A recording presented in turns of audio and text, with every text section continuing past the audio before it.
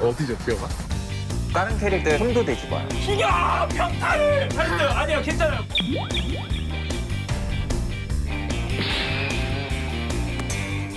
오늘 조금 더 하고 자려고 합니다. 저 늘었다. 음료를 먹으러 가보겠습니다. 안돼 죽어. 이거 왜 이렇게 쉽지 않나요? 아 뭐야? 잘한다 비행고.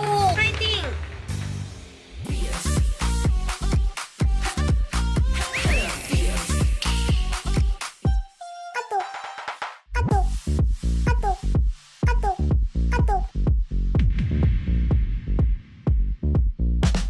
안녕하세요. 오랜만이네요, 선생님. 오랜만이네요. 진짜 저희 중에 선생님이 제일 바쁘신 것 같아요. 왜 이렇게 바쁘신 거예요, 요즘에? 아, 제가 뭐 이것저것 많이 하다 보니까 저도 먹고 살기 위해서 발버둥 치는 겁니다. 그러니까 선생님 너무 바쁘신데 네. 오늘 또 촬영일이 스승의 날이어가지고 제가 카네이션을 진짜로 사왔어요, 제가. 감사합니다. 저희 네. 선생님이시니까요. 노래는 안 불러줘요? 노래까지 불러드려야 돼요, 제가? 숨속에 우는 이런 거 저는 가능하면 근데 다들 먹을 수 있는 걸로. 어쨌든 오늘 이제 은비님이 저희를 다 호출을 하셨다. 아, 호출까지는 아니고 이제 도움이 좀 필요해가지고 말씀을 드렸는데 어떤 도움이요? 제가 사실 진짜 남은 기간 안에 한번 실버에 도전을 해보고 싶다. 오늘 로드 투 실버를 한번 해보려고. 오늘이요? 네! 실버 뜯기니까 혹시 저희도 제가 못하나요? 네, 일단은 제 목표는 그렇고요. 다 같이 함께 해주셨으면 좋겠습니다. 괜찮으시죠? 네, 해야죠. 하라면 까야지. 감사합니다. 감사합니다. 그리고 제가 또 오늘 저를 도와줄 정원의 정글러를 도와줄 정글러요? 불렀거든요. 진짜 실버 너무 가고 싶어가지고 네. 이렇게 도움을 요청했습니다. 가시죠. 좋습니다. 가보시죠. 가보시죠. 음모한테 어느 정도까지 배웠어요? 내셔랑 리안드리를 먼저 템으로 가라고 얘기해 주셨고 부시에 숨어 있을 때는 절대 평타를 치지 말고 궁이 돌면은 계속 깔아야 한다. 오, 오케이. 혹시 스킨 있나요? 티모 스킨 없습니다. 티모만큼은 스킨이 있는 게 참 좋아요, 여러분. 왜요? 이게 이제 복실복실 티모인데 어때요? 누가 더 이제 콜백 생겼어요? 얘요. 그렇죠. 네. 얘에서 스킨이 필요한 거예요. 오. 얘가 되시죠? 얘 스틱이 이게 번개 튕기는 거에 적중시 효과가 붙어요. 티모 이 스킬이 적중시 효과거든요. 네. 딱 한 대만 때려도 이게 다 묻는 거야. 그러니까 이것 때문에 라인 클리어가 빨라지고 딜교도 너무 자연스럽게 잘 돼요. 그래서 이제 템트리 같은 경우 이제 스태틱을 가고 그다음에 리안드를 가고 그다음에 아기를 갈 거예요. 내셔 안 가고요? 내시 안 가고. 어렵지 네. 않죠, 그렇게. 네. 레이톤도 한번 봐보죠. 네. 콤보 어떻게 배웠어요, 콤보? E, W, Q, E. 잘 배운 것 같은데? 그러면 이거는 배웠어요? 2로 들어갈 때 이렇게 배웠죠? 여기서 끝까지 싸울 때 이렇게 더 들어가는 건 배웠어요? 네, 저 궁 있을 때 그렇게 해요. 완전 적극적으로 들어가서 죽여버려요. 공을 쓰고 들어가라 이렇게 배울 수 있는데 네, 저는 보통 가능하면 그랬던 것 여기서 같아요. 봐요. E, W, 궁 하고 표 하면서 2로 한 번 더 들어가는 거예요. 여기서 이렇게. 약간 연습해볼게요. 손가락으로 감각을 익혀주는 게 좋아. 그래서 이번에 표하고 2. 그치. 그렇게 해보자고. 네, 그러고 나서 끝까지 한 번 싸워보자. 평타 막 때리면서 이렇게 돌리면서. 오케이. 잘 배운 것 같은데요? 저는 이 배우면서 느낀 게 음모는 뭐 한 거예요 도대체? 왜요? 마성은 되게 잘 알려준 것 같은데 음모는 뭐 한 거지? 아니, 제가 티모를 안 했다 보니까 기억을 못 할 뿐이지 엄청 쉽게 가르쳐 주셨어요. 알겠습니다. 그리고 E 들어간 W 궁하고 Q 사고 E 하는 거 있죠? 네. 그거 하면은 진짜 존나 멋있어 보여. 진짜요? 네. 존나 멋있어 보여 진짜. 저 해볼게요. 네. 빨리 하고 싶어요, 게임. 오케이 가보죠. 가보자. 어머머? 오 잘 배웠네. EQ E 잘 배웠네.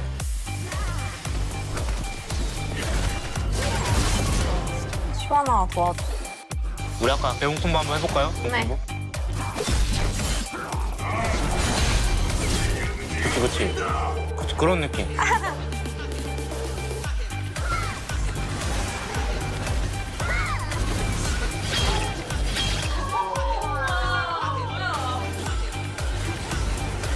막 죽여 그냥. 죽여버려. 죽여. 그냥 까불어. 그러니까. 아.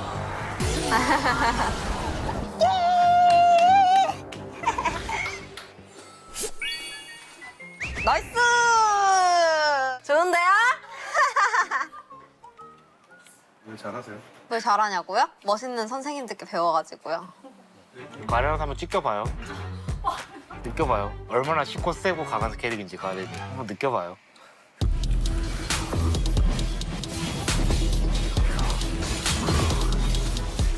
아파. 지금 벌써 지금 무서움이 느껴져 지금. 마우스 클릭했었어. 앞으로 가지고 있대. 아니님.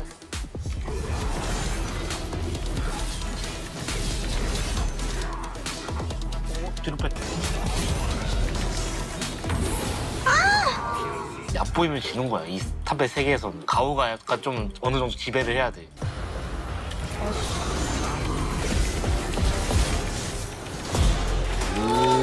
이렇게 까불면 죽여버리긴 해요.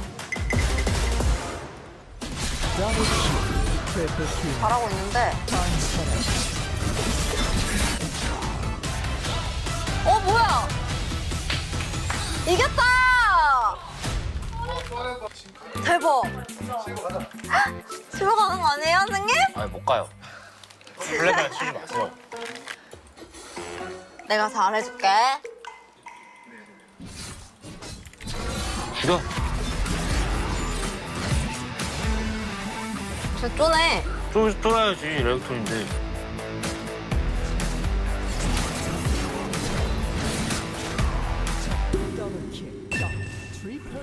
저? 트리플 킬? 어유? 좋다.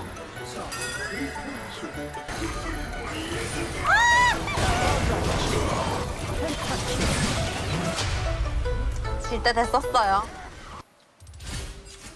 오, MMR이 좋네. 진짜 많이 올랐다. 오케이. 이기면 2배지만 져도 안 떨어지니까 완전 이득이에요. 아 그럼 저 놀고 있어도 되나요? 네, 즐기겠습니다. 즐기겠습니다. 따라하지 말아주실래요? 안 따라했거든요. 완전 따라하시잖아요, 완전 지금. 안 따라했는데. 이거 뭐예요? 이거 피자인데 지금 은빈이가 하루 종일 또 솔랭을 돌리고 있다는 소식을 제가 들어가지고 응원차 한번 가보려고요. 버스 태워주러 오신 거 아니에요? 그러니까요.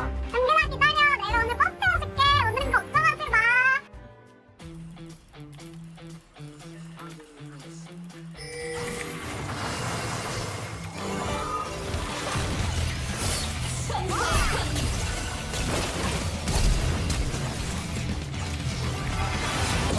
오. 좀 하는데. 따뚱.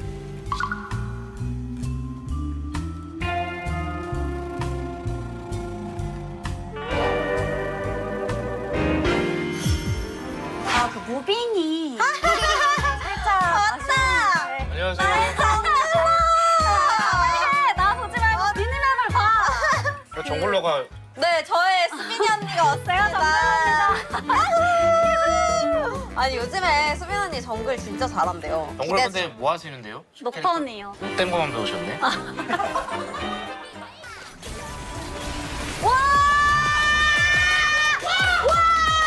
나이스. 좋다. 와 이제 피자 먹죠?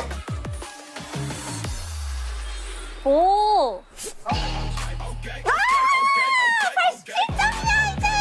그래도 부산에?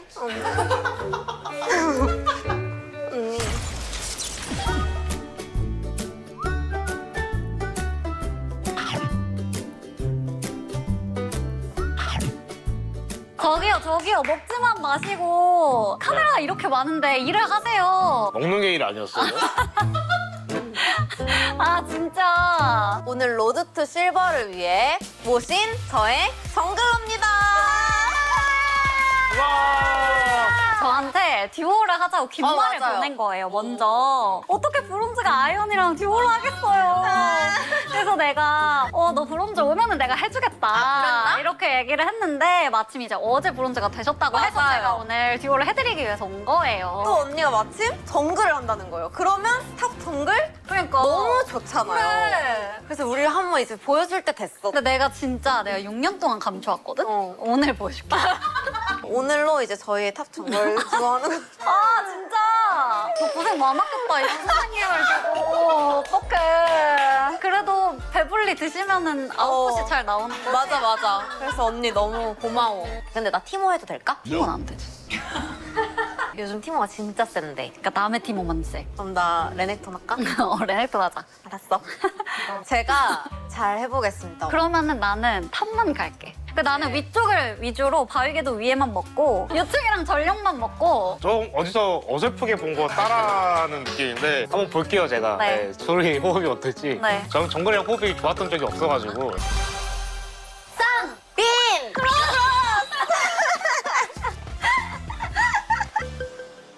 근데 타투 더 빡셀 것 같아. 해볼게. 언니 떨지 마. 나 떨려. 내가 떨었어. 얘기했어. 나 떨려. 잘해보자. 응, 잘해보자 우리. 화이팅! 여기 좀 기빨리는데? 공짜로 맞아주면 안 돼요. 부시에 들어가면 돼요. 원딜 상대로. 들어가면 돼요, 쭉. 때리면서. 도망가.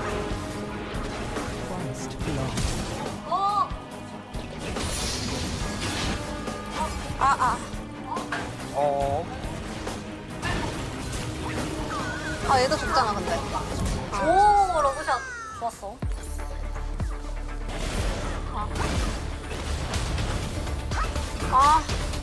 그러면 지는 거예요. 근데 어떻게 할 수가 없는데요? 쫄았잖아.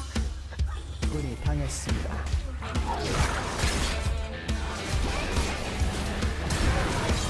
킬 만들었습니다. 나이스. 너무 센데? 죽어.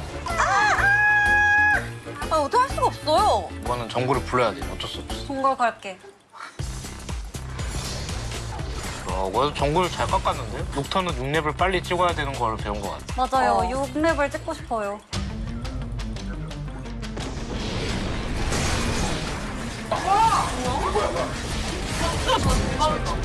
오, 좋았어. 이거 한 번 더 들어오면 되잖아. 그치. 잘 배웠네. 점화 걸고. 막 템차이 짱 많이 나는데도 러브샷 나온 거 보면 좋다. 맞아. 적이 학살 중입니다. 적이 일침할 때도 있습니다. 저는 도저히 막을 수 없습니다. 언니 도와줄 수 있어? 5번.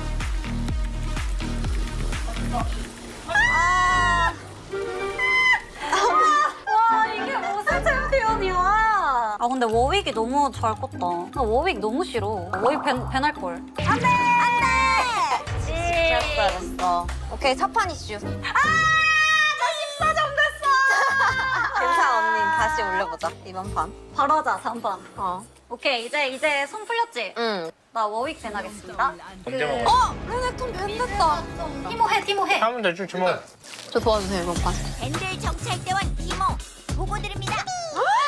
이래야야? 네. 괜찮아요? 잠깐만요. 여기랑 소통하지 마시고. 아무 말도 안 했어요. 가만히 있어요, 그러니까. 시끄러우니까. 내 피자 다 먹고 내 피자 네 조각이나 먹고 나보고 조용히 하래. 서로서 하겠나 지금. 뭘 벌써 지원 요청을 보내. 거참 간다 가. 일단 미드 1킬 했을 거야. 응, 좋아. 무섭죠? 네. 그러니까 지는 거지. 무서워하지 마. 응.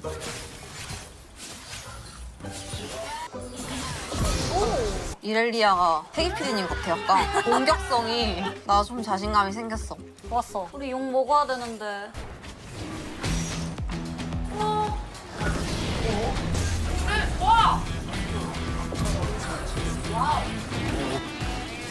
안 될 것 같아. 안 될 것 같아. 아이고. 아이고.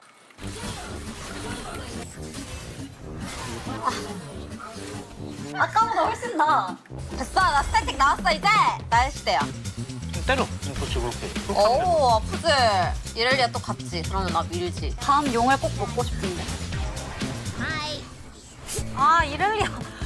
진짜 나 용 좀 먹자, 진짜. 나도 용 좀 줘라. 그래도 또 마지막으로 한번 노려볼까? 진짜 미치겠네. 진짜. 내가 너네 가만두지 않겠어. 잠깐만, 쓰레 수 있었어.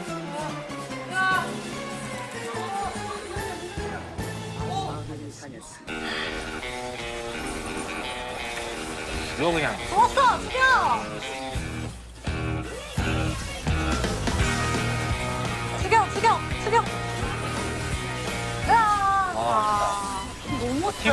마지막에 싸우려 했는데 이럴리야 20킬. 미친 거 아니에요? 어렵다. 어렵네요. 나는 이제 잠깐 화장실 좀 갔다 올게. 언니 화장실 가는 거 맞지? 언니 화장실 가는 거 맞지? 언니!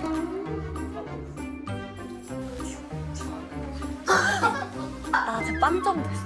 언니 어디가? 아니 화장실 나 화장실 좀 갔다. 아, 올게. 화장실 가는 거지? 어. 나 화장실 좀 갔다 올게. 좀 오래 걸릴 수도 있어. 아니 근데 너무 좀 억울했으니까 꿀밤 넣은 찐막입니다. 진짜 이기자. 근데 나 진짜 이 정도 아니야. 언니도야? 나도요. 언니도. 그럼 마지막 판에서 우리 한번 해볼까? 어 근데 있잖아. 그만 죽어봐. 알았어? 너나 잘하고.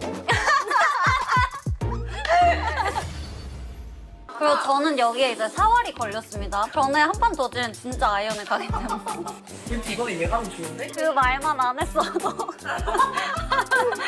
바루스다 바루스. 바루스야 또! 집중 공격. 진짜 왜 이래? 괜찮아 할 수 있어. 할 수 있어. 6렙부터. 저희 전략 좀 주세요. 어떻게 하면 좋을까요? 그러면 수빈이 딱 봤을 때 네. 어디가 제일 잘 지워줄 것 애쉬 같아? 바루스. 애쉬 바루스? 네. 2대1이랑 3대2랑 뭐가 더 쉬워요 상대적으로? 2대1이 쉬워요. 그쵸? 네. 그럼 2대1이 어디야? 참 갈게.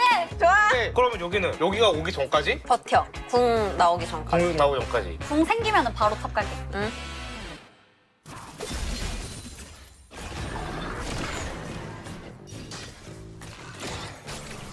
경험치 한번 먹어도 돼. 괜찮아. 이번에는 키우지 않을 거야.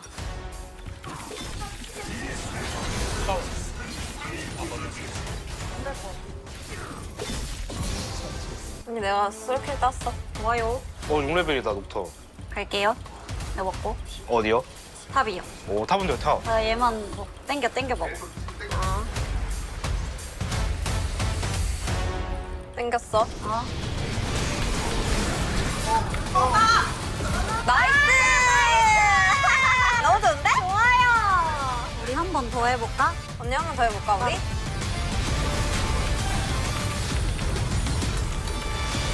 언니 언니 우리 미쳤잖아. 또 이번에 이거야. 우리 합 뭐야? 원래 처음부터 이랬어야 되는데. 맞아.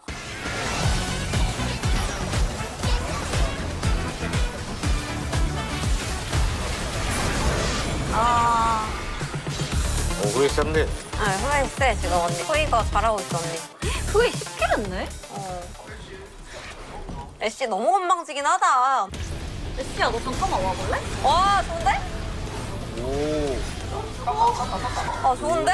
언니 미쳤다. 아, 인증을 해야지. 아군이 당했습니다. 네! 아군이 당했습니다. 으이, 지켜!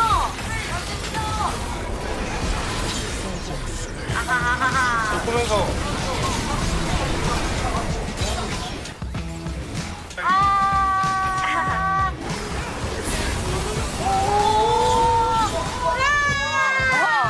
아까 이렐리야?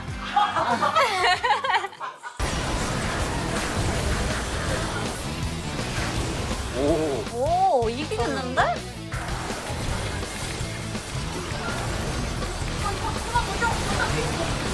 아가비.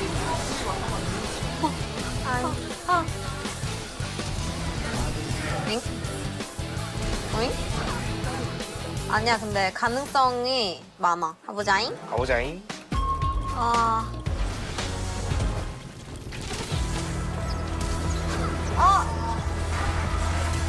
오 후회.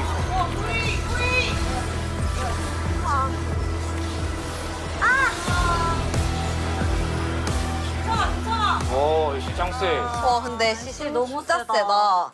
흐웨이 33개였는데. 한 40개만 더 해주지. 33개밖에 못해가지고.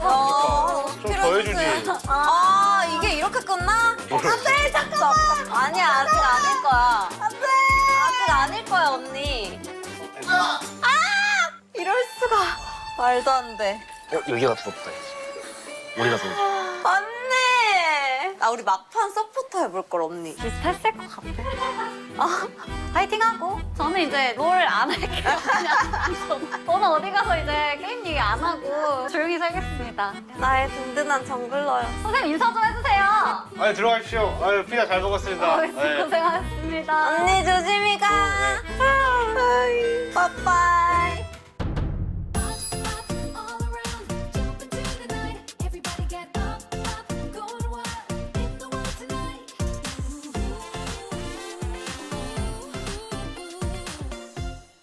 아 진짜 너무 아쉽다. 은비님이 다시 듀오하자 그러면 할 거예요? 아니요. 왜요? 민이는 제 파트너로서는 좀 부족한 것 같아요. 좀 많이 죽더라고. 상대를 좀 많이 키우더라고. 근데 지금은 또 제가 아이언이고 은빈이가 브론즈니까 듀오 해달라고 제가 한번 내일쯤 한번 얘기해보려고요. 솔레몬터스 처음 시작했을 때 생각해보면은 진짜 완전 초보로 시작했잖아요. 근데 지금은 이제 티어랑 상관없이 어쨌든 실력 많이 오른 것 같고 그 티어 숫자 자체보다도 그 과정이랑 그 실력이 좀 오른 거를 리스펙 해주셨으면 좋겠어요. 보시는 분들이. 아마 그러시겠지만 저는 듀오는 다시는 가겠습니다. 고생하셨습니다.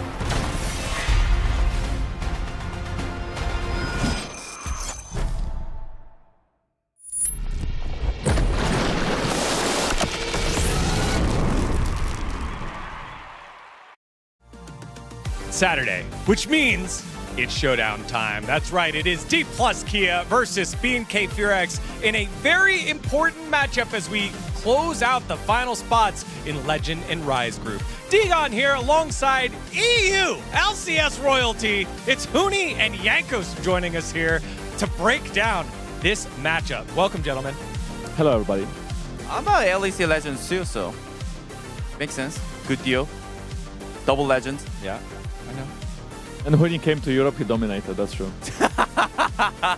All right, we had so much bromance last episode. We'll leave it there. As we take a look at this big matchup here, D Plus looking to secure the final Legend Group spot and right the wrongs from last year. But B&K Furex on their heels and trying to get a spot to the road to MSI as well. They will be knocked down to the Rise Group with a single game loss. Yeah, I mean they're at the edge. Like if they would drop one more game, it's gone. But I think it's like still there is a chance mathematically, even though it's like it's really narrow, but they're not gonna give up. Yeah, mathematically, still a small shot here for them to make it on in as we take a look at the Legend Group and road to MSI opportunities left for the squads. As there it is.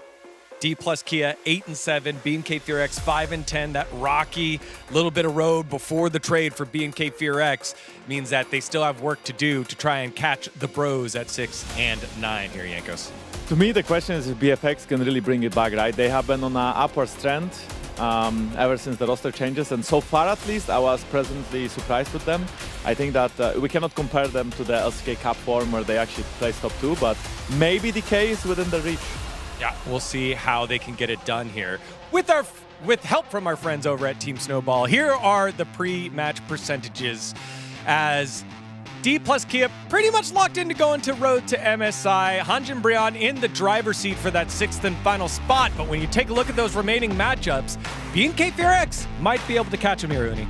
Yeah, I mean, especially today, if they get the win today, and also the KRX is coming up. But T1 is going to be the really toughest matchup. But the thing is, like, it's just starting from the today. They have to win. It's to matter to make sure can matter for the leftover the matchup.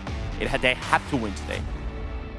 Absolutely, and I feel like exactly this is the match to win. I think that if these guys play each other on any other day, maybe today is the day where BFX will keep their dream alive. Yeah, well, if we take a look at the recent history between these two squads, because they were in Rise Group together last year, they have played a whopping 10 times in the last year because of the Legend Group or the Rise Group matches, plus play-ins during LCK Cup and LCK Cup playoffs. It has just been a lot of matches between these squads. 7-3, but BNK Fearx, they've been fighting back more recently, and if it is going back to the back and forth like they have over the last 6 matches, would be BNK Fearx's turn here.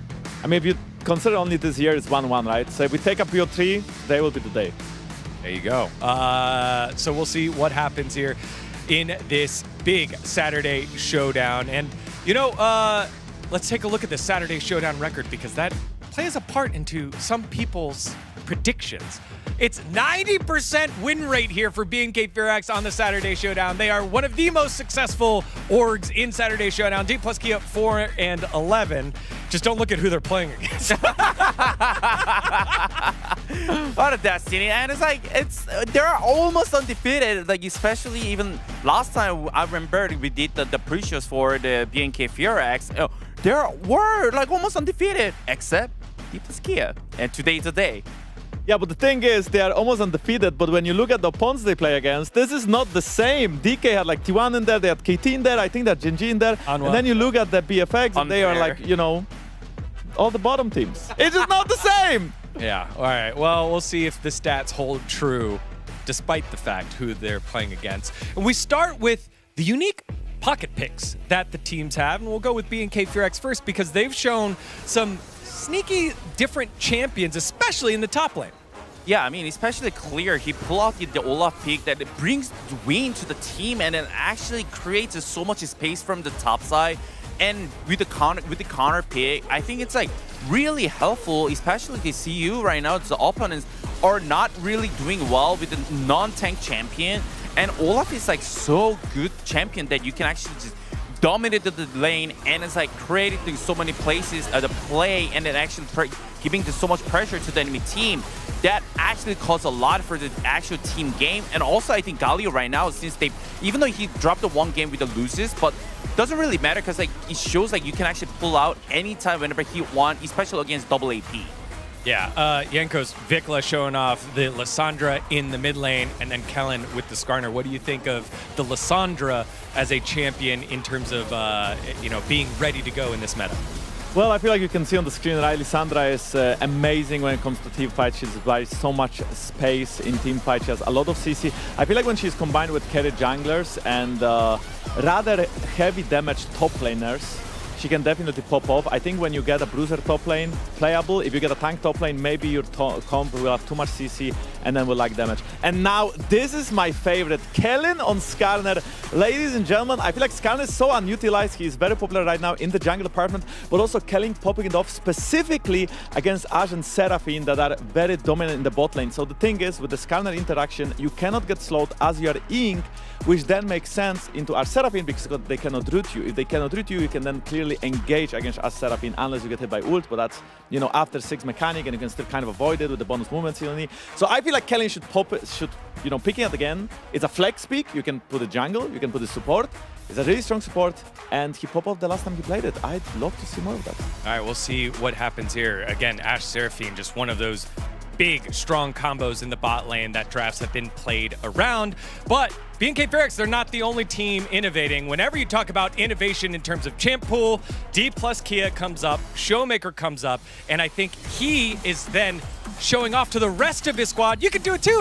We've seen Shiwu be willing to try things like the Aurelia, which didn't quite work, but the other ones, the Alawi. Let's not really talk about the Aurelia, especially against Zion. Let's not talk about it. Let's Okay, leave it okay. Hey, that was a great game. That was a great game, guys. Leave him alone. Leave him alone. But it was actually 1v1. But I think still he has he hasn't succeeded like with the Aurelia into Gnar. It's especially it was a road to EWC game, but like especially with the Tristana game and the Ilaoi game as well. Like I think they have to at least they have to recognize, oh, CU can pull out these champions, these angles, so we gotta be careful picking these champions because these champions are not good into Aurelia or Ilaoi. Like it will be some pressure, but the thing is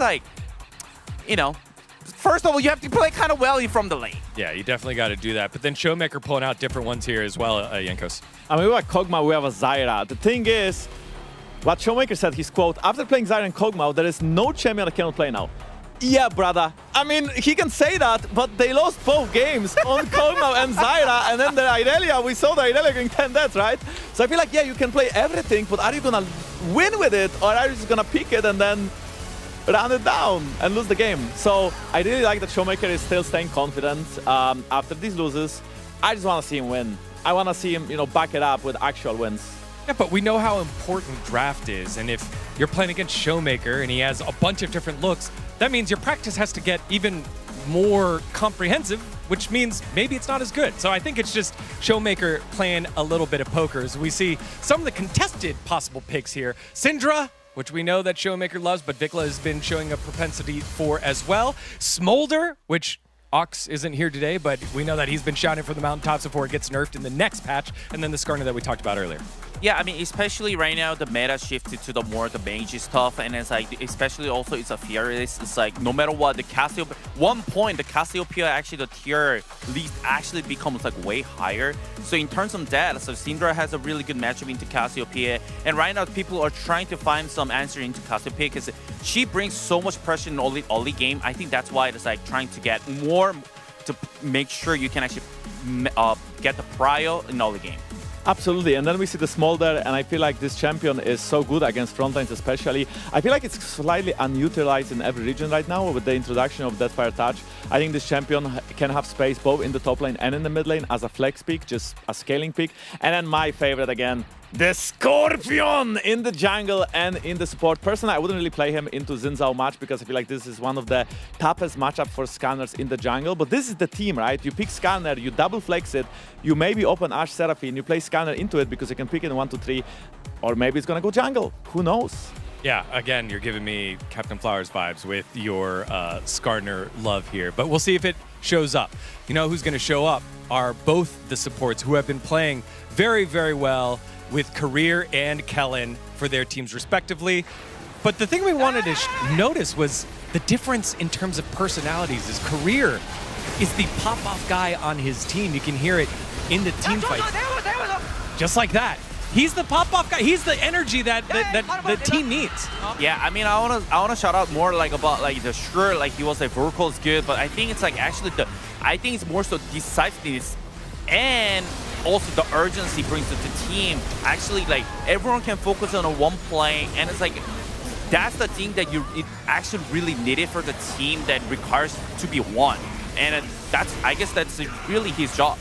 Absolutely, and sometimes being loud is not the fix you need, but sometimes it's exactly what you need to really follow up one call, make sure that you focus the same target. Look at that play! Look at that flash from Seraphine. So I feel like Career is the guy to watch right now in DK, and he has found his mojo. Yeah, on the opposite side, you have Kellen, a little bit more of the traditional support type. Here in this moment, it was so highlighted that he gave his life for Taeyun. Taeyun letting everyone know, oh, thank you, I love you. As Kellen has just been consistent, even-keeled, does what the team needs. Throughout the highs, throughout the lows, he's just Kellen. Yeah, I feel like when you have a very strong team and you don't need that star player, you don't need somebody who shows up, I feel like Kellen is going to be your support. But you need that guy who will make crazy plays for his teams, who is gonna have everybody up in a very important game to secure MSI Roadshow, well, I'd have my cards on Carrier.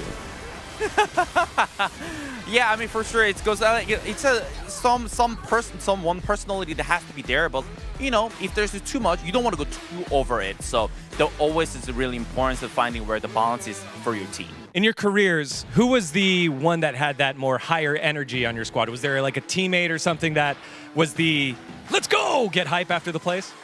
Well, I feel like for me at least, I guess, well, I'm a Carrier kind of guy because I'm a Carrier kind of guy. So I was always there to hype my team and try to, you know, bring the energy into the roster. What about you, Huni? Yeah, I mean, my teammate was always blaming me. They said I'm so loud. I was like, oh, stop shouting. Like, my ear hurts. That's what my teammate always tell me. So I'm the type of the guy, always shout, always loud, always screaming. No way, I would have never guessed that both of you guys were the hype guys. As we take a look at the predictions from the LCK, as I am the lone, not wolf, but the lone fox here. I do believe that B&K Furex gets the win. Every single other person on the broadcast going with D+ Kia. I respect it, Digon. You are not playing it safe. You are actually going for Kia. I feel like it's, you know, it's not that one-sided, right? Like, it is winnable. I thought that there would be someone here with me. I mean, also yesterday, I thought KT might have been able to beat them. But for me, it's the change in the squad since Taeyun has come on into the roster. Like, he's provided now a great duo in Kellen, who's been playing so well by himself before the trade, and now with someone that fits the roster, has a great attitude, they've got stability back in the mid lane. I think this team's ready to go, whereas on the opposite side, Career has had probably the play of the year, but also he's missed some, and then Smash, late game positioning, hasn't been the greatest that we've seen from him earlier in the year. I think if there's a way they win, it's through the bottom side of the map, which is their feel-good story, which is their consistency, and so this is why I picked the upset. Huni, what you got? For me, I'm a safe guy. I mean, can top lane impact the game? Because we've seen the CEO actually kind of falls down from the lane phase, but it's like, I don't think it's gonna be that happening against Sinsu. It actually happened, right? It just happened last week, 2 weeks ago. Well, and he learned. It's not gonna happen again. And I think that besides the top, I think it's more so I just trust more the D+ Kia, the mid jungle duo, that their combination is just so delicate and it's like working so well from the Ollie, the skirmishes, those kind of stuff. And that's gonna be how, like, what approach for the D+ Kia, always craving for wins. And to order that, so CEO for sure has to become more rock solid. And I think it's gonna be pretty smooth win for D+ Kia. Yeah, top laner picking top lane. I wonder what Yankus is gonna pick here.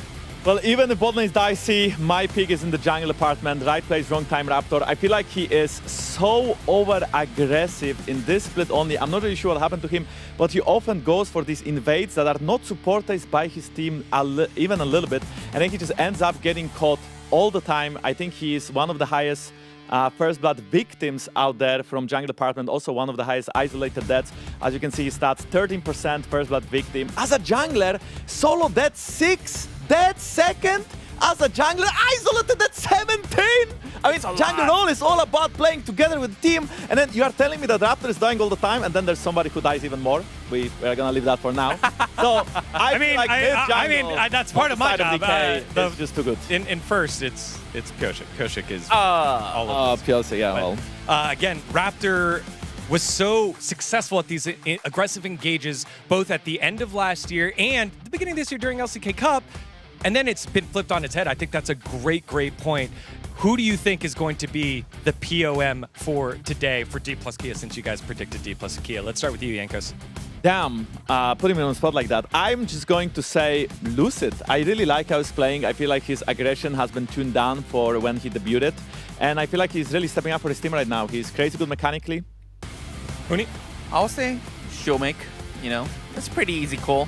I think he's been playing pretty good, and just don't pull out the Zyra and Kog'Maw game. You're not gonna get POM today. Please no. Yeah, Zyra and Kog'Maw don't fit his playstyle for this year, which has mostly been through roaming. With Vikla, it's about can you provide the consistency when it matters the most here on the Saturday Showdown. It's D plus Kia and BNK FearX, two squads that when they meet, it's always fireworks. Let's see how it goes down here. We'll see after game number 1.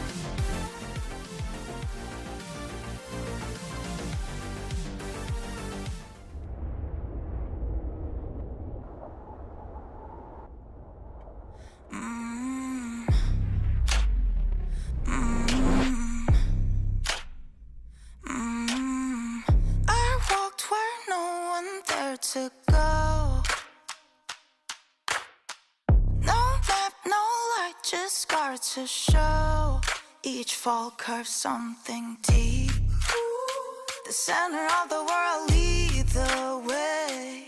Everyone was mine to make. Every scar is a line I've drawn. Every wall is a sign I've worn. I don't just win, I carve my name into the stone against a flame.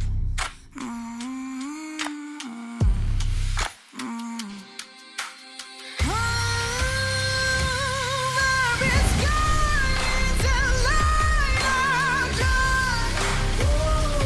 Every wound is a sign I won. Cut by cut, mark by mark, my name forever in the stone.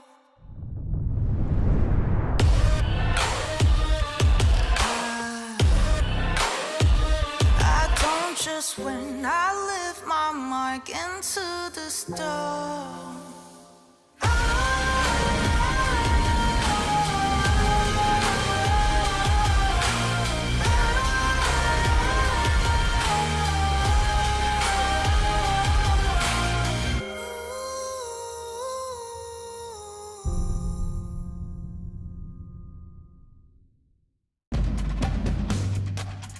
홍콩에서도 모래 폭풍이 뭅니다. 이렇게 태어난 디플러스기아는 뭔가 혈이 뚫린 것처럼 무너져도 일어나는 법을 아네요. 태윤이? 와, 태윤이! 더블킬!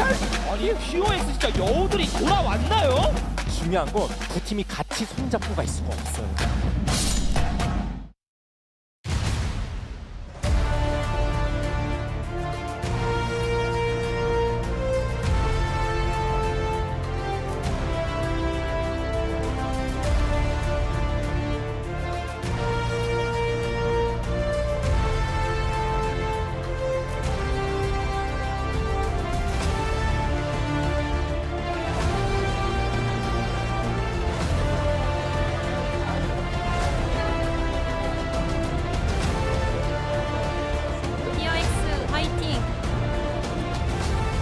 BFX fighting. 쇼메이커, 부스드, 디플러스기아, 파이팅! DK, 파이팅! Welcome back, ladies and gentlemen, to LCK 2026. Great that we saw our friends from 9,800 kilometers away there in the intro once again. And we are back for another day of LCK. It's Wolf and Atlas, otherwise known as Wallace, and we are ready to get on to the Rift for our first series. DK versus BNK FearX for the Saturday Showdown. It's going to be a banger. It should be a banger. We have a lot of one-sided predictions, at least on the global side, but I think there's a lot of volatility in this series. I do think that while I predicted D+, I don't feel like it should be Digon who's the only one who thinks that D+ will end up taking this. Bro lost to D+ earlier this week, which I think gives people a lot more confidence in D+, because Bro were kind of on a tear.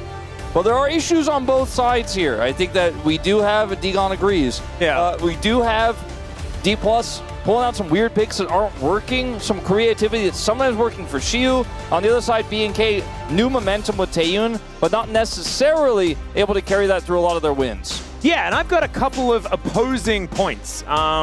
Firstly, on the D+ will probably win side, that is We did see BNK Furex just lose to Nongshim in the Esports World Cup qualifier, and that is not necessarily boding well as they were able to take them down in the LCK a little bit more recently.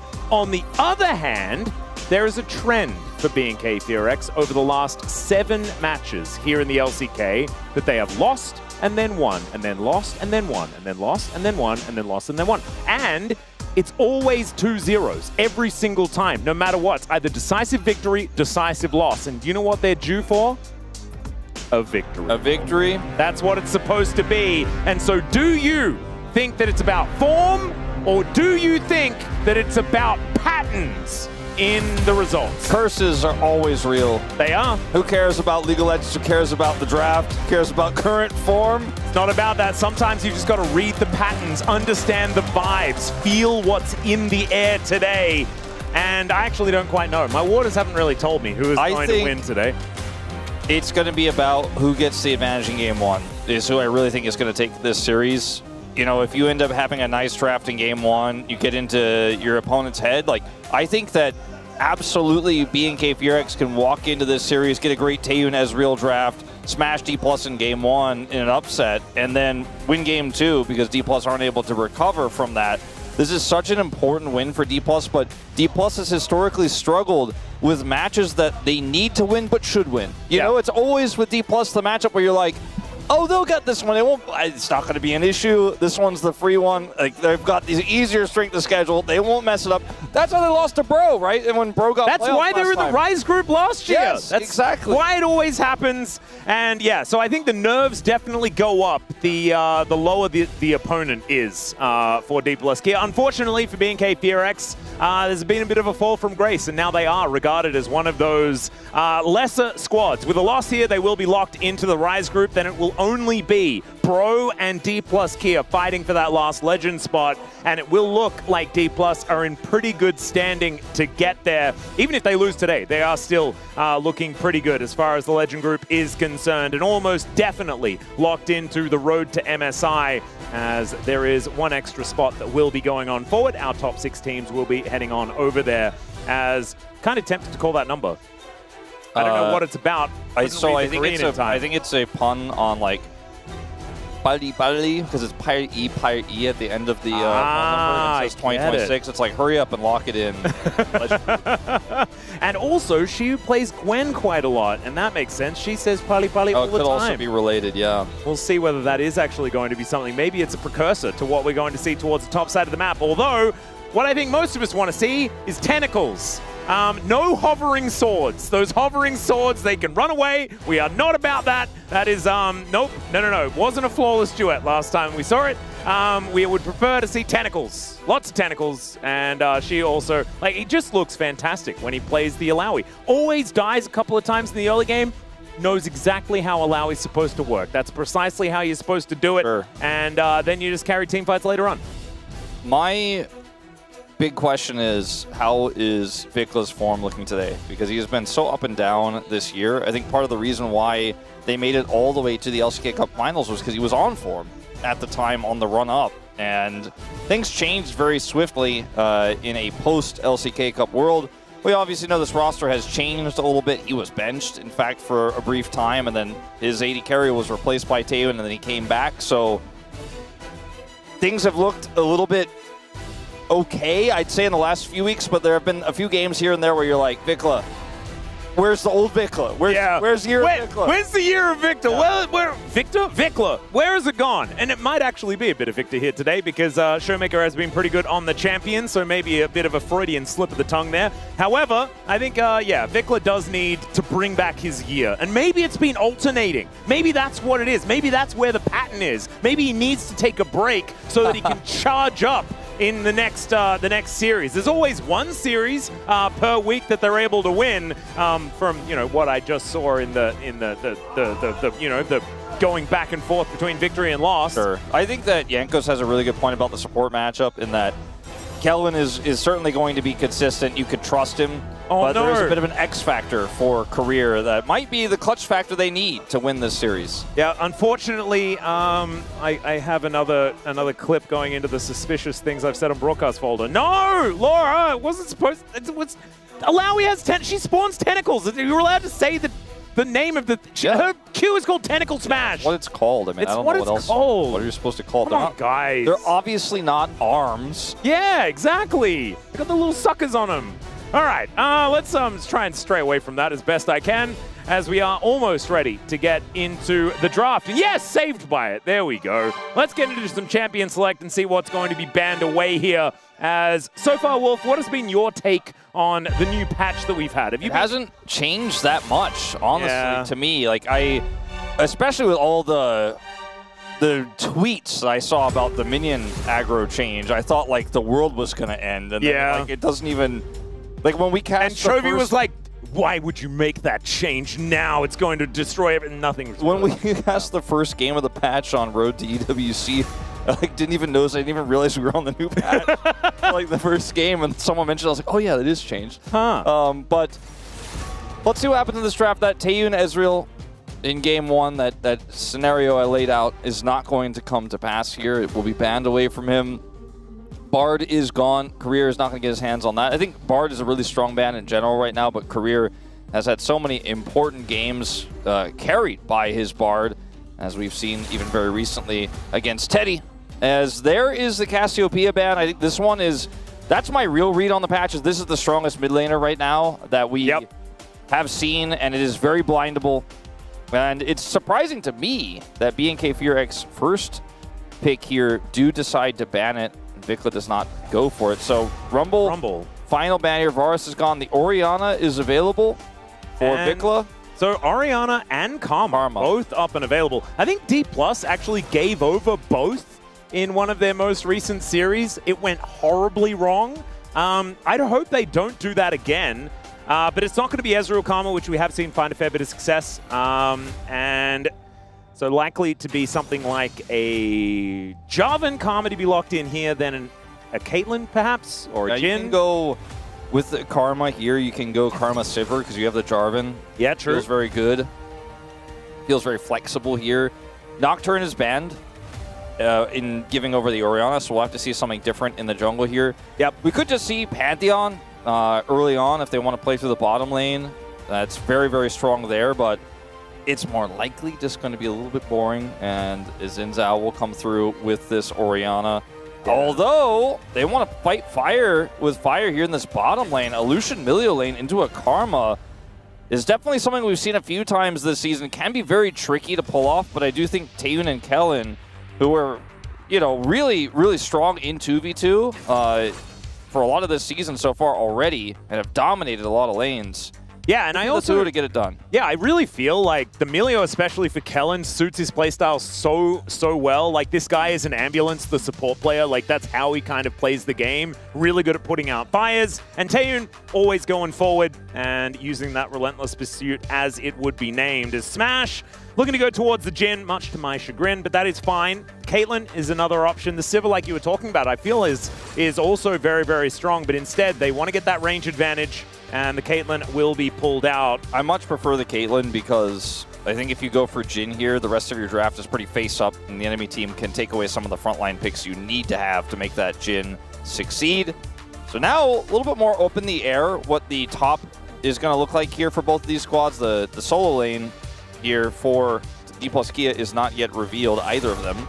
And jungle can be banned away from Raptor, so Lee Sin is going to be gone. And I would not mind a Nefiri ban here either.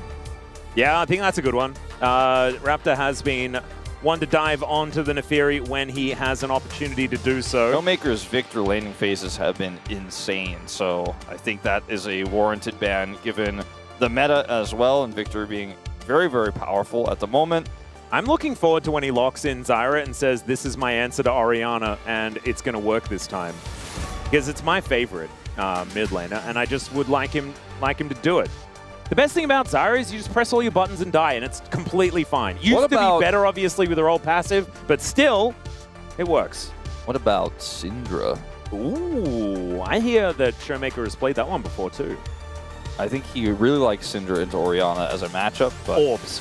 I don't think he'll be playing it in this game. It would be fun to see. I think a lot of this is going to come down to who they want to put Shiu on. He will have the opportunity to counterpick, since Showmaker should counterpick here. and then he'll have a lot of options. Or he just plays his old favorite. There you go. Man, imagine if it was a Katarina angle. Oh, incredible. Instead, Rise. it's pure boredom right Boring. here. Yeah. Could have been more exciting. There's the Nefiri that you were talking about. I kind of feel like Nefiri is way better than Xin Zhao for this draft. I'm a little bit surprised that they did not ban it, just because it's great for Orianna. And since this is a blind matchup here and it works really well with Lucian and it can be a problem against it, I do like this Sion pick. The problem with the Sion pick is that you're just walking face forward into either the Gnar or what I expected was a Renekton. But now there's so much late game damage in this draft here for D plus Kia. Engage is solely based on the Jarvan for the most part. Obviously, you can follow up and set up Engage with like a Rune Prison. Karma can technically engage, and so can Gnar if he has his Gnar bar in the right spot. But that's going to be him trying to hop around and try to set that up into the Lucian, Orianna, and also Nefiri that can burst him down while he's still mini. So it'll be very difficult. Not to mention Emilio can mess that up pretty easily as well. If you're trying to look for a big Gnar, Emilio is nearby, can really allow the re-engage to come through quite simply. I think that Kellen's in a really good spot this game to really save BNK Furex on this Emilio. I like D+'s draft because I think it's going to give them a lot of tempo, and then when they get to the late game, they're going to have a lot of power just in general with 3 real strong late game threats that scale really well. And the Gnar side lane problem is going to be something I think is difficult to answer for BNK. But if BNK get the ball rolling early and start to get an advantage here, they can absolutely run away with this game with Taeyun's Lucian. Taeyun is very good at snowballing games, and they have the right setup here. I just do think that they're going to need to make sure they don't lose control in the mid game, because otherwise it's just going to end like right there. One bad team fight post 20 minutes. GG. Yeah, could be a real problem. It was very cute to see Stevomax and Radha walking out together, obviously formally on Griffin, and being able to share some words after the draft. Let's see who's going to reign supreme after game number 1.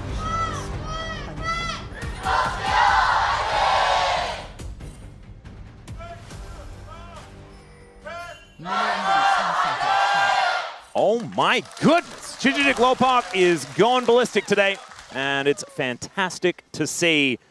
As already, BNK Furex in position here on this bottom side, as Xiu just taking a little bit of a wander around, seeing what he can find. No Scions just yet, as they do pass each other by. Taeyun and Smash are going to find one another. Peacemaker is going to miss, though. Good early trade for BNK. Yeah, it's definitely going to like that one, but they will have to take the long way around, so that will help the Smash and career side of this. I am very interested in this mid matchup because it is Showmaker playing one of the most boring picks he's played over the last few matches into Vikla playing one of the strongest picks this year on this patch in general with an Nefiri to set it up. So that jungle mid matchup is where I think a lot of our eyes will be glued. But bottom lane here going pretty well for the Caitlyn Karma as it starts. Very much the ones who get to dictate the pace, and it's Taeyun and Kellen have to find their opportunities. Yeah. Smash has missed almost every Peacemaker, though, so BNK Furex's health bars could be a lot lower. However, you can see they're already getting pushed away. So irrespective of that, it is still problematic. As we did see Orianna as a bit of an answer to the Rise when the Rise was the one that was very strong. So an interesting choice for Showmaker to go with this, despite the fact that it has been generally pretty good for the Orianna, given the fact that she can kind of outrange what the Rise wants to do. Lethal tempo Gnar as well here for Xiu is pretty cool to see. Just like going that. for mainly mini Gnar. Let's make that one work, because Xiu hasn't lost on this champion. So I guess he does have room to experiment. It is his best pick this season across both LCK as well as the Road to EWC and LCK Cup as well. Just really solid on it as Vikla takes a lot of damage here, but should be fine.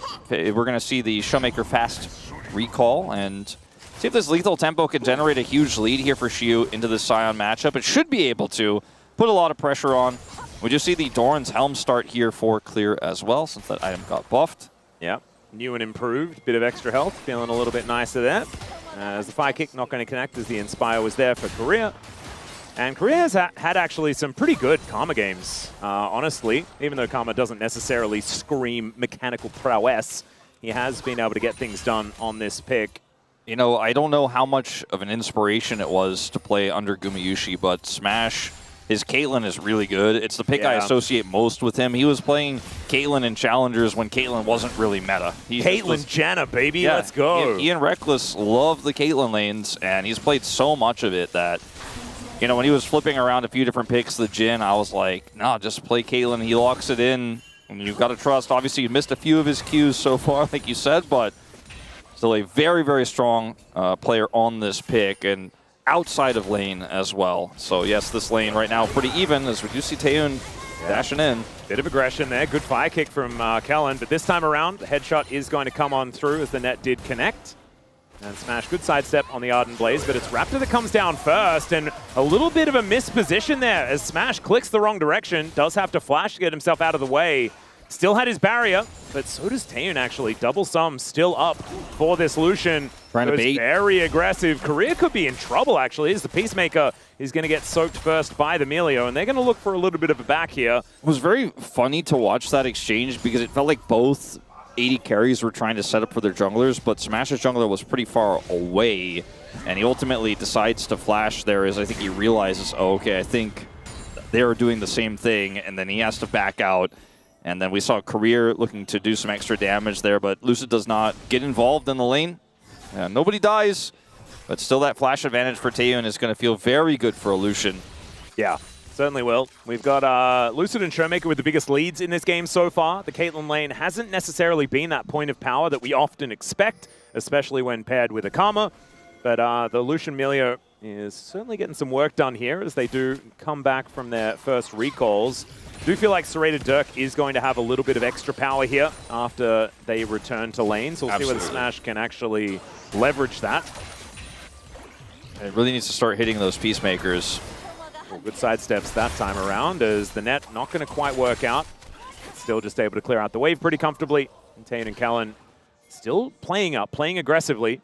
They have flash, so if Career thinks he can land a fire kick, might actually be the death of him. Oh yeah, Career actually going to be able to find the snare here, but he takes a lot of damage as a result. Peacemaker comes through, headshots there as well. Barrier will soak a lot of that damage. So Smash now with barrier advantage, but flash advantage still there on Taehoon. If they had looked for a big play there, I think it would have been incredibly risky. Smash and Career, that is, to try to get the punish and wisely just back away. We've seen a lot of near disaster in that bottom lane. It's been very volatile. The observers are right to watch it, but it has been pretty even as the lead is still there for Smash despite the lack of flash. No punish to come through.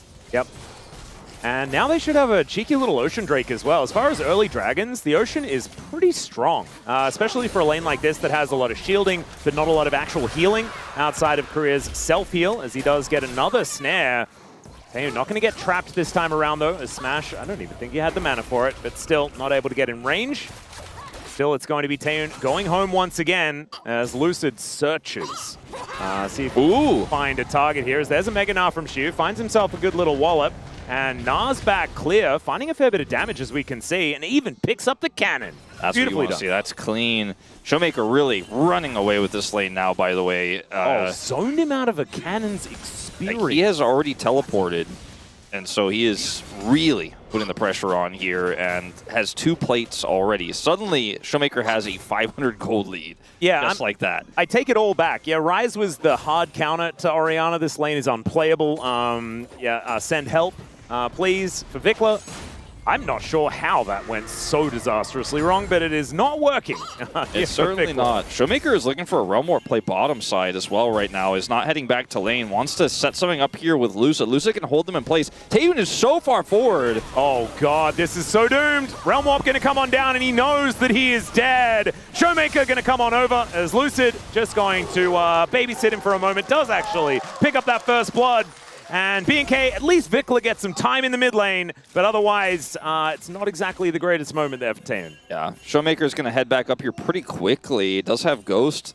Vikla needs to be careful about overstaying. He's going to be fine here, I think, but definitely a scary possibility that could have happened. Kellen's here to cover, and it's just going to be that gold lead reduced by about 30% here in the mid lane at least. Like you said, they get something back, but there's just a really heads-up play here from Showmaker.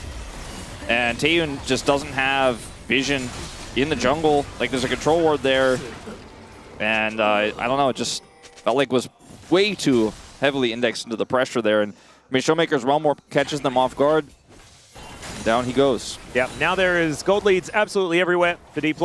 1.3k going to be their lead just in general, as there is a smite from Raptor. Cataclysm over the wall, and Raptor has to flash to get out of the way. Lucid still looking for more, as he finds himself an enemy red buff as well. Raptor just going to have to get out of here and should have to give away his red at the same time. Did get 2 grubs, so there's that, but it's not really going to be much for the consolation prize. Yeah, it's definitely feeling like Lucid was like, oh, you think you can get away with this? I will make sure you realize why you cannot. Flash advantage.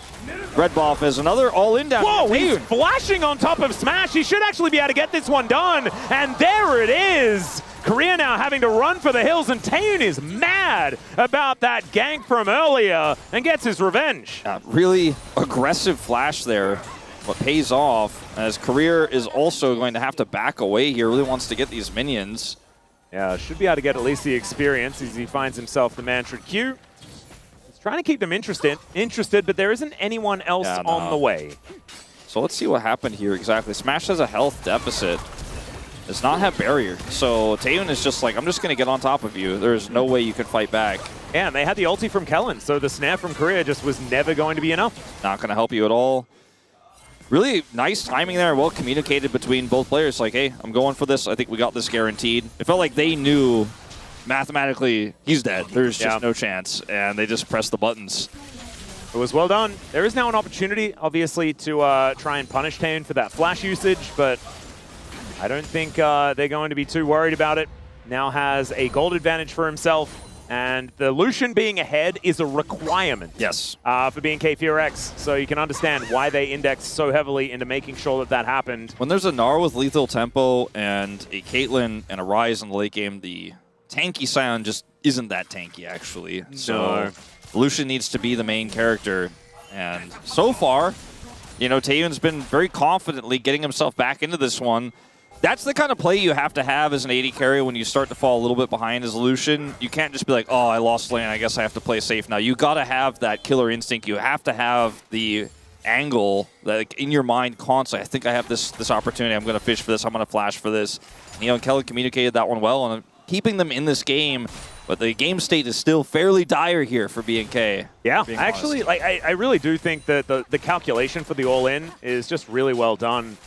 As Taeyun does get hit by that Peacemaker. Nice little shield there, as we've got a little bit of a gank onto Showmaker. The ulti comes through from Raptor, and Showmaker's running for the hills.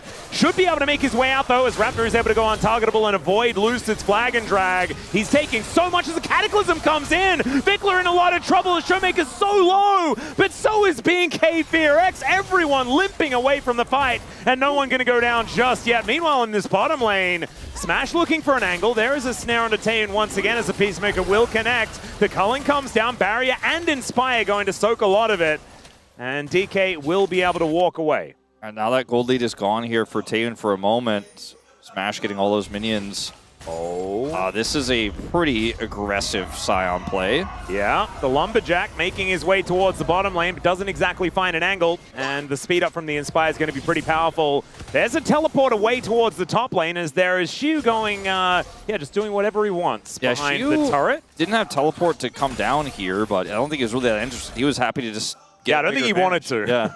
And like, you know, the Ryze is a global, right? He came down and impacted that lane. The Sion's a little bit too slow to call him that, I would say. But it was a nice try, but it just didn't work out. Damn, that Peacemaker really doing a bunch of work, as there's the ace in the hole. Kellen now looking a little worse for wear. Lucid has a control ward around this blue buff, but he's spotted out as well. As the Q does connect from Korea once again. DK is super pushed up towards his bottom side, but everyone else is busy. And BNK just going to get zoned away from this turret. You can see that Smash is dealing with that wave moving on down. And Korea is so far up, just trying to corral them away from this outer turret in the bottom lane. Might actually just end up being first brick off this play. Minion wave thinning out a little bit here. They're going to back away and just be happy with the additional plate. But so much farm was denied. And what was a small lead for Taeyun is now a very large lead. The second largest in the game here for Smash. It picks up the Collector first. And when you have this much damage across your roster, and in the early fights, a Sion isn't going to be really in the fights too much, I actually like Collector first in this game. Yeah. It's not my favorite in general, but I think with the squishy members that you're going to be focusing down, it feels really powerful right now. I actually think that Collector as a first item is always the right way to do it. Collector as a third item is what bothers a lot of people, and you can understand why. But right now, Smash is on a bit of an item spike as Lucid gets into the back of this pit. There's a shockwave onto the job, and he goes in looking for an opportunity to take down this Drake, but he's not going to be able to do so. Now Smash finds himself alone. Vikler is so low, but they take down the Caitlyn as well, and they secure the Dragon. B&K back in this game in a big way after that. Big send here from D+ into the Dragon. They really wanted to force that, but the reaction was quite nice from B&K as Lusa was unable to smite. It wasn't in smite range, and yes, Taeyeon picked up the kill, but B&K were able to just kind of hold him there and say, well, I mean, you went in for this Dragon, but you're not in range, so we'll just slowly kill you. Yeah. As Lucid goes for the Blast Cone engage, but the Dragon is at 2,000, so when he gets here, he's like, okay, and then they just stop hitting the Dragon. So he's like, please hit the Dragon so I can smite it. And he does not get it. It's fairly close in his defense, but D+ just completely commit to the play and lose Smash as well. And yeah, clear rotated down. So it's just not really something that DK were in a position to fight. And I think they had all of the information. So I'm not entirely sure why they went for it.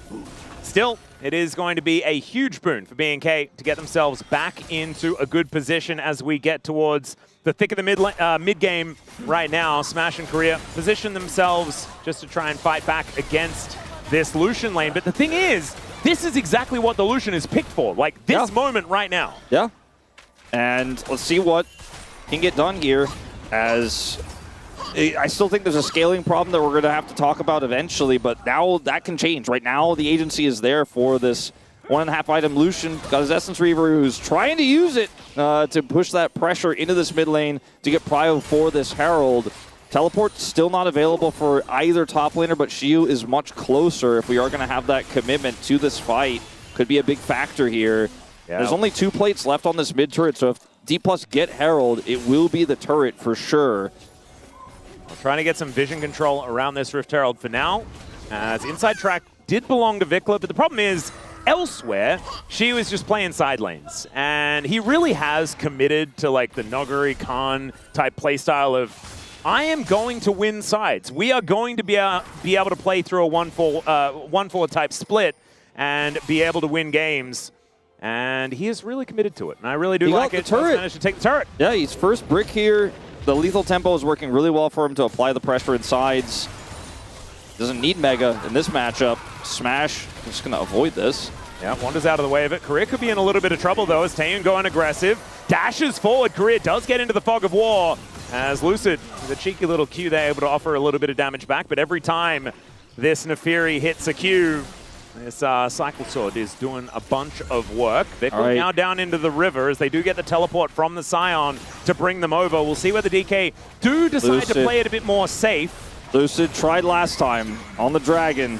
Yeah, they're going to commit the TP. And Shiyu does have the Nabar in a decent position. Let's see whether they can actually fight for this or whether it's just going to be a team fight. As Lucid goes in, steals away the Rift Herald, and now Shiyu looking for an angle. Doesn't quite get the value out of the Gnar, as Kellen was right there. Taeyeon, though, still trying to skirt this one, as it will be Shiyu locking down that kill. Now Korea keeping the Milio at bay, and in the meantime, Showmaker is finishing off the rest. Anything you can do, we can do better, says DK, as they're going to find this team fight win. Yeah, Kellen not going to be able to get the execute. It's going to be another here for Shiyu, who has had such a great game on this Gnar, and D+, they confidently contest the Herald ride as well. A bit of a success story on the top side of the fight. But watch, when we go into this replay, watch Shiyu and how he plays this, because he's a bit late. He goes and charges his Mega a little bit here. So he's got his Mega Bar set the way he wants to in this fight when he sets us up on the bottom side onto Taeyeon and forces him to flash, and he just does so much damage. He just continues to follow Taeyeon. Yes, Smash dies, but it doesn't matter because Shiyu plays this fight so well. The secure of the Herald is massive here because they use it in the fight to secure the kill onto Vikla, prevent the escape. And Lucid actually keeps himself alive by using it, right? Yeah. Like, because he was so low as he launched himself into the Herald pit. A lot of junglers there, I think, just go, well, I'll just use the Herald later. I'm just going to die here. I'm not going to use it in this fight, but he survives and gets a kill after Shu carried the bottom side of that fight. 2 kills down to the Gnar, who's 1,600 gold ahead.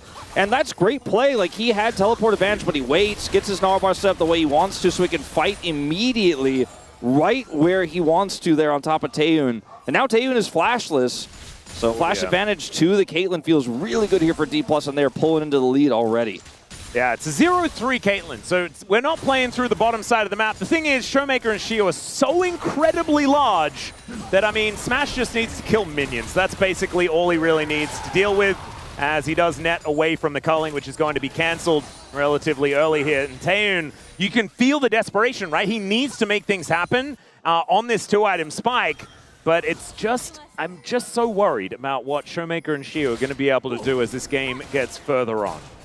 That's always the concern when you're running this Sion Lucian comp, especially when your mid laner is a little bit more burst oriented, as they're going to try to grab this dragon. It isn't a Hextech soul in this game, so important every single one of these, but they do not have control right now, and D+ are closing in. Yeah, Showmaker looking to move up, and Raptor is going to have to give up on this dragon. He decides instead he wants to kill Showmaker, but he just realm warps away, and DK will take their lunch money. What? And then Vikla TP's in late, and she was like, that's a free turn. What is this? They tripped over their macro shoelaces. Yeah, like, it's like, it's lag, man. It's lag, unfortunately. Oh, no, it's like, ignore that. Which teleports my God. are Oh, no. This moment here is a tragedy. It's a train wreck, because Showmaker's getting focused, and he gets away, but that's not the only issue. It's like, Vikla could have TP'd in way earlier if they really wanted to commit to holding this, but it comes at a heavy cost, right? Because Shu doesn't have TP, he's not going to match, so you're going to lose the turret, but it means you're probably going to win the fight very convincingly, but they kind of just ran after the Rise. I didn't know he had taunt, but... And then Lucid's like, all right, cool, you guys are not defending the dragon. Yeah. And then Vikla shows up to not do anything and then lose the turret. So I think there were definitely split calls in that fight, it sounds like, from BNK. And when I say sounds like, I mean looks like, because I can't hear them. If I could, I would know that if there were split calls or not. Yeah, it certainly seemed like something went wrong. Seems like in the realm of looks communication. like, yeah, but not sounds like, because I can't hear. All right, so we're playing charades now. Yeah. Good to know. You know, in this case, I might be a case where we're like, hear no evil. Because I really don't want to know, I don't think, what was going on in the comms there, because I think that a little messy might be one that gets reviewed by Edo and crew post-game. Taehoon! Oh dear, Taehoon does have Kellen alongside as Raptor shows up as well. Lucid is going to die. Smash trying to get some damage down as Korea taking a lot as well from Taehoon. That was clean from Taehoon. He baited them so hard. Raptor was there for the punish. All right, maybe a little bit of positive here for B&K as they look to take down this outer turret. Vikla taking some damage, though, as Showmaker. Man, that was like 3 abilities, and half the health bar of Vikla does just disintegrate. Shiu is just such a problem on this Gnar. I don't know how they're supposed to solve it, but I think ignoring it for now is probably what they're going to do. Yes. And hope that Clear can not die. Just push it under the rug. Yeah, exactly. The ostrich syndrome. It's a mini Gnar. It's just push it under the rug. It'll fit. Yeah, it's real small. Yeah, it should be okay. He has a cleaver. Visage was just put together, which isn't going to be too helpful. Lucid definitely, I think, thinks, okay, Taehoon has made a mistake here. He doesn't have flash, and then Taehoon just outplays him, and then they have the damage from Raptor there. That was really clean. But, I mean, I think it's just a small win here for this 900 gold lead Lucian. His turret's gone now. And he's still so happy to play aggressive, right? Taehoon is just one mode. He is always dashing forward, looking for the angles he has to in this game. Does take a fair bit of damage, but is able to at least get some control of this mid lane back as Lucid coming on over to the side. And Kellen just trying to keep Taehoon as safe as he possibly can. Lucid walking a fine line here. Was punished moments ago. Does have his flash available, but not going to commit any further. Showmaker is just hard pushing these waves into Vikla. Has a lot of topside prio, so they always have to consider now that their mid turret is gone that this Showmaker Rise, if he's missing, he could be realm warping behind them. I think Huni was onto something, though, when he thought the POM was going to go to Showmaker. This guy is a man possessed today. It's crazy, too, that like he's got Archangels in an uncompleted rod, but he just still does this much damage this early. And Wait still until he gets has that third over eye. a full level in advantage over Vikla. Yeah, and so he's he going will to have more than 2 levels so soon. It's crazy. And Vikla went for the more tanky build here with the belt, which is not going to help him burst with the Lucian in team fights, unfortunately. So I just feel like it's all gone wrong here for B&K very early on. And the poor Fearless Foxes are going to have to continue to be fearless around Taeyoon. He is the only angle in this game. And that's how the draft was designed. So at least they do have the engine still firing here. But one more mistake and this game is done. Yeah. And I think the point Dagon made about bottom lane being a win condition here for B&K is standing true. Unfortunately, the rest of the map is absolutely on fire. And that is not necessarily working out. The game is still not over yet, but it is looking a little bit worrisome. 3.5k, not end of the world as far as a gold lead is concerned, but DK have that dragon advantage. We'll see whether they can find themselves another team fight around a dragon, as that one's spawning in about 24 seconds time. Right now, B&K with a fair bit of control themselves, and might be able to get inside track on getting some vision around this dragon setup. A teleport for Shiyu is available.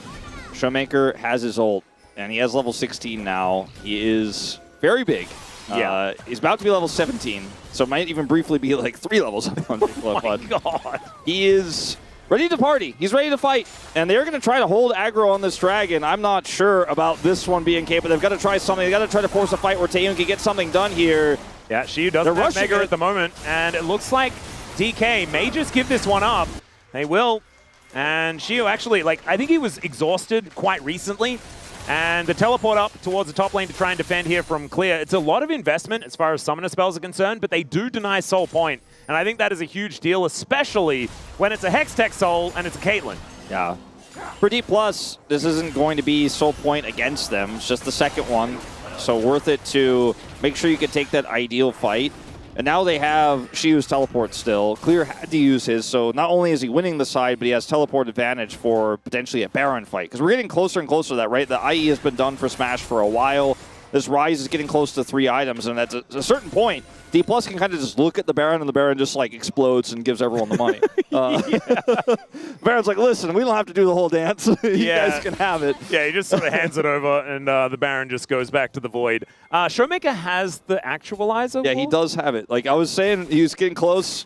He actually does have it now. So now we're like just at the territory of it's going to happen. It's going to happen right now. They clear that ward in the Dragon Pit, and you better show up, B&K. You better be there fast. And without teleport for Clear, he kind of has to awkwardly always start walking away from these waves. He is just so pinned down on the map right now. Same with Vikla.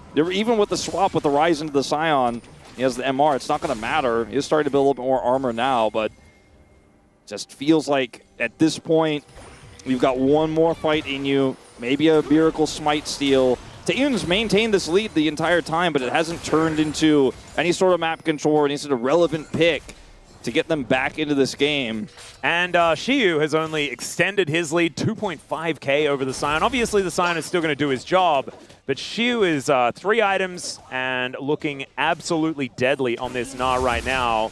We're going to fight against Vikla. Vikla isn't exactly Shiyu's best matchup. Hasn't gone for the Wit's End just yet, and doesn't have a lot of magic resist. As he gets the Na back onto Vikla, though, Shockwave going to be used as a bit of a hula hoop to try and keep Shiyu in place.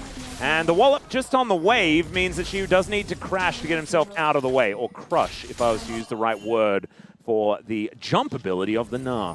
Yeah, I feel like B&K were like, all right, look, Clear, you're a top laner. You got the extra XP, right? Showmaker's not going to be 3 levels up on you. And then Vikla's like, wait, that means if we swap, though, I have to play against his top laner. And his top laner is 2 levels up and also has a 2,500 gold lead and has a Randuin's. I don't want to lane into him. The Randuin's isn't going to be all too useful into the Orianna, but, man, it is not looking like anyone is having a fun time here, as they have a lot of mid-prio right now. And there is that little moment of 3-level advantage for Showmaker. If they can start Baron and look for a turn, this comp doesn't have amazing turn because it's got Vilio, right? And the Orianna is stuck and pinned under the turret, but I think that's the only way B&K get a fight they want. Otherwise, D+ are just opting out, you know? They're like, well, we'll just keep pushing sides. Yeah, you guys got the push in mid, but you don't have the turret.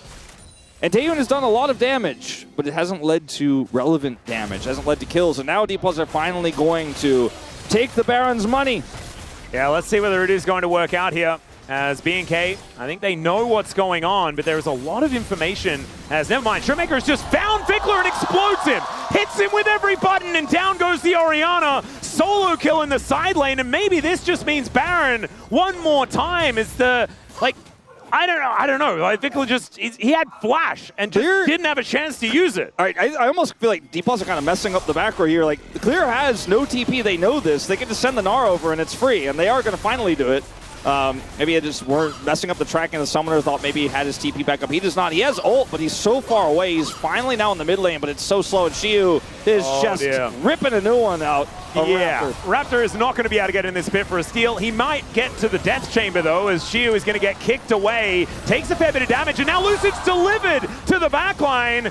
And DK with their Barons, I think, should probably go for a bit of a reset, look to spend some of that money, and then continue the push. And that's precisely what they're going to do. D+ playing a little bit timid, but making sure that there's no way that B&K can get back into this game. You could call it timid, I suppose you could call it safe. 나 이거 오리아나 쌈각 좋은데. As he's like, I'm gonna actualize. 야 우리 잡았어 너한테? As it turned out, he did. That was, you know, translator's liberty taken, but. Well, I think you know better than anyone else on this desk what he was saying. As Taeyun does take an ace in the hole, as Xiu is going to push out this top wave. And B&K, yeah, I mean, it's sole point they could grab for themselves. The question is, Raptor's do they so want low. to sacrifice their inhibitor for it? Lucid has flash. He doesn't have ult, but I just don't think they can fight this. Showmaker doesn't have his ultimate either, but I don't know if they need him. He does have... He can just wander over. Yeah. He's so close. He does have Ghost, and D+ just trying to play the map instead here. Yeah, there's no Scion as Showmaker is wrapping around. They will be able to secure the Drake. As now Showmaker seen on this ward. Smash taking a lot of damage from that dissonance as now Kellen looking for an angle. They dive on top of Raptor, who is completely separated from everyone. There is Kellen, able to use that ult to keep himself alive as Raptor is limping away from the battle, and it's Caitlyn that locks down the kill. Smash on the board, and Xiu in the meantime was hitting a Scion over and over and over again, and this inhibitor turret is looking a little worse for wear. It feels like one of those rare games where D+ are not even concerned if B&K get Hextech Soul somehow because they're so far ahead, and the leads they have on these champions are so big that they're like, I'm slowed, but I'm killing you. Yeah. I just don't mind it. And they get that extra pick onto the Fury, and now they have so much push with the remainder of this Baron. Taeyun is not in a safe spot. The flash in, there's a Rune Prison, and Lucid is going to take down the Lucian. Oh dear. Yeah, I don't know what B&K is supposed to do now. Raptor still dead for another 5 seconds. That's going to be a broken base, and that's why they didn't care about the Drake, because look at that Rebel Baron power play. It's 5,000. Lucid is just cataclysming forward as Showmaker gets a massive shield, puts down Vickler once again. And Lucid is absolutely fine. Raptor is going to go in. Showmaker goes golden, breaking that arm guard. Doesn't have his flash, and let's see whether he gets taken down. It is the Scion that locks up the kill. Xiu is the one now taking damage into his own hands. And Smash looking to try and push through towards these Nexus turrets. Only one left remaining, and it looks like D+ are looking to end this game right here. Raptor is going to come on over as Smash needs to get some damage done to this Nexus, or does he? As the minions are doing a decent job, and there's that 50 gold going over to the Caitlyn, and D+ will be able to take game one. The solo laners here for D+, just absolutely bonking B&K over the head. I feel like Hooney must have had a chat to Showmaker earlier on. Like, he knew something, because that was absolute demolition in the mid lane. I mean, absolutely crazy. Bottom lane was fine. It was where Taeyun eventually got an advantage with a lot of resources given. But they just didn't even show up to Dragon fights. They were like, we're just going to get a ton of money. You have no answer. We will solo kill you if you do. And if you don't, yeah, you can have the Dragon. We're not that interested. I think the biggest concern for me with how B&K played this game was the weird, like, late teleport from Vickler and all of that happened there. It felt like there was almost like some tilt there or some miscommunication in that moment. But the game was already well and truly in D+'s hands at that time. And you look at the damage share here, it's practically just dead even across D+. They didn't need to do a whole lot of killing of the champions in this game. It's 9 kills in the win. They just played the map. This is what they are known for. And what a scary, scary prospect to go against a team that's firing on all cylinders like D+ was in game 1. Yeah, making intelligent macro calls to understand what their win conditions were, right? They're like, we don't care about souls. Dragons are not really the thing that is going to win this game because we want to do it soon. And we are going to do it by getting a better position than you, taking you down, and then destroying your Nexus. It was beautifully done. BK back to the drawing board, though. We'll see whether they can come back in game number 2. But after this break, it is going to be the space breaking down that game number 1. And then we will have the second game. See you soon.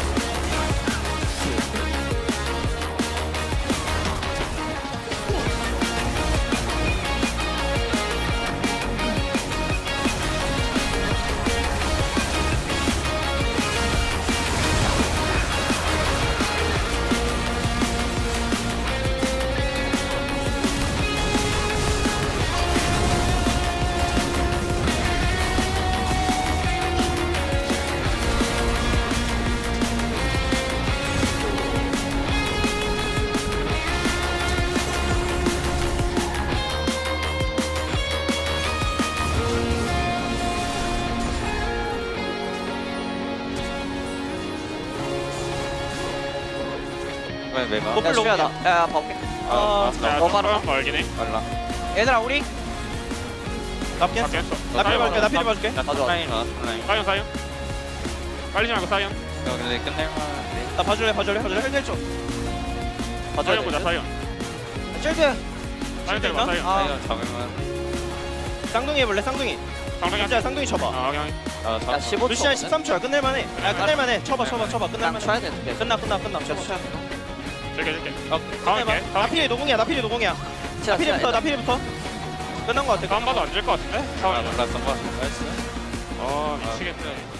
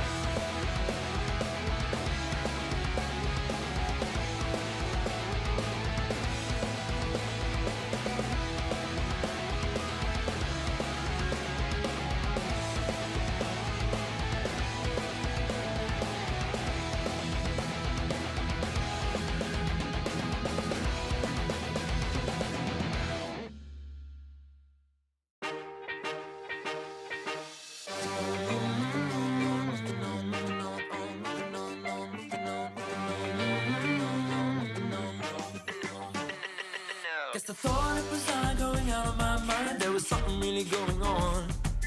I just didn't see all the signs in time. It was going on for so long. Girl, go on with your little thing. Gotta do what you wanna do. Guess I hadn't seen the danger signs. Guess I should have been one on you. Now I know what I've really got to do. I've gotta see this through. You ain't gonna hold me back, 'cause I'm gone. To a past you clean, and now I'm moving on. You might think the battle's already won, but it's really not. I'll prove you wrong. I'm gone and I'm moving on. Fire my bed, you tried to put out, but I lit it up. Yes, I lit it up. Yes, I lit it. You said it's on me if I feel put out. But your time's up. No way can you feel it. Girl, go on with your little thing. You gotta do what you wanna do. Guess I hadn't seen the danger signs. Should've been one hanging off you. Now I know what I've really got to do. I've gotta see this through. You ain't gonna hold me back, 'cause I'm gone. To a past you clean, and now I'm moving on. You might think the battle's already won, but it's really not. I'll prove you wrong. I'm gone and I'm moving on. Gone and I'm moving on. I'll prove you wrong. I'm gone and I'm moving on.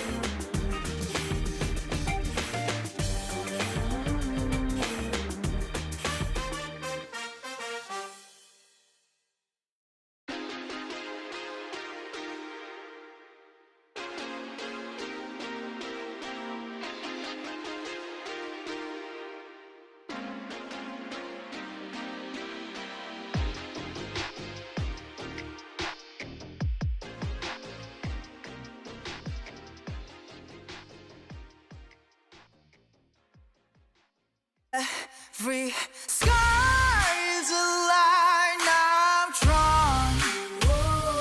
Cut by cut, mark by mark, my name forever in the stone.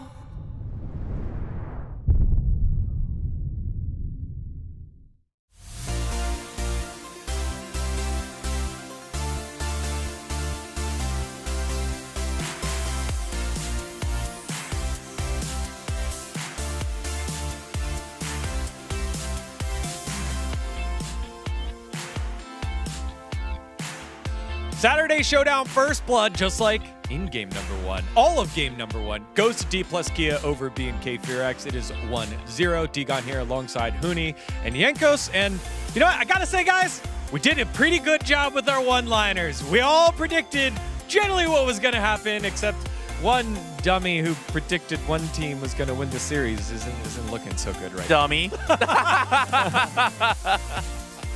Oh, man. Yeah.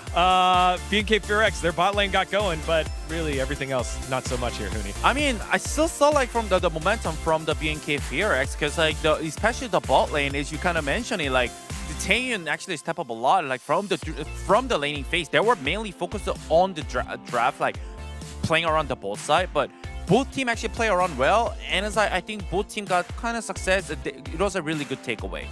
For me, both teams were very confused in the mid game. We had this weird Drake contest where you feel like DK should leave it, but then they try to overforce it, and Smash is a flanking AD carry, getting caught 1v3 in the, I believe, second dragon of the game. So I feel like sometimes confusion really showed in both these teams, but DK comes out on top. Yeah, the laning leads for D+, though, covered up that mistake at Drake 2. That led us to the Herald fight, which started out okay. B&K Fearx had position, but my goodness, Lucid with huge plays here. Absolutely. What I want to highlight here is that Lucian uses his culling and really chunks out Carrier, which then leads into this Herald. The mistake, I believe, from BFX is that instead of going for Herald instantly, they let Carrier base, and he actually gets back into the Herald fight before they even finish it. So what happens next is that Lucid sees the angle, and Siu has this brilliant TP ward on the right side, the ping ward, where he's gonna TP for the flank. Lucid is going to go flash over the Orianna ult, go right into the Herald, steal the Herald, instantly pick it up, pop it, use the Herald to get away, and as BFX is trying to re-engage the fight on the other side, Siu is gonna do a great job zoning the carries, and of course, again, Lucid, look at that Herald play, he just rides all over them. Look at the curve there. Look at the drifted. I mean, it was really, really nice play by the D plus Kia there, actually just a flash. I'm not sure if it's actually intended, but it was a really nice play. Just no way. No way. Like, it happened at the same time, and Vika should never ult like that. Yeah, I mean, so that's what I think the other side of it for BNK FRX, they need more decisiveness. It's like it has to be more delicate. It has to be more urgent too. Like, oh, we chunked them. Oh, I guess the hero is free. It's not free. It's not done until they actually get it. So they have to be more prepared and as a team. Stay locked in. Yeah, well, speaking of preparation here, Showmaker setting up the solo kill on Vikla on the top side of the map is our second play that really dictated the game right before the Baron, as we take a look at that one more time here. And look at the vision toggle. The blue trinket on the fairy lights as Showmaker is looking to enter the jungle. He sees Vikla! That blue trinket from Smash highlights where Orianna exactly is. And this is where Showmaker makes the decision to try to trap Vikla, to walk through lane and to try to catch Vikla off guard. And he exactly does that, pops Actualizer, pops Vikla, and that allows DK to snowball the game and get Baron. So basically, the Showmaker is asking actually exactly the timer, and he needs the blue trinket right there for the smash, and as he going for the making this play. It was like actually for D plus Kia, it was like a little bit frustrated the game states because like they didn't really have a mid prio because the Botio situation. Caitlyn was the 0-3. It was a really dependent on the what solo laner can make the play. They were really waiting for Nar can move to mid lane, Ryze can move to mid lane rather, and the solo laner had to really make the play from the side lane, but Shoemaker did perfect job, and then they right after they went to the Baron, and that's how they snowball and how they end the game. Yeah, that's the whole dichotomy of these two squads. It's because he asks for it immediately, he gets it immediately, and then makes the play immediately. Unlike what we saw from BNK FRX, they created an opening and then waffled a little bit, and then they got punished for it. And I think that was a huge, huge difference in these two squads. When D Plus is going, they're right on top of everything. But BNK FRX, they've got that guy on the bottom side of the map. Although he died first, Taeyun then took control of that bot lane and kind of made Smash on the back foot for the rest of this game. Yeah, I mean, for sure, I think the draft wasn't really... I wouldn't say it was like really easy for D plus Kia. It requires their early game like really delicate. You can't really make a mistake, especially against a Lucian Milio. That's what happened in this game. So, I mean, BNK FRX, they got to step up a little bit playing as a team.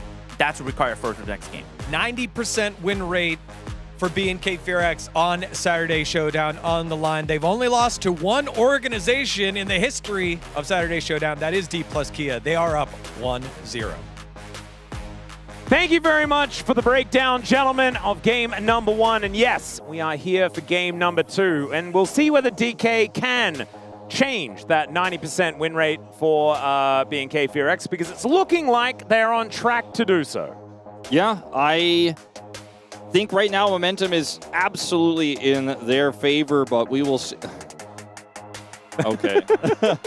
You guys remember, I think this is a reference to the opening video where like Teddy showed up in the car. Oh yeah. Remember this old like sandbox, live sandbox thing? It also could have been a reference to a Kia car. Which, oh, I know this meme. Okay, it's from the D plus Kia mascot meme. They have like a really funny video that's out there. You can watch it. All right. I thought it was like, nah, we're not Live Sandbox anymore. We're BNK. We're Fear Foxes now. We don't have Teddy anymore. Yes, this Deep Boongy. Is that? Wow. Okay, there it is. Well, it's a car. There are some really funny memes that I'm sure you guys can find using the technology available to search D plus car meme.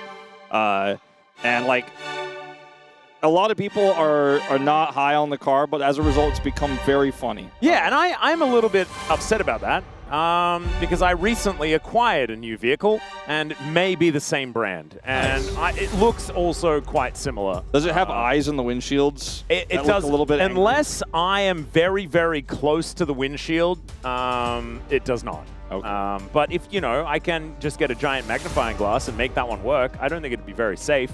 However, I could do it. As we are into pick and ban here for game number 2. The Varus, the Bard, both of them taken away, as well as the Nocturne and the Trundle. And let's see what the final bans are going to be. I like this one, Cassiopeia, but I don't like that it's banned when you have first pick. Yeah, they did that last time around. Odd choice. So maybe Vikla just isn't confident to play Cassiopeia into Showmaker. Showmaker has a lot of different picks in his arsenal right now that you could go to. So interesting call. Let's see what they decide to do with this, because all can be forgiven if they end up with something really strong here. Rumble, I think, is probably the final ban here for D+. No. Never mind. Gonna split the Rumble Vi. It looks like maybe BNK do something completely different and give Taeyun Ezreal. And so you can have Rumble Vi. I don't suggest it, although Ezreal is good into Vi.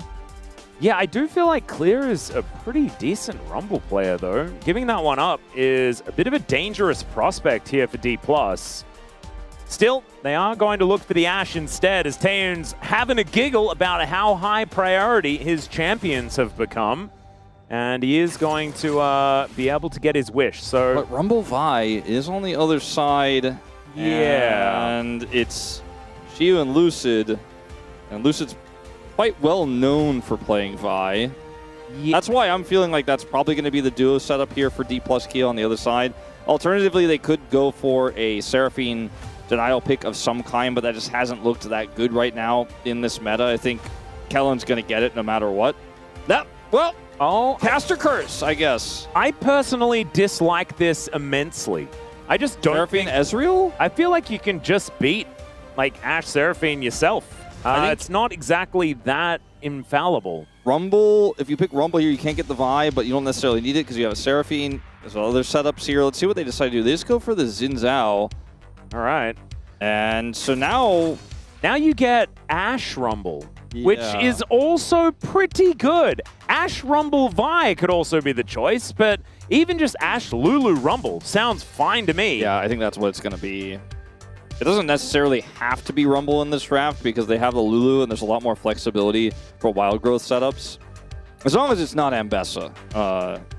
That was the old wild growth thing. That's not as good anymore because her ult doesn't go. Yeah, it's not Neferi either because that one's fearlessly banned, which could have been another decent option.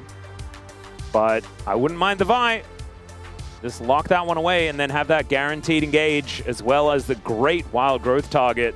Yeah, I think that's probably a smart plan here. There are some times where the Seraphine and Rumble ults can be layered on top of each other and can be amazing. It can look really good. Or That's a Raptors least plays in. his favorite. All right. I like this one. He gets on top of the enemies relatively easily and can be another wild growth knock-up threat. All you have to do is hit that first Q, or you can safeguard your way in. Ezreal Seraphine, I think, was always going to be the option Smash was looking for once the Lulu came through. Yep. See whether he does change his mind, but right now it's feeling like the Ezreal is going to be the lock. And Smash has lost interest in talking about it as well. It kind of...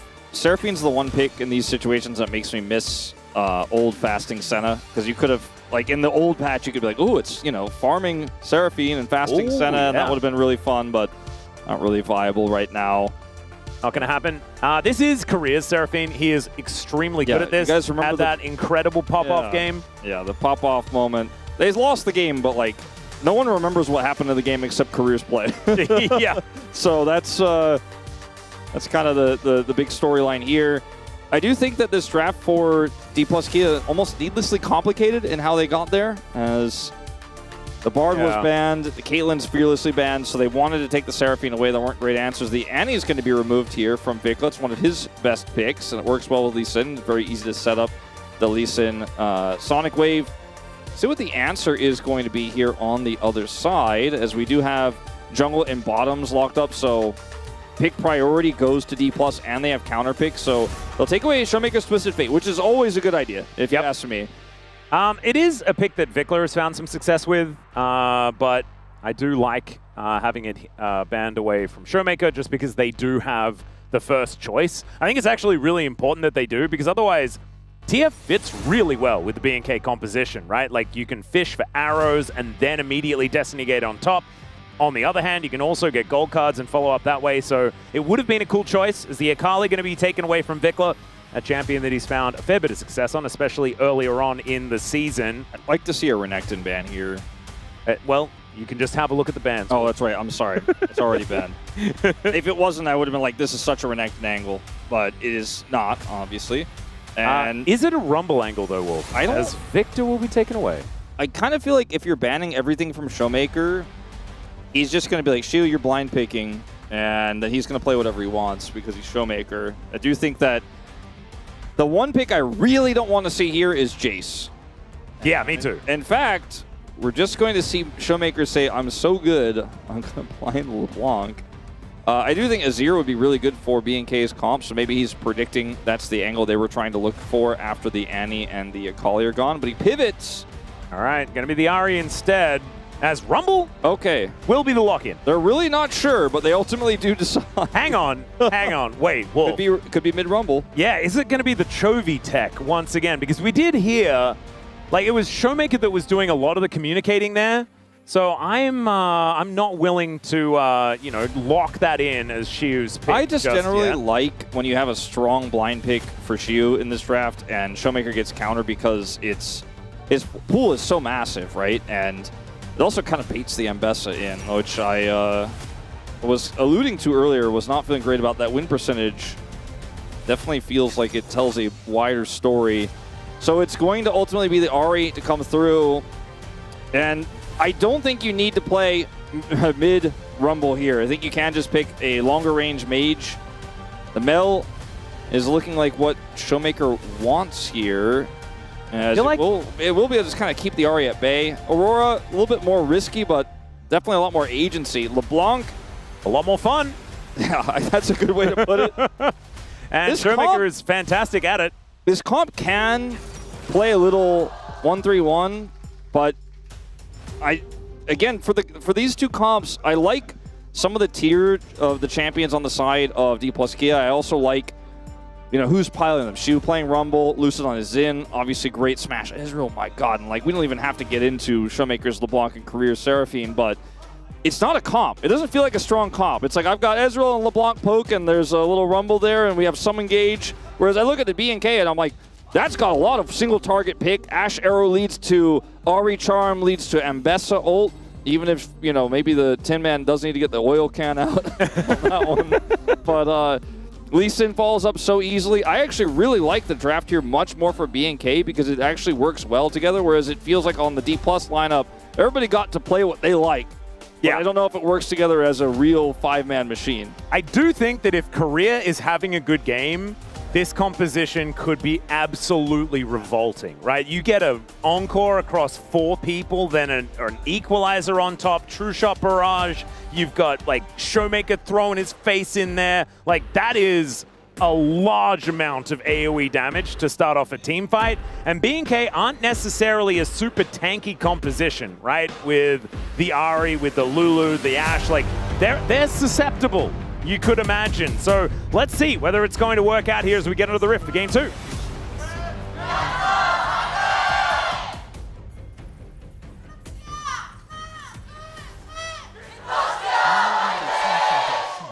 Whoa! Some loud fan chants once again as we are on the Rift for game number 2, looking to see whether B&K can bring this one back and bring us to a 3-gamer.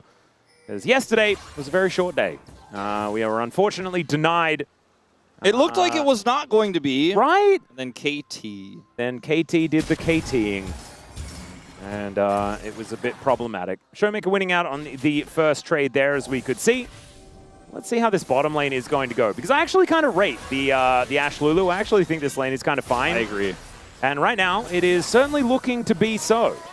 The cool thing about heels traded a barrier out early.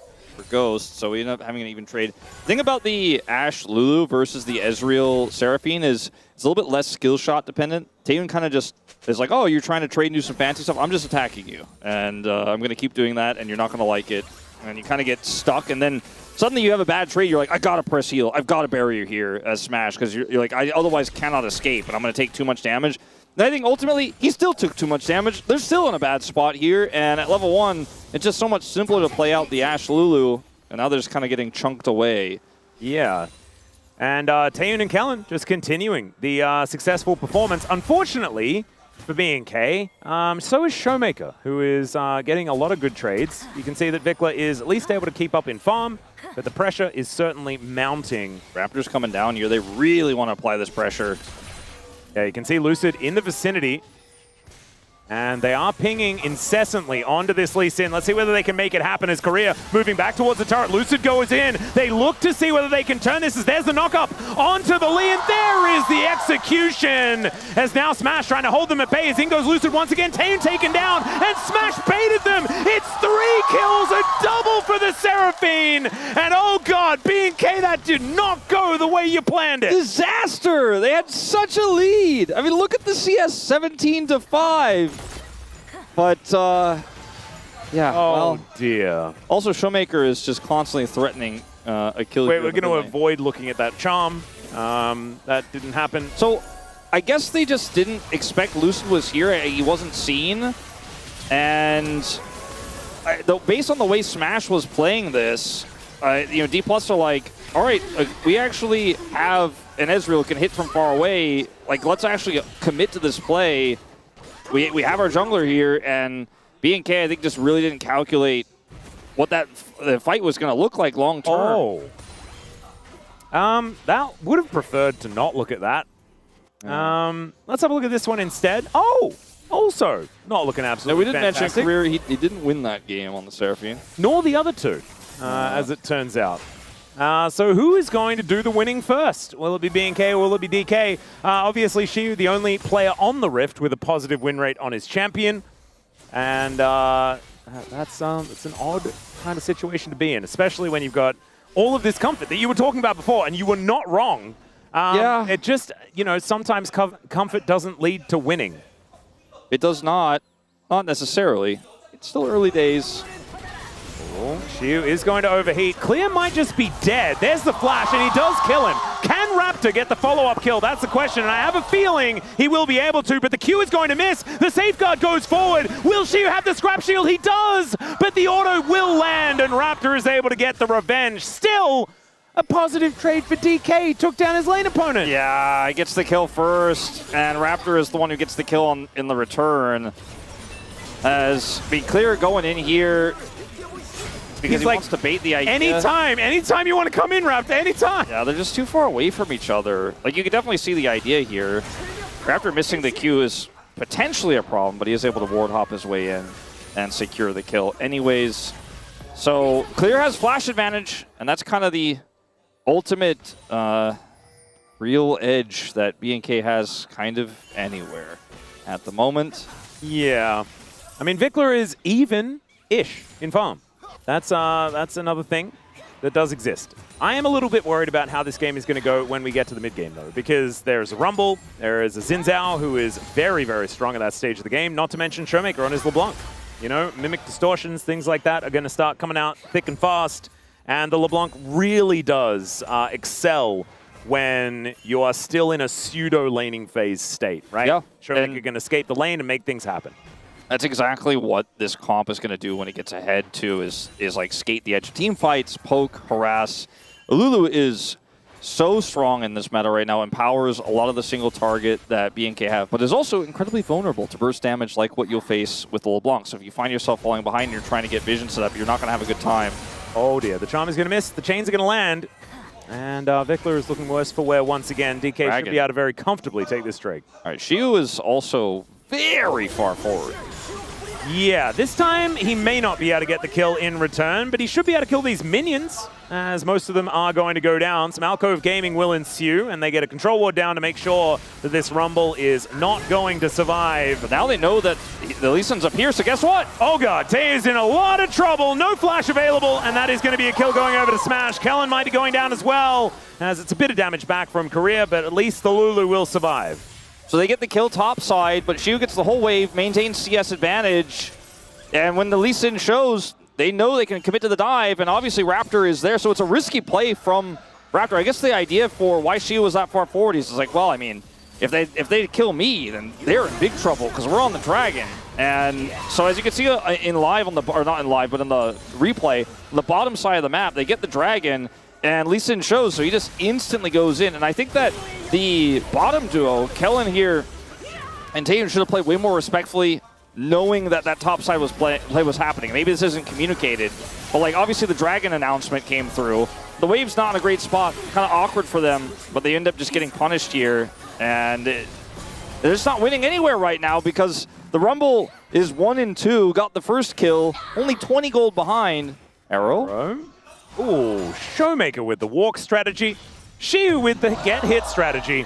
As there's a public execution, they are going to look to go in on this one. Xiu is very close to his turret, and he's going to turn this. He thinks that this is an opportunity for him. The overheat damage with these autos is a lot. Once he gets his ult back, he's in a spot where he can actually kind of challenge Clear as well. Oh, Wolf, I just realized we've got a Rumble game, and Hooney's on the desk. Yeah, that's right. That's a lot of fun. He's built steel caps already, so I can feel Hooney seething. Yeah, a little already. bit less fun for Hooney, I think, this one. He's been pretty nice, though, this season so far. He's been a little bit less angry. Less critical? Yeah. Might be critical this time, as steel caps is not his favorite, as the chains are going to connect there, and the Q lands as well. Vikla needs to be a little careful. Ooh, Vikla, I don't know about going in. Yeah, that is an odd choice. The wave is in a terrible spot, though, so... Oh, had to give up another cannon. I feel like that's the theme of this mid lane matchup, is Vikla having to walk away from cannons. And there is some Crystalline Overgrowth popped there as well. 300 gold is the lead here for Showmaker at the moment, as Lucid comes on over, looks for another neutral objective. Showmaker is really getting a lot of work done without any help, right? And that's the thing. The other lanes are getting help, but the lead that B&K generated in the top side feels like it really pales in comparison to what they have gotten on the bottom side with that aggressive dive earlier on going completely awry. Sid is lurking. Oh dear. They're just going to get grubs, I guess, for free. I mean, they already got the first Dragon. Yeah, first grub did go on over to DK. They were able to walk on over and grab that one, but didn't stick around for the others, as Lucid now going to make his way back. Charm going to miss. As Lucid, yeah, just going to do it again. He has long smite cooldown, so we'll need to secure these with his just, standard killing of them. We will have to kill them smiteless. The good old just hitting them. Yeah. As he does manage to do so, they push clear away. As now Vikla looks for the charm, misses it. Arrow connects onto the Rumble yet again, magnetized towards this guy. Xiu gets the ulti down, as the equalizer might be able to buy him enough time to get out. Has already used the flash, is now Lucid. Oh, the kick attempt to come on through. It doesn't quite work, but Lucid is still going to go down, and they secure the Rumble. So never mind, looked like it worked pretty dang well in the end. As Smash and Taeyoon are going to be fighting on this bottom side. Let's see whether Taeyoon's going to be able to win this one, as Smash hits everything so far. Well, apart barrier. from that one. Cast a curse, I apologize. Okay, that's a big dodge there, you could say, from Taeyoon. That fight on the top side was a little bit weird. And Raptor had so much agency. The kick doesn't hit Xiu, but it's still an amazing kick. Yeah, it worked. Whatever he was trying to do, it definitely worked. And the angle, I think, for D+ to try to hold that without Smite was pretty aggressive. Because Smiteless taking those grubs is just going to take so long. They do end up getting the second one, of course, but at such a heavy cost that it's absolutely not worth it. And their gold lead has kind of completely just diminished to nothing here. It's only the lead for Smash that we have remaining here for D+. Yeah, kind of dwindling right now, as Xiu at 1-3. So the Rumble really has been targeted in this game. I mean, it's another arrow into Ambessa combo here. And Xiu flashes late. Like, if he flashed the arrow, he's totally fine. He could have just gone up. He flashes towards his teammates, but Raptor gets this Q, then safeguards after the second activation to look for the kick. Oh, it was a kick into a charm. That's why you went nowhere, but it still good enough. Was so good to lock them down. That was very cute from Raptor as the beat drop comes on through. Let's see whether DK can find some revenge here as Kellen looking to try and Skippy out of this one. And he's going to be able to do so. Glitterlance also to buy some even more time. As DK still throwing some abilities around. A Showmaker going to make his way in as well. Showmaker has his Ludens, so he does a lot of damage. But if they're not actually going to commit to the fight, Vikla is very happy for him to be roaming down there to try to scrap.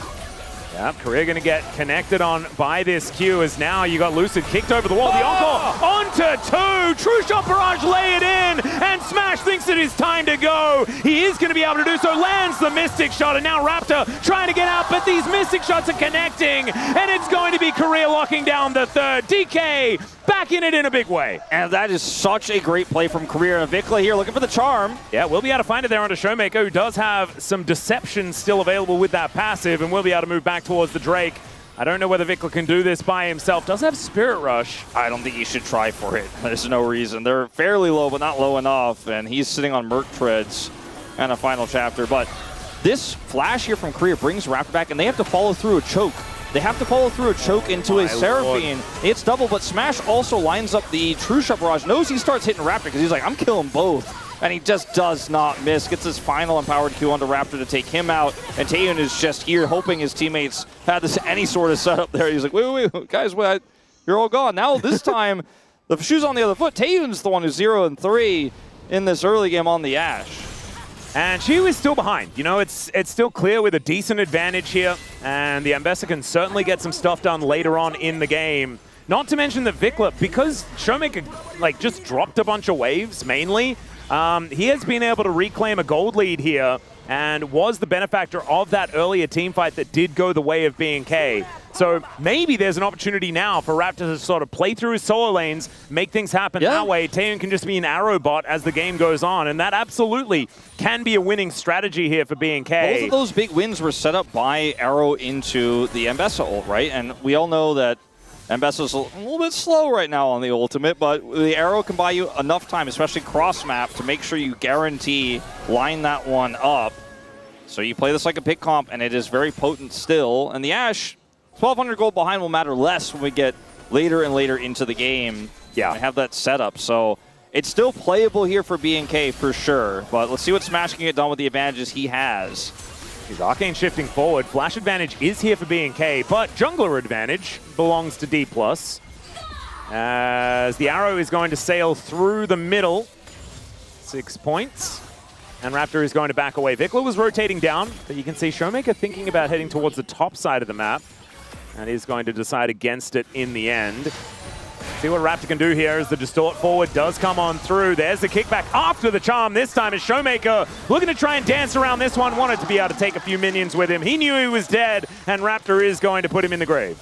Yeah, Raptor was not messing around with that one. He flash smites him. He's like, oh, I don't know, this is a little tricky. I'm just going to kill him. Yep. I don't like the LeBlanc thing, so I'm not dealing with that. As Career stops a back here at a heavy cost to his health bar, but there's no one on the bottom side of the map to punish, so it's actually the right call. Career's having a phenomenal Seraphine game again. Oh, yeah. You can finally put a 1 on the wins column. As Showmaker goes back in here, and it's a mistake. And Raptor and Vikla were waiting for this. Charm first into kick. And Showmaker's doing some clone stuff, and Raptor's like, nah. I will just definitely kill you. And that is going to mean that Vikla's gold lead is getting pretty large, right? Like sitting at 1,300 right now, Malignance in hand. Vikla could be a win condition that BNK look to lean on. And Vikla has had some incredible Ahri games in his career. It's definitely one of the picks I associate with him at his best of days, right? And he was Rookie of the Year. That was, if I'm not mistaken, the year that the Ahri got reworked, right? And was having a lot of success here in the LCK. And now I'm looking at this game state feeling like because of the tools in this draft that can set the Ahri up, I mean, there's really a lot of agency here for BNK despite the deficit. And even Smash, you know, he has a lot of mobility, right? He will have his flash up soon. He has Arcane Shift. But if he gets caught by an arrow, he gets caught by everything. If he gets caught by a Wild Growth, he gets caught by everything. If the Lee Sin gets on top of him, I mean, right now, Raptor is also a pretty huge threat. So he just really needs to play safe and play back. Speaking of Raptor... Yeah, he is looking for an angle towards Showmaker here. He'll just wander out of the way. There's another distortion as the charm is going to go wide. And now Let's see whether Showmaker can get himself out of this one. Does have the Mimic up and available, but doesn't have a lot of health bar left remaining. And Raptor is just going to smite him to death again. Yeah, he's like, I'm just not dealing with any of your clone shenanigans. As you can see why. He did it the first time. He's like, listen, this LeBlanc champion's really annoying. I do think that this game has felt like friendship with Taeyun is over. Now Vikla is my best friend. He's just playing through Vikla all game long, getting all these kills. BNK not in a great spot for a contest here, but they get the arrow. Yeah, arrow onto Lucid. He does have the Crescent Guard available, and he's going to use it to see whether he can keep himself alive. Audacious charge towards Clear, but it's not going to be enough. And that should mean Rift Herald goes over to BNK. They've got to go in a side lane one more time. And yeah, they almost have a gold lead, and they should have it after this is taken. Yeah, they absolutely will. And this is just good play here from the Ashe, by the way. 0-3, but hitting the right arrows in this game. Another one lines up. And it's crazy that's his first assist. I guess the other arrow just ended up triggering there. But Showmaker here, trying to outplay, actually plays it really well, but he has nowhere to go. Yeah. And so, you know, Clone comes out. Nice distort, double distort with the ult. And Raptor's just like, all right, that's enough. He did have Flash, and just elected not to use it. Kind of interesting. His career flashed out of the way of this one, but Lucid not so lucky. And initially when I was looking at this Herald setup, I thought D+ had more members here, but they really didn't. They were not actually in control of that at all. Now BNK are going to chain this into a Drake take on the bottom side of the map. They still have Herald. Yeah, D+ combat. Late to the play once again. Trueshot Barrage doing a fair bit of work here, as it is going to be Raptor locking down the Dragon, but now do they have them in position as Clear looks to go in. The beat drop does connect, and now the Equalizer just separating Clear from the fight. Good charm is going to connect there from Vikla, though, as now Taeyun in the back of this pit. Lucid finds the knockoff, but they do manage to take him down in the end. Lucid somehow surviving for such a long time, as Kellen will finally be able to help take him down. D+ win the fight, but they don't manage to lock down Soul Point, as now Shiu fighting against Clear, and Clear will be taken down by Showmaker's LeBlanc. Okay, big swing back again here now for D+, as the Dragon not theirs, and this one, it does go over to BNK, but they win the ensuing fight, only sacrificing Lucid. It's an incredibly successful fight here for D+. Very split for BNK, but that charm again for Career made a huge difference in the follow-up. Showmaker now starting to get a little bit online, so Smash is on an off angle. Look at the angle trying to fight in again against this choke point of Career. It's very tricky. And then when the Dragon gets secured, D+ want to send it. Clear he misses his ultimate here and gets a little bit zoned out, takes a ton of damage and has to flash. And now it's like, okay, we can't fight this anymore. Vikla's rooted. And then when they try to turn post-killing Lucid here, the charm is amazing onto Raptor to deny that follow-up damage. The Foxfires were in the air, but if Lucid had have survived that, it would have just been, that would have been too much. And then Clear here, just taken out in the end of the fight. Tries to get what he can done there onto Shiu, but just too many enemies. Yeah, Wolf, Smash is a big boy. He is large. It's getting a little frightening, and He's a Korea big dog. also has just like the most items for support at this stage of the game. Yeah, he also has a huge lead, which is very funny. He got the Moonstone maneuver very fast in this game, and so these fights with his actually end up being really good for Lucid, who also has the Titanic Hydra in his inventory. Is going for this variant that Kanavi popularized. So the Herald, you know, we talked about how they could have used it in combat there. They did not. It will get a bottom turret here. They already had the mid turret. It'll be the third turret of the game here for BNK. But it's kind of scary to think that D+ are ahead with only one turret, and these turrets are not lasting very long, as you can see here. Taeyun, ooh, that was scary. Whoa, the kick back onto Smash. He does have the barrier, but it's not going to keep him alive, and that's the Ashe taking the kill down. And now Lucid realizes he cannot get out, and BNK launch themselves into a lead again. It's all on the back of Raptor, setting this one up, getting in there, getting the punish.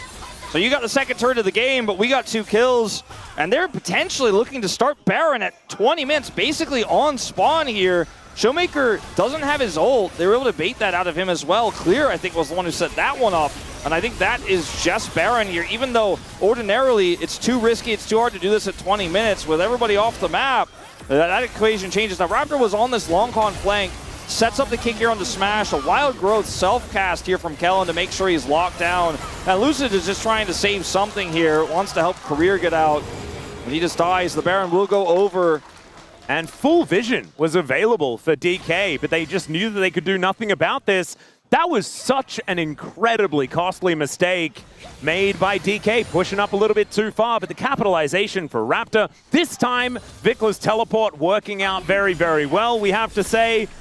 And BNK back in control in a big way. The gold lead's not even 1,000 just yet, but you can see the Rebel Baron power play only 800 at this point so far.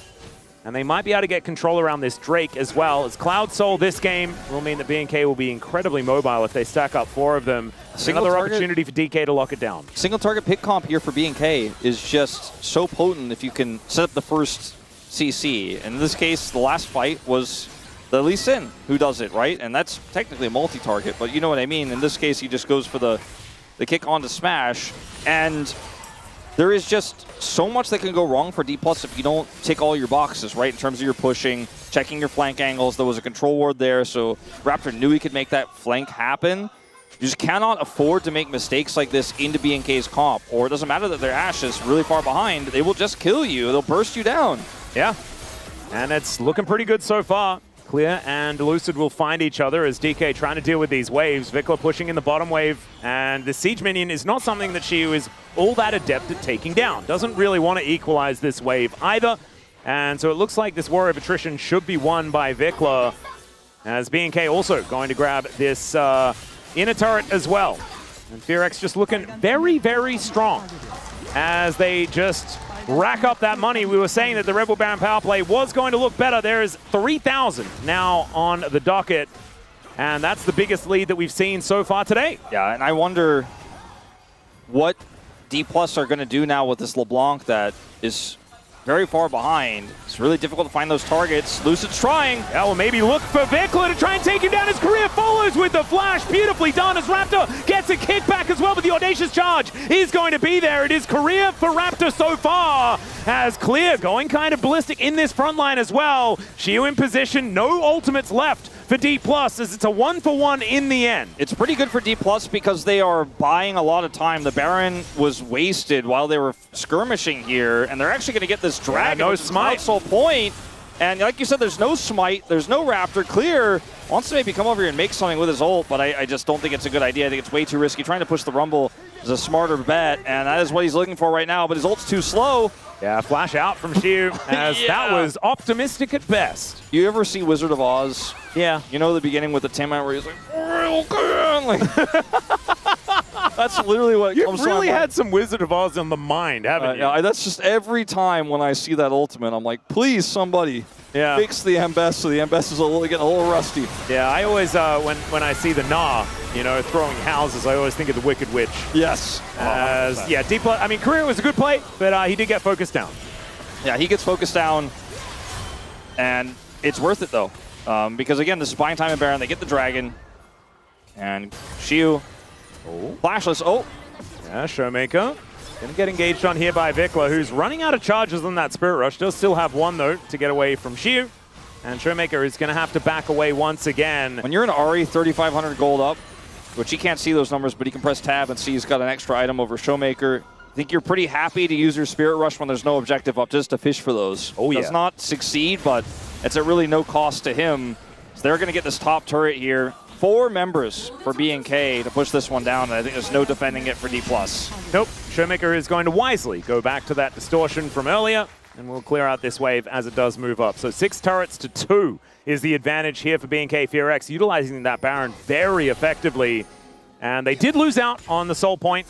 And so definitely good news for DK is that in 3.5 minutes time, they can possibly get towards a Cloud Soul, which they will be able to utilize very effectively. The thing is, BNK FearX just have so much more money right now. I think this comp for D+ is so hard to play from behind because, as we've said many times, it's not really a comp. Like, it has the Seraphine carry angle where if you have the big ultimate, which we've seen quite a few of those in this game, you can fight your way back, but without map control, the LeBlanc can't do much. So you're otherwise just kind of waiting for a mistake here from BNK is really your game plan. As BNK has so much easy setup, so it's hard to make those mistakes. They just wait for one of those CCs to land, they go in. And if it misses, it's non-committal. So they just walk away and keep pushing these lanes. And Clear is going to do exactly that as he moves up towards his top side and just eviscerates that one. BKFX without Baron, finding it a little bit more difficult to siege. But they're also moving very, very far up. And it's only 26 minutes into the game, right? As Lucid is going to collect a Sonic Wave. Raptor flashes out of the way as now Taeyoon moving up, hits Smash with the arrow. But is there the follow-up? That's the question. The ulti is still there from Clear, but he's taking so much damage. In goes Lucid once again. Crescent Guard goes down. The kickback gets the knock-up onto the Xin Zhao. As into the backline goes Vikla. They look to try and turn on him, but Clear is there. The wild growth from the Ambassador. And B&K FearX will find their team fight. Smash trying to be a hero, but it is not going to be enough. And it's Shiu and Showmaker against the world. And the world is B&K FearX right now as Vikla will say goodnight to the Rumble. Baron's up in 5 seconds here, and with these slightly lower death timers, I think that's the next port of call here for B&K. They're not going to push into the base, not going to look for inhibitors just yet, because the Baron will get that job done for free. Now, initially, I thought, okay, this might be the mistake I was saying that D+ were looking for here, because the setup is not that great. This arrow really does very little here, and this is now an angle where Smash can actually just slow play this team fight and get so much work done. As you can see, that Baron in life is being taken, but then this TP from Vikla comes through, and Showmaker, who's 2 levels down, is pushed out of the fight, and then the Ambessa gets in, and the wild growth angle is huge. Like, I mean, Clear is like, I'm waiting for Kellen, and I know he's going to do it. I'm just going to get on top of all of them, and his health bar just goes back up as he goes in, and they just clean up the fight. The Ashe is so sticky. It's really hard for Shiu to outplay or do anything here. And now with this second Baron of the game, they should be able to open the base. Yeah, I have a feeling that might have been lights out. A 7,000 gold is now the lead. And yeah, we were talking about a soul point availability. That is less of a thing now, as D+, you can feel the desperation as they look to push forward here in this mid lane.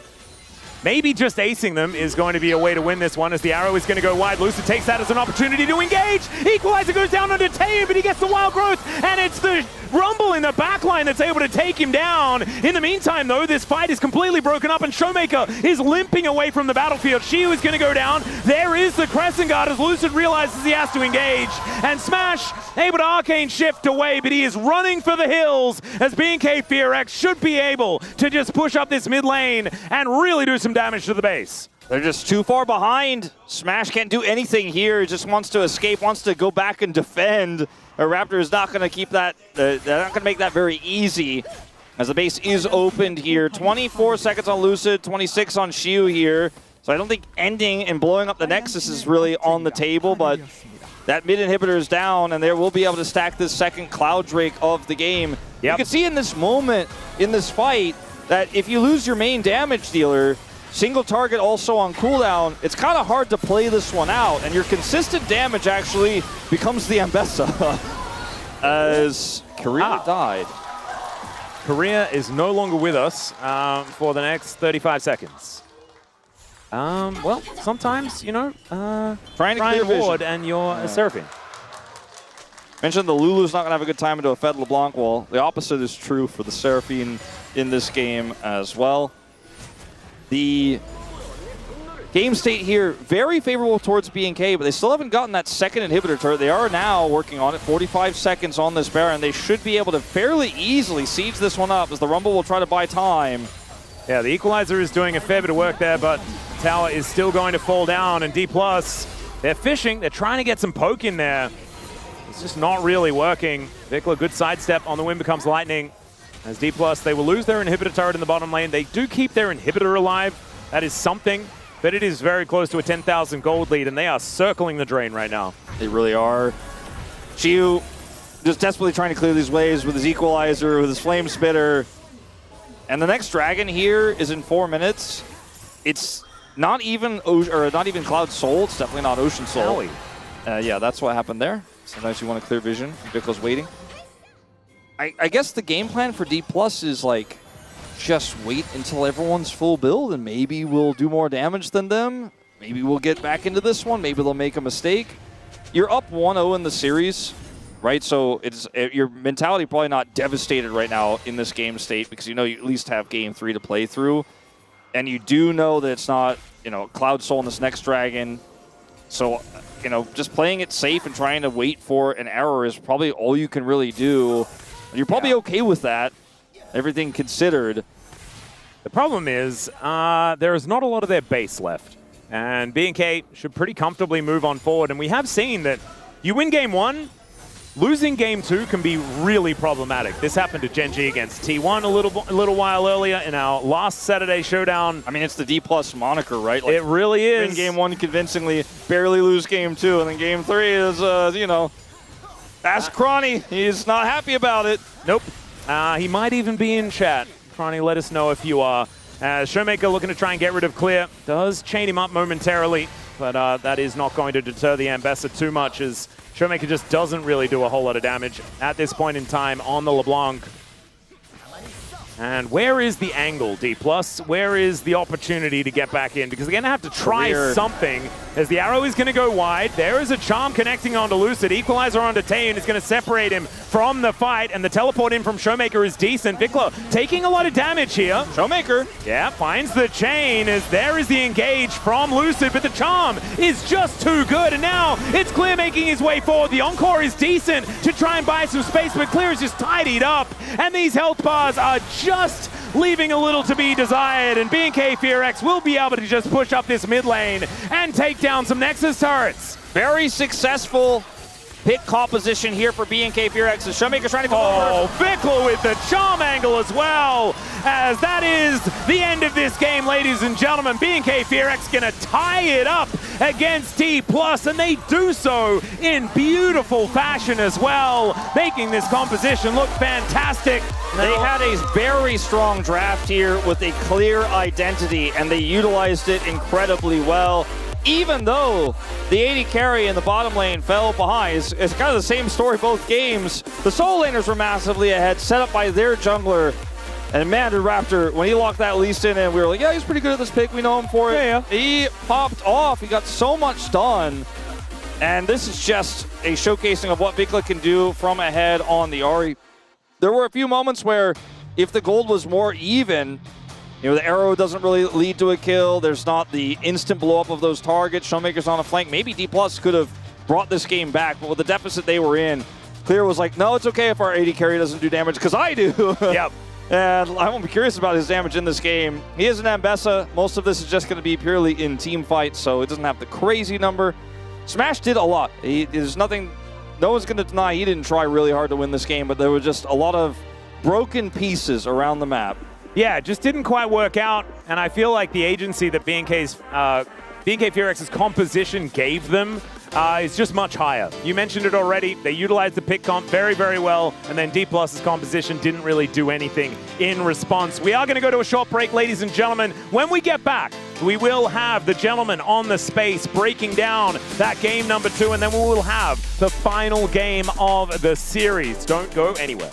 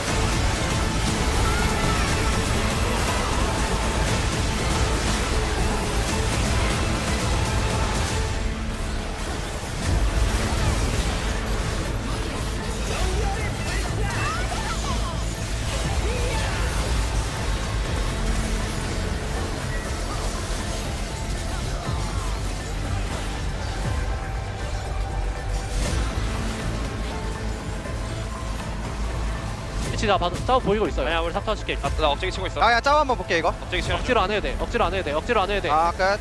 이걸 봐. 야 이거 이제 만화 없어서 입고 싶긴 한데. 텔 받았다. 일로 뺄게. 미드에서 만나 미드에서. 미드에서 만나자. 여블랑 공세 바로 공격해 나. 나 프라임을 봐줄게. 나 이제 쪽 볼게. 형 나 공공. 나 미카일. 우리 아래부터 어지나. 천천히 하자. 야 위로 가. 괜히 없어. 나 스크램블 럼블. 나 스킬 없어. 럼블 잡자. 럼블 잡으면 끝나 얘들아. 럼블 잡아봐. 우리 애쉬 피흡이 안 된다.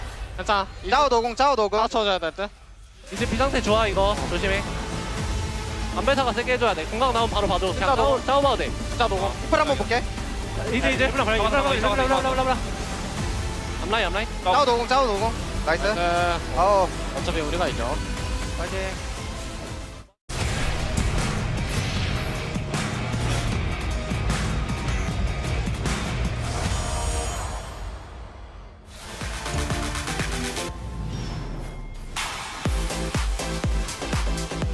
Gets into the backline though, finds the depth charge, sees an assist on to Teddy, but the Vilio keeping it so healthy. Rich gets the Gnar and finds it onto everyone in the backline. The ulti comes through, but so late for Namgun.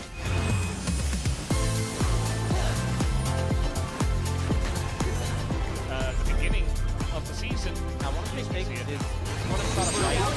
Probably going to be on the back of Yeah, there's the extension as well. And was able to use the rumble to get all the way through and take them down. And also, not the highest value to have to strike. Is on the left. Is kind of like and now they're going to take it straight into there. The ult is huge for Namgun. Picks up 3. And I think that is just going to be the end of this fight and maybe the game as Enox is in melee range as Corky. Oh, nice.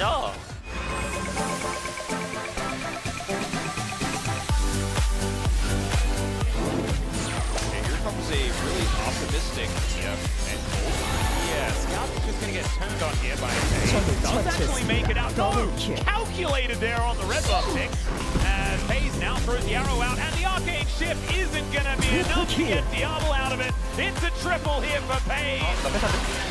펜타다. 진짜. 가자. 가야 돼.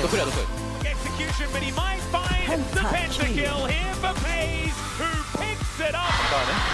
좋았다.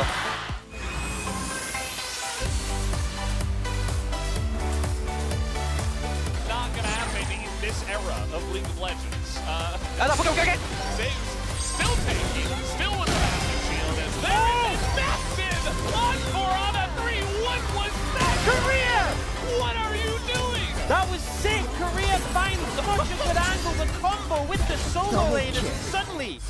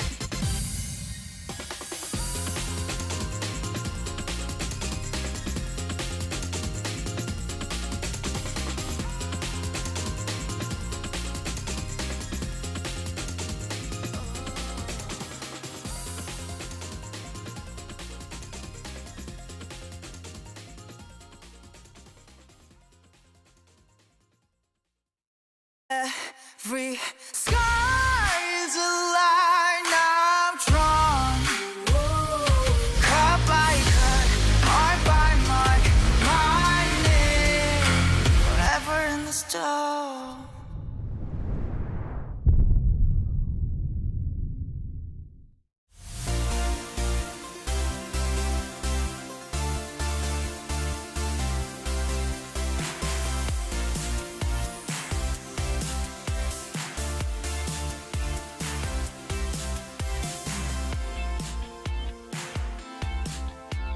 Despite the disastrous start that B&K Furex had, you just keep kicking. Shooter's gonna shoot, kicker's gonna kick, and Raptor is gonna Raptor. He was all over the place, sometimes in the wrong place, but it led to confusing D plus Kia, who had a very big early lead, and we're all tied up on the Saturday showdown here, Huni. Just sometimes he was the wrong spot. Just a little bit. Just one nuance, right? Just once. But it was kind of big, but still, I'm really happy to see like the Saturday showdown. The king is back. Absolutely agree. We have a BO3 thanks to Raptor.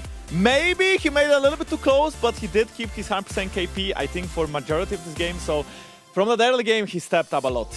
Yeah, let's take a look at what happened here, because this was such a cool play that the team was ready for here, Jankos, with the early invade. Absolutely, and you can see that Lucid gets that ward in the bot lane. Showmaker wards enemy Raptors, and then Vikla wards Raptors from enemy team as well. So what that tells us that if Lee Sin starts Raptors and he commits to red buff, he can either level 3 gank bot lane or he can base and buy a longsword. It's a very common clear. We also know that Xin Zhao is spawning to bot lane because he will show on that ward doing Raptors as his third camp. Now what happens is Lee Sin gets spotted. He's trying to base, and then most likely the call from bot lane is like, come, we get them, look at that wave, it's so big, it's free. So Lee Sin listens, but Lucid with that level 1 ward, he knows that Lee Sin is gonna go for the dive, and DK is ready. Unfortunately, this play should be a very, very fast play for BFX, but look at Lee Sin, he's holding his Q forever. This felt like 200 years. I'm old, but I'm not that old. I would use my Q right there.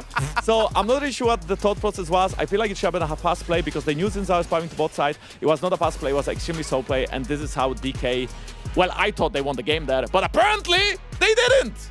No, they didn't. And unfortunately, as we saw in the replay, the ward in the bottom river bush died right before Raptor went over it, so he didn't even see it die. So all of a sudden that play happens and it just goes wrong. So you're thinking, oh no, that's it. It's over. There's no way back.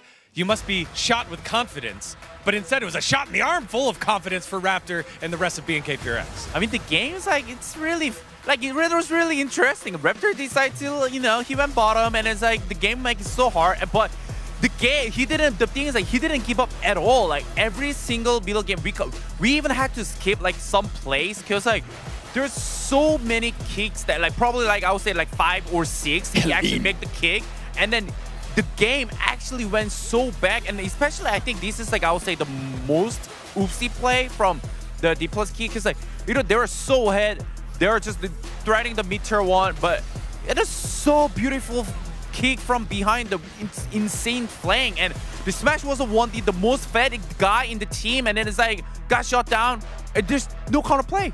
And that is the beauty of watching a really skilled Lee Sin. He never gives up, he keeps trying, he keeps looking for those angles, and this is not a European Lee Sin. I'm glad to be here in the LCK so I can see some Korean Lee Sin action. I will say that before that play, Jankos did say, oh, this kind of looks like my Lee Sin when I'm behind, though. Yo, don't expose me like that. Oh, caught everyone. Yeah, that is my solo kill Lee Sin time right there. But I will say, when that kick happened in the mid lane, they then take Baron and finally equal up the gold. That Baron then led to 3,000 gold in the way of B&K Furex, and you're waiting to see, will they overstep? That's what D Plus is waiting for right here, maybe. And this fight looks quite fightable for DK. At some point, you can see Rambo TPing at the same time as Vikla. And the fight starts decent. You have the Seraphine heals, the shields. Smash is poking it out. Lucid maybe going too deep, but peels himself with that Crescent Guard. What I want to highlight here is the nice kick from Lee Sin, but then where is Siwu ult? Why does he ult so late here, Huni? Yeah, I mean, first of all, kind of had to, from the draft, like, they had a Rumble. Rumble was like kind of dying a lot. It was useless. And also Ashe was kind of useless, but at the end, Rumble as a champion, if you're behind once, you're gonna be behind until Nexus exploded. That's what happened this game. Yeah, again, Siwu just not having the best opportunity there after waiting on the TP. If he dropped it early, maybe that equalizer could have changed things up. And as Wolf said on the cast, we do have the Mr. Wonderful connoisseur of Rumble in Huni. Steel-plated caps were made first here, Huni. What do you think? Ooh! See, I'm sorry. Ooh! I'm sorry. That hurts. That hurts, but I don't think... The problem is, like, from the draft, like, I was, like, so wondering who's gonna pick Rumble 1, 2, 3. First game was banned. Second game, it's open. But no one picked. Like, they were so insecure just by not picking Rumble.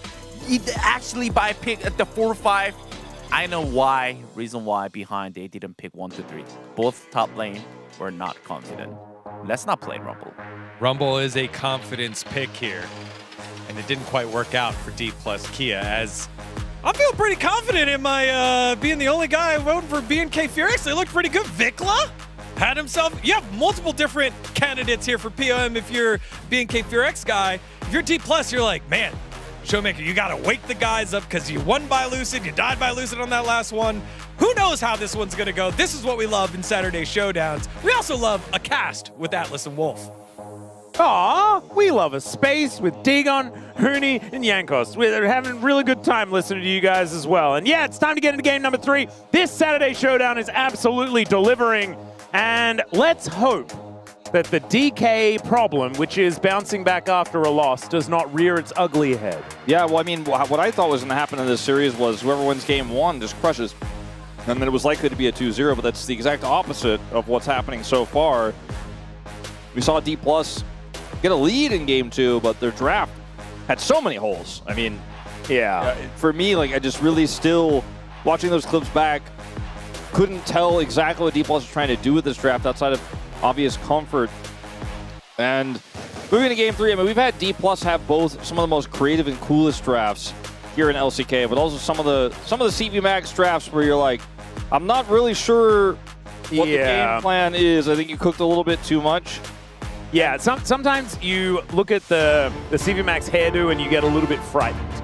And D+ fans were probably frightened after that last one. You can see it is a little bit mussed up, but otherwise it is somewhat under control. And let's see whether it is going to work out here as we get into the draft for game number 3. Fearless has banned away a whole bunch of champions, and that might allow for some more interesting things on the Rift this time around. Certainly might. Blue side and first pick here Yes. at D+ as well. Boris going to be taken away, of course. Orianna's gone, right? That's one of the big ones. We have the Rumble gone. The Blind Nara is gone.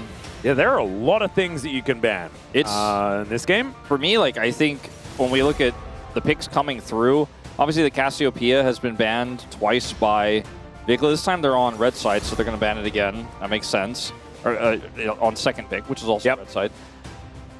I am thinking about picks like Cassante. I think Cassante really strong on this meta when there aren't great answers. I'm thinking about picks like Jace, which I'm hoping we're not going to see. But in terms of the mid pool, things like Talia we often see when the draft gets this thinned out, like Talia Vi could be an option. There's no Ahri anymore, of course. I wouldn't even mind a Vi first pick. Me too. I mean, it's Lucid after all. Yeah, maybe they'll ban it. There is that awkward thing, though. The Ashe was played alongside the Lulu, so it means that things like Aphelios and Yunara are not necessarily as possible, just because Lulu does tend to enable a lot of those lanes. No Milio either. Yep. The Wukong is going to be taken away here. You can go old school, right? Like grab a Thresh or something like that. Zeri Like oh, true. Okay, it's just going to be Victor first pick. Showmaker throwing the gauntlet down, saying he wants one of his most comfortable picks right now this season. And has looked very good on it. He hasn't won yet, I don't believe, but has had some great laning phases. This was the concerning pick for me. Yeah. I feel like she was like, oh man, we already have a front to back coming together here. I'm just going to pick Cassante. Ooh, Talia Pantheon. Pick it into CV Max? Oh, that'd be kind of cute. CV Max was like, oh my god, we lost the draft. It's doomed. They have their bottom lane already set. Oh god. That's a little bit of a blast from the past. I think Rather was actually still with Griffin at that time as well. It's crazy that it's been 8 weeks of play and how highly prioritized Pantheon was, and how at the end he's sub 50% win rate here, and you know, his priority has dropped massively.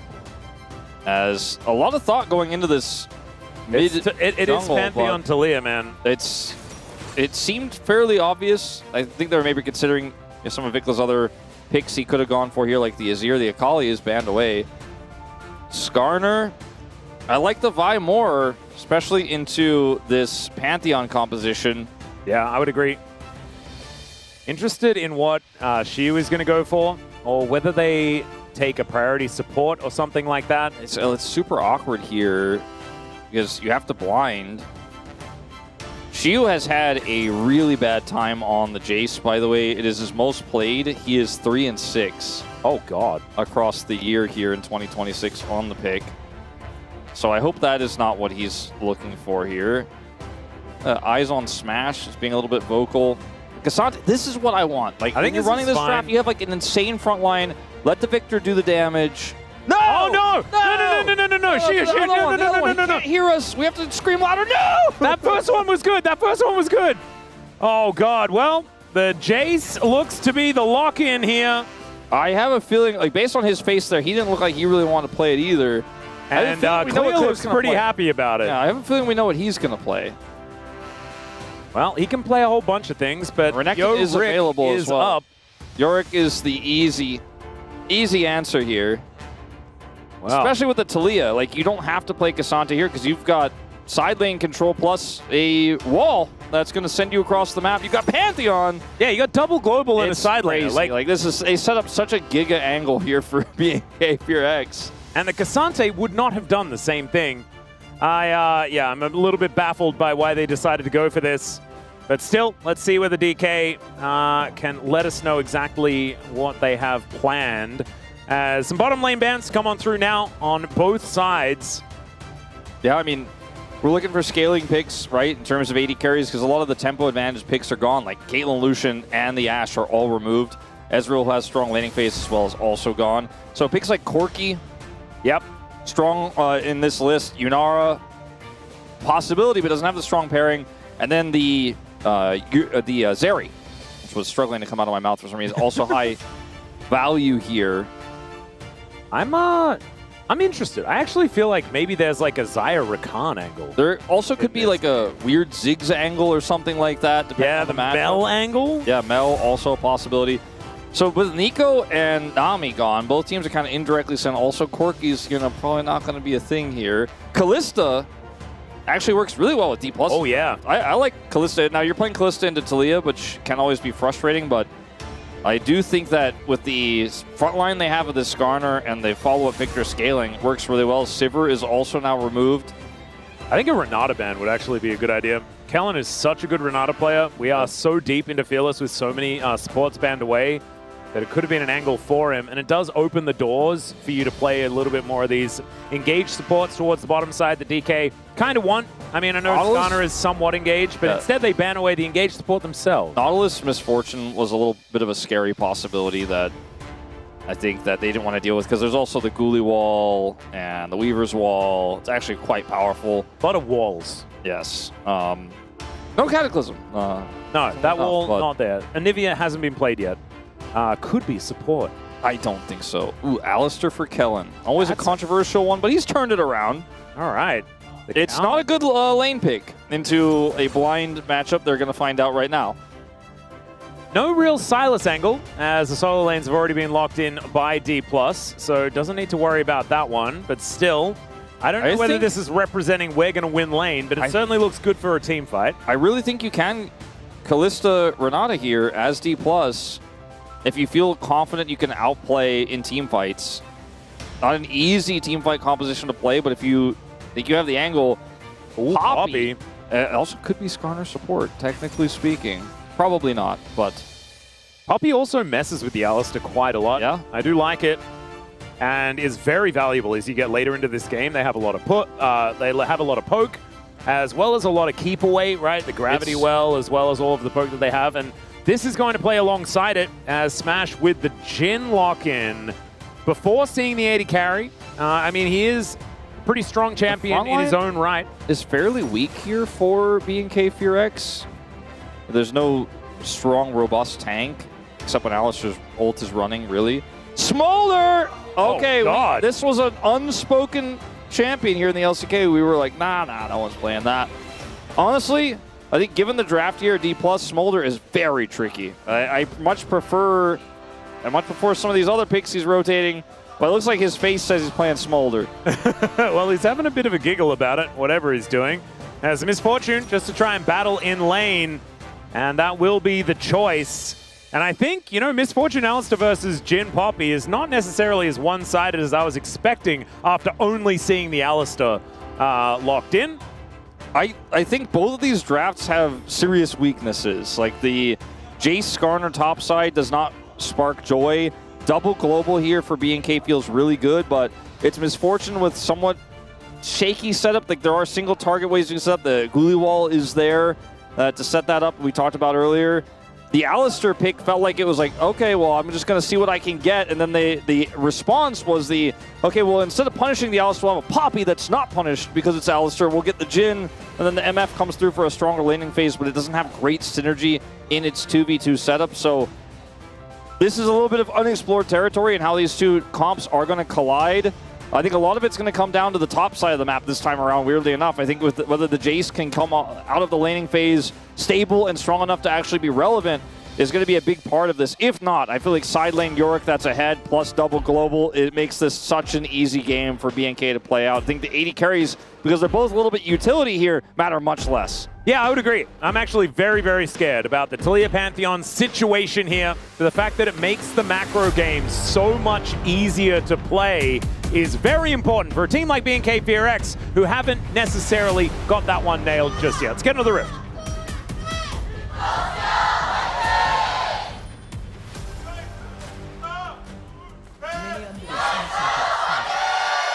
All right. After the deafening cries of the fans on both sides, we do have Lucid taking a lot of damage here from Raptor. He's just going to persuade him to leave, and that is going to be acquiesced for now. Clear was rotating down, but it looks like we're not going to have too much action as Lucid just back in there once again. Yorick backing him up. That ward is actually so smart, as Lucid does know exactly where Raptor is. But this is still just going to be vertical jungling. Yes. So Raptor for Raptor. All right. And Raptor for Lucid on the other side. Well, Raptor is actually going to turn this into a little bit of a return towards his side of the jungle. Skarner took a little bit of damage, so I think Lucid backing here is actually quite clever. Yeah. I think it's going to throw Raptor off. Full information now over to both sides as to where these junglers are. So it's a trade of Raptors. And otherwise, not too much more is going to go on, as Raptor is just poking around. He's like, where are you? Where is he? Yeah. Now I think he realizes, okay, you might think he's crossed back over the river, but in reality, he's just gone home and is now starting up the Krugs. And then we'll be able to pass towards the top side of his own jungle, and then maybe be able to help out the Jace a little bit there on the top side. Pretty good start here for Lucid. I like how he played that. Yeah, not too bad. As Dancing Grenade going to be playing around here towards this bottom side. Kind of fun to have melee supports back again, as Korea's Steadfast Presence is going to be pretty powerful in this game for dealing with the Pantheon and the Alistar, but also the ulti for the Disengage going to be really important when that guy decides to turn up from the sky. His Heroic Charge not going to quite find the angle, and neither does the Deadly Flourish as the headbutt for the mini stun into the wall. And Smash just going to take a cannon, and it is A-OK. Yeah, First pick for both of these bottom laners. Poppy's just got so many resistances that, you know, looks like, oh man, Career, he's caught, but it's just a good trade. Nothing really too threatening here. I agree with your sentiment that it has been a little bit, I don't know, I don't want to say boring. Like on Meta's past, we'd be like, oh my god, a range support, that's so fun. Now we're on the other side of the coin where we're ready to see Leona, please, where's Leo? Where's first pick, Leona? Yeah, exactly. More engage. I need it. As the jungle role has really been the one that shores a lot of that up these days. Ghoulie Wall going to trap in Shiu for the moment, but it isn't going to keep him there for very long.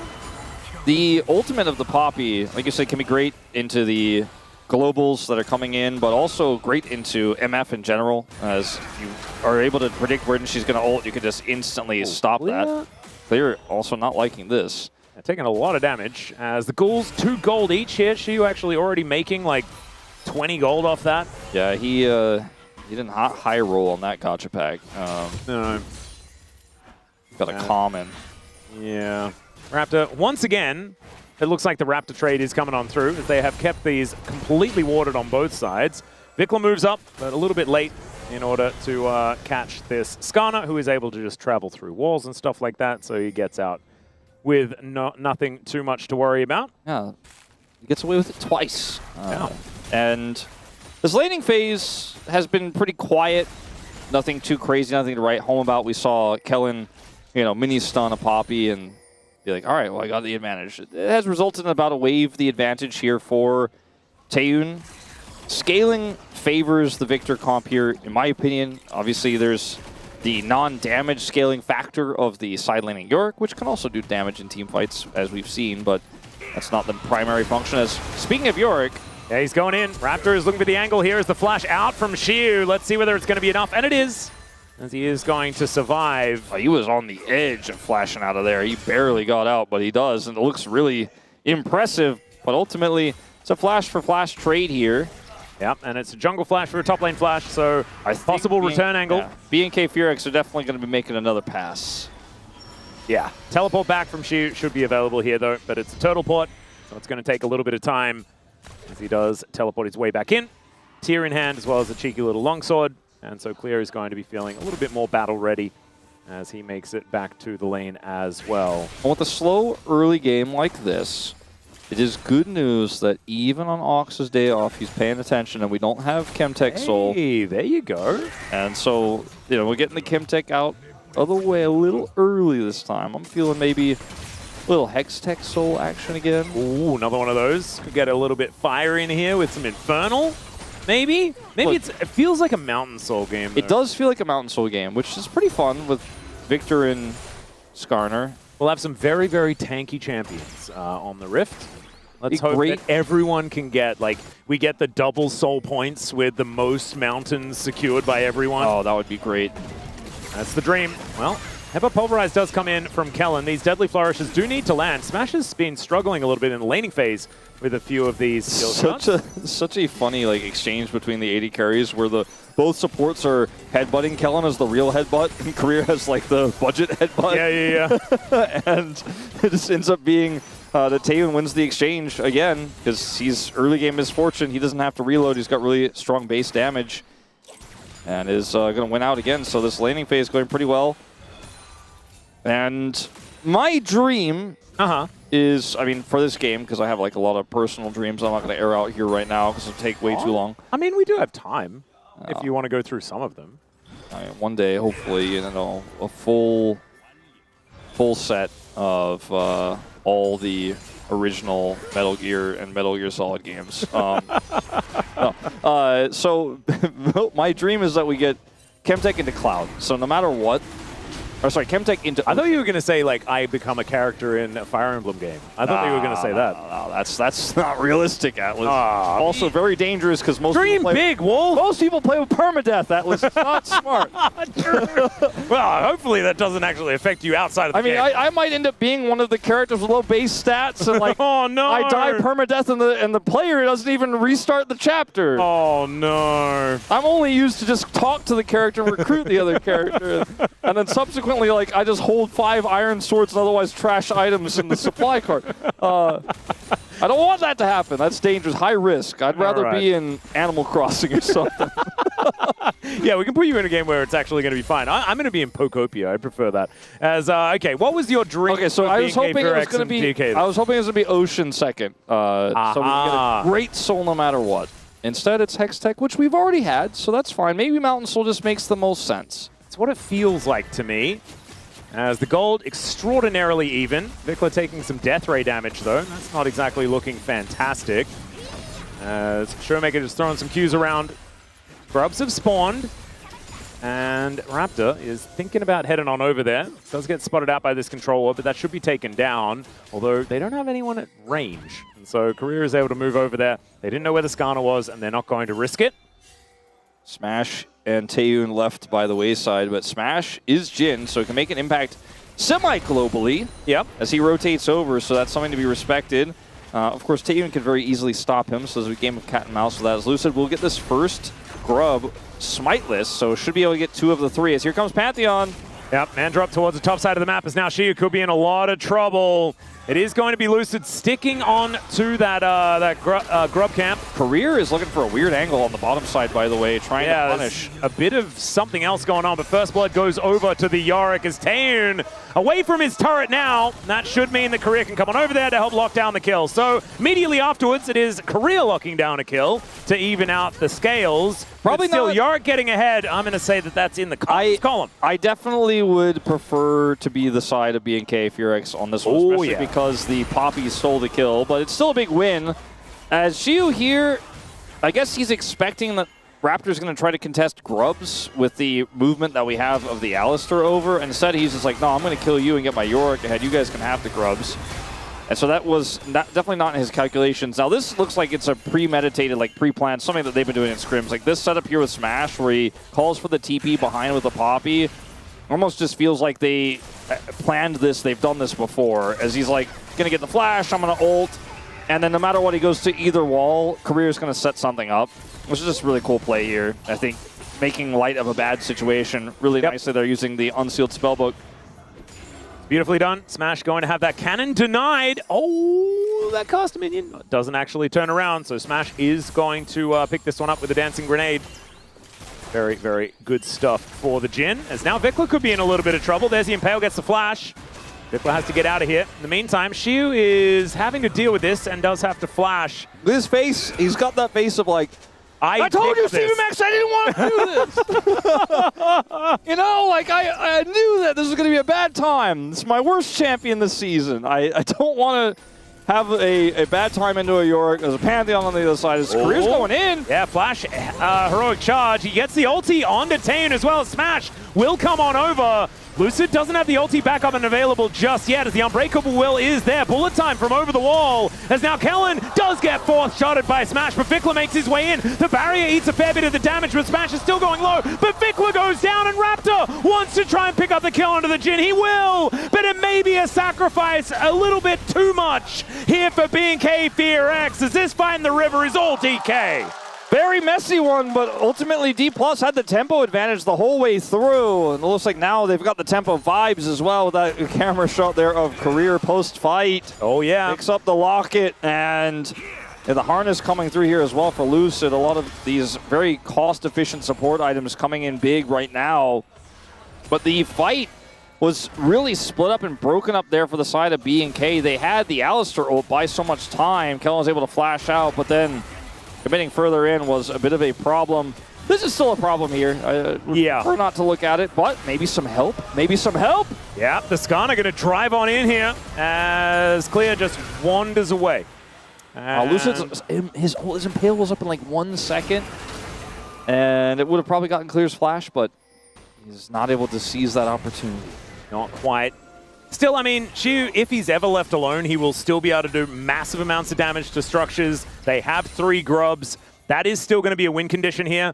The problem is, I think the Yorick could certainly become a big issue later on in the game. He's like, I am grubs.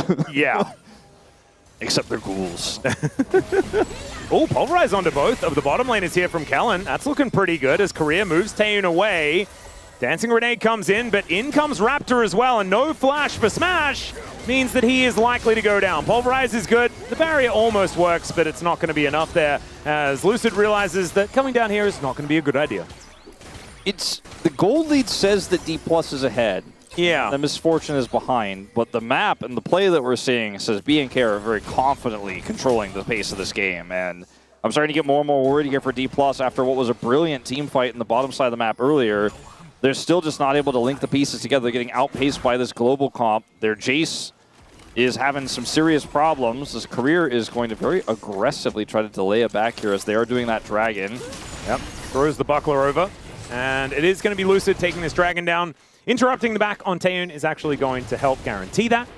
They will get double dragon. The only thing that's going well for D+, like on its own naturally, is Showmaker has built up a pretty significant lead without really any help. As this is Career going in for this play onto Kellen, right? This is going to be a long replay, so forgive us if we jump out of it, but Kellen has flash, and he buys so much space here with his ultimate. The Misfortune ultimate isn't very high value, though, and Raptor's still trying to send it with Vikla's return. But this barrier, as you mentioned in the play-by-play, buys a ton of space, and then this is not the kind of scrap you want to have. Like, this is unfortunately way too much damage here in this composition. The Alistar had already used all of his stuff, so I think maybe just letting one die and running away would have been smarter, but going back to this play here, Kellen's Alistar, he giveth, he taketh away. And this time he's taking away from D+, as we do see Raptor comes over here. Kellen gets his cooldowns back, gets the next knock up here. Smash tries to barrier, but this time the value is much less. You're right, Wolf. Kellen's Alistar is the nightmare of D+ Kia. Absolutely. Oh, no! Oh! Sometimes you have to do it. It's okay. B&K in a good position, right? They are down a little bit of gold. 1.2K is not a small margin at this stage of the game, but it's a Cloud Soul. Okay. And so D+ can be walking real fast. And Lucid, as this wandering lawnmower, is going to really benefit from a lot of extra movement speed, not to mention the fact that you can press Impale and then sprint out of there. This is going to be a dangerous D+ if they can continue stacking up these dragons. The issue is, it does feel like tempo vibes have been shifted around a bit, but have moved towards B&K Fearx despite where the gold is going. It's just the way that their composition, B&K Fearx are moving around the map with these globals and also just setting up a lot of the plays. Obviously that play on the bottom side didn't work out. It was a good punish from Career Crew, and it was a very close fight. A few, things go different there, and it's actually just a huge win for B&K Fearx, and they're now massively ahead, but they're still making the proactive plays, and that's the thing you got to do. That's what Raptor did in Game 2 as well. We're behind, but we're going to be proactive. We're going to find these angles. And that's why, for me, even though I feel like D+ should be able to take this lead and further it, not ready to trust just yet. Well, they are looking for a Rift Herald. Let's see whether they can gather that one as Clear is coming down, but maybe a little bit too late. Career, with his steadfast presence, is just going to be able to wander his way out of there, and Lucid also just over the wall. So highway robbery here for D+ Kia, now with Shelly in hand. We'll see what they can use that for, as first turret still up and available for either team. Yeah, it is a really scary prospect what happens in this game if... Okay, Showmaker here does have a Skarner coming down. Let's see. Okay, he's just going to do Krugs. I thought maybe they were trying to set up a really big play here. It is a scary prospect what D+'s comp could do with a Skarner and a Poppy if they get that mid-turret. As Pantheon, by the way, meanwhile... Yeah, they're looking to teleport in as well. I mean, they really just want to kill Shiv. He is put into the Ghoulie wall. He flashes out of the way. I don't know whether that is going to be enough to keep him alive. Vikla tanks up the turret. The bullet time is there to make sure that Taeun is going to stay alive, but the Rift Herald is going to mean that they will still get this siege if they want it. Career comes on over, and now... Oh, where are we going? Lucid just going to take this one towards the bottom side to make sure that they can get themselves first turret. That's assuming he can get past the wall, and unfortunately, they lost first he turret cannot. Also to the Yorick. Yeah, he managed to take that one down.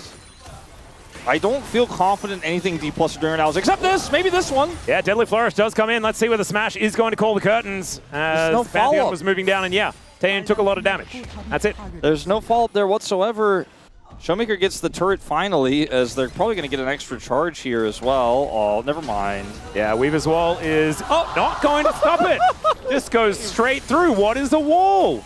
I thought before we did the series, when we do the thing where before we pull the standings up and you and I do a little bit of stake setting and talk about what we're going to get into, the thing I really wanted to say, but I decided not to say, was that I thought this series was going to be very funny. Because that's kind of like, Deacon's always like, oh, these teams, the game is always epic. It always ends up being very silly in a lot of ways, very close, very scrappy, especially with the playstyle of the junglers that was showcased on the pre-show. Feels like, in some ways Lucid's matured past his early aggression days, but it feels in some ways in this game that Raptor's aggression is kind of the right call. Yeah. And Lucid is just not able to make the same impact. I mean, look, they're both having a great game here.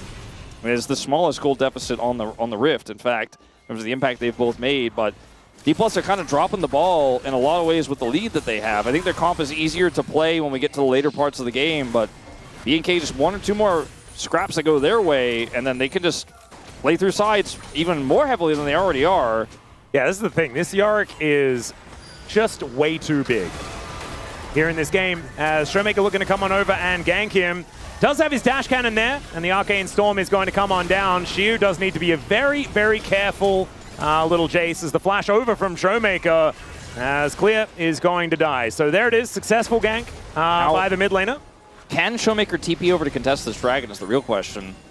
As looks like with their 2 Drake lead, their double dragon right now, they might just consider giving this up entirely.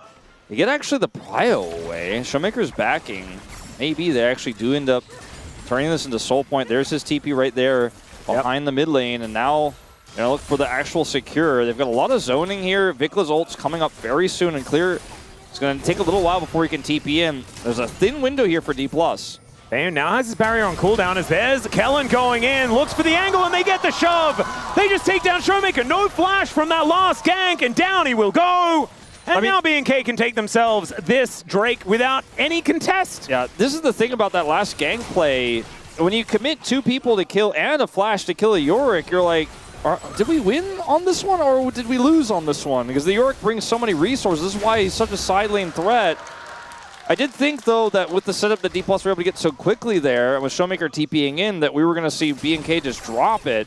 And then Showmaker just walks 1 step too far forward into all of this CC. Doesn't have the flash to get out of it. It's Kellen who sets it up again on this Alistar. Yeah. Look at Showmaker. He's walking forward here with a Death Ray. And then just kind of, I mean, he's greeting for some extra damage here in the neutral. And Kellen is just like, what? Okay. And he picks him up there, knows that Showmaker doesn't have flash. Yeah, the flash shove from Vikla was absolutely fantastic just to make sure that they locked him down, but Showmaker should never have been standing there. And the thing is, like, it's the small errors for D+, just the small ones. That might be why they lose this series, because they had such a great position in both of these games. Oh, Dash Cannon does stun Showmaker up as there are rocks on the ground. Gravity Field does come on through as Korea is rotating behind him. There's the ulti to try and get rid of Raptor, but it's going to miss. And the death rate comes on through. Very small wall there, but it's going to be Korea catching up to Vikla. Seismic Shove does nothing as Lucid shows up to finish off the play. It took a while, but they got him in the end. They did. Korea misses the ult, but has the flash play follow-up there to secure the kill. So a small win here for D+. Puts them back in the gold lead just slightly. It's a very close game in the gold regard. Yeah, D+ are ahead, but Clear is ahead. Yeah, that's a very good way of putting it. And Shiyu didn't have to blind pick Jace. No, he did not. He did not. I have concerns with it, and maybe what I should have seen in Career's most played Jace that at 3 and 6 was that he was definitely going to play it. and he also, but he never gave up, Wolf. He kept playing it, even though he kept losing. And this moment here, it looks like they're going to get away, and then Career says no. Flashes past Raptor and helps set up the kill. It goes over to Lucid, so it's a small win here on the Skarner. And Showmaker's backing. They're not going to get the whole turret or anything like that. They only got one more plate. And then here's the other thing that's happening on the other side of the map, right? Like we're talking about it, and we're not looking at it. But now we're looking at it and talking about it, and it's very relevant. Yeah, it unfortunately can hurt you. As the Ghoulies are just likely to almost kill him. They don't quite manage to do so, as now Showmaker moves on over another heroic charge in from Korea, who has parked himself in this top lane to just kill Vikla as many times as he can. Now, eventually, if Showmaker gets a lot of money here and we're trading turret gold between the Victor and the Yorick, the Victor's gold is going to be more relevant in 5v5 team fights because they do already have Double Dragon and they can look to set up for this next team fight here on either a Baron if they want to. I think we're a bit early for that, but more likely this next Dragon fight, the Victor's going to utilize this gold a lot better.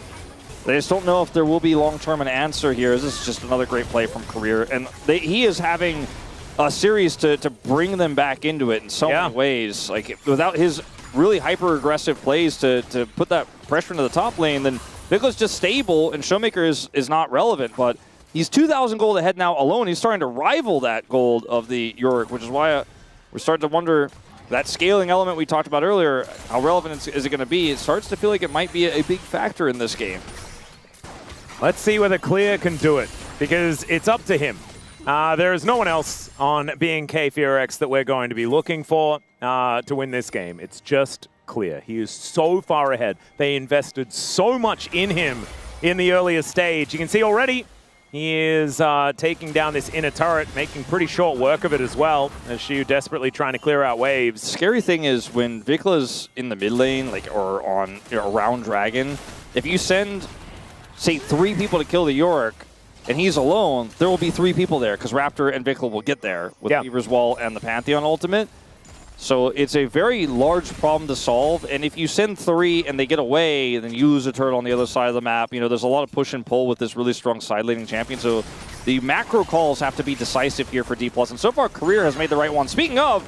Yeah, Smash. All right, is going to likely get walled off as it's Career that's in trouble. Does get flung back as Taeyeon's there with the damage. Got rid of the Pantheon, didn't get rid of the Misfortune, and down will go the Poppy. Good play there from Vikla to try and set it up. You see a TP from Kellen back in the mid. The Dragon spawns in 20 seconds, and Xiu is alone. Yeah, good sidestep there from Xiu. Able to get out of the way of the Morning Mist is now this Pantheon. Oh, he gets pulled back underneath the turret. Seismic Shove is there. A Showmaker just pops like a balloon. Clear throws his shovel down. The Arcane Storm was doing a decent amount of work, but Taeyeon and Kellen are now just owning this outer turret in mid lane. I don't know about this. This is a pretty risky call. All right, Xiu teleporting in, seeing whether he can find some value, but he's just wandering in with a hammer. And it's not going to do too much of anything. Jack shows by for Clear. This guy is large. He's going to be so difficult to kill. He's like, forget Hullbreaker. I'm going to be strong with my teammates and without my teammates. And, well, we have Dragon alive. And BNK Furex are trying to group here. Vikla does not have TP, but he's coming over fairly quickly, and they are wrestling this Prio away from D+. Yeah, Vikla should be able to deal with this wave. Is now Kellen looking for a bit of an angle. Just ghosting around for now as Clear looking to get rid of Lucid. He gets slammed into the wall. There's the Impale as well. Trying to block Kellen is Career, who flashes out of the way. The bullet time comes in, and Lucid, that is not the target you were looking for. He gets a big old shield and flashes away, and he's able to drive his way out of there, but I don't think they're contesting for this Dragon anytime soon. It's going to be pretty tough. See the Skarner does survive, of course, and we'll be able to get back fairly quickly. And with these low health bars, especially Kellen's, BNK Furex a little bit timid. Yeah, actually starting this up. Not going to be able to make that one happen. They don't have their ults, right? Vikla's getting his just now, but without bullet time, feels like the damage is a little bit lackluster into this level 16 Victor. And the Showmaker will get it off of this cannon here. This is a really, really tense moment because D+, with that Skarner back here, they actually have Prio. I think they should be able to secure this Dragon. They'll engage onto the Yorick, and you'll probably have a better time. Yeah. Clear had made his way back in with the teleport as well. That's a little bit upgraded with his quest completion as well. As now Xiu looking to rotate over, does manage to help collect Raptor, and out goes most of the team. The curtains have been called here for BNK as Taeyeon does tank up that last one pretty effectively with his shield, but it looks like DK should be able to get themselves soul point off the back of that one. That is a massive win for D+. They end up getting Raptor there, so there's no way they can contest for a smite, but they get so much control out of Career's ultimate that it is just a done deal. That's soul point. So go all the way back to this, which is the power of this side lane in Yorick. I'd prefer not to watch it again, but we do see Lucid comes over here, pulls Raptor back through, and then Showmaker. Yeah, that was... Where did he go? Death Chamber. Yeah, he looked like he got consumed by the Maiden. This was a really interesting flank here from Xiu. I think BNK just did not see it coming. They didn't expect it. They thought he was going to be playing a little bit slower, looking for poke, but he actually just looks for the burst there with the collapse from Lucid, and then at the same time, Career ends up hitting the huge knockback. So there's just no contest. Soul point goes to D+. And now we're looking at potentially a Baron as 3 items on this Victor.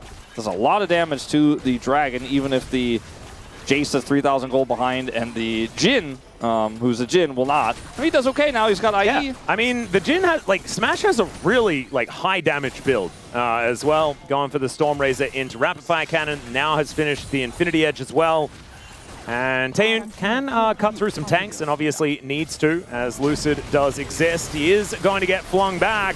Not looking that tanky right now, as Smash is going to rotate over. That Impale doesn't quite work out, as now Showmaker here a little bit too late. And they just only used the bullet time there. Everything else was just basic, the lockdown there.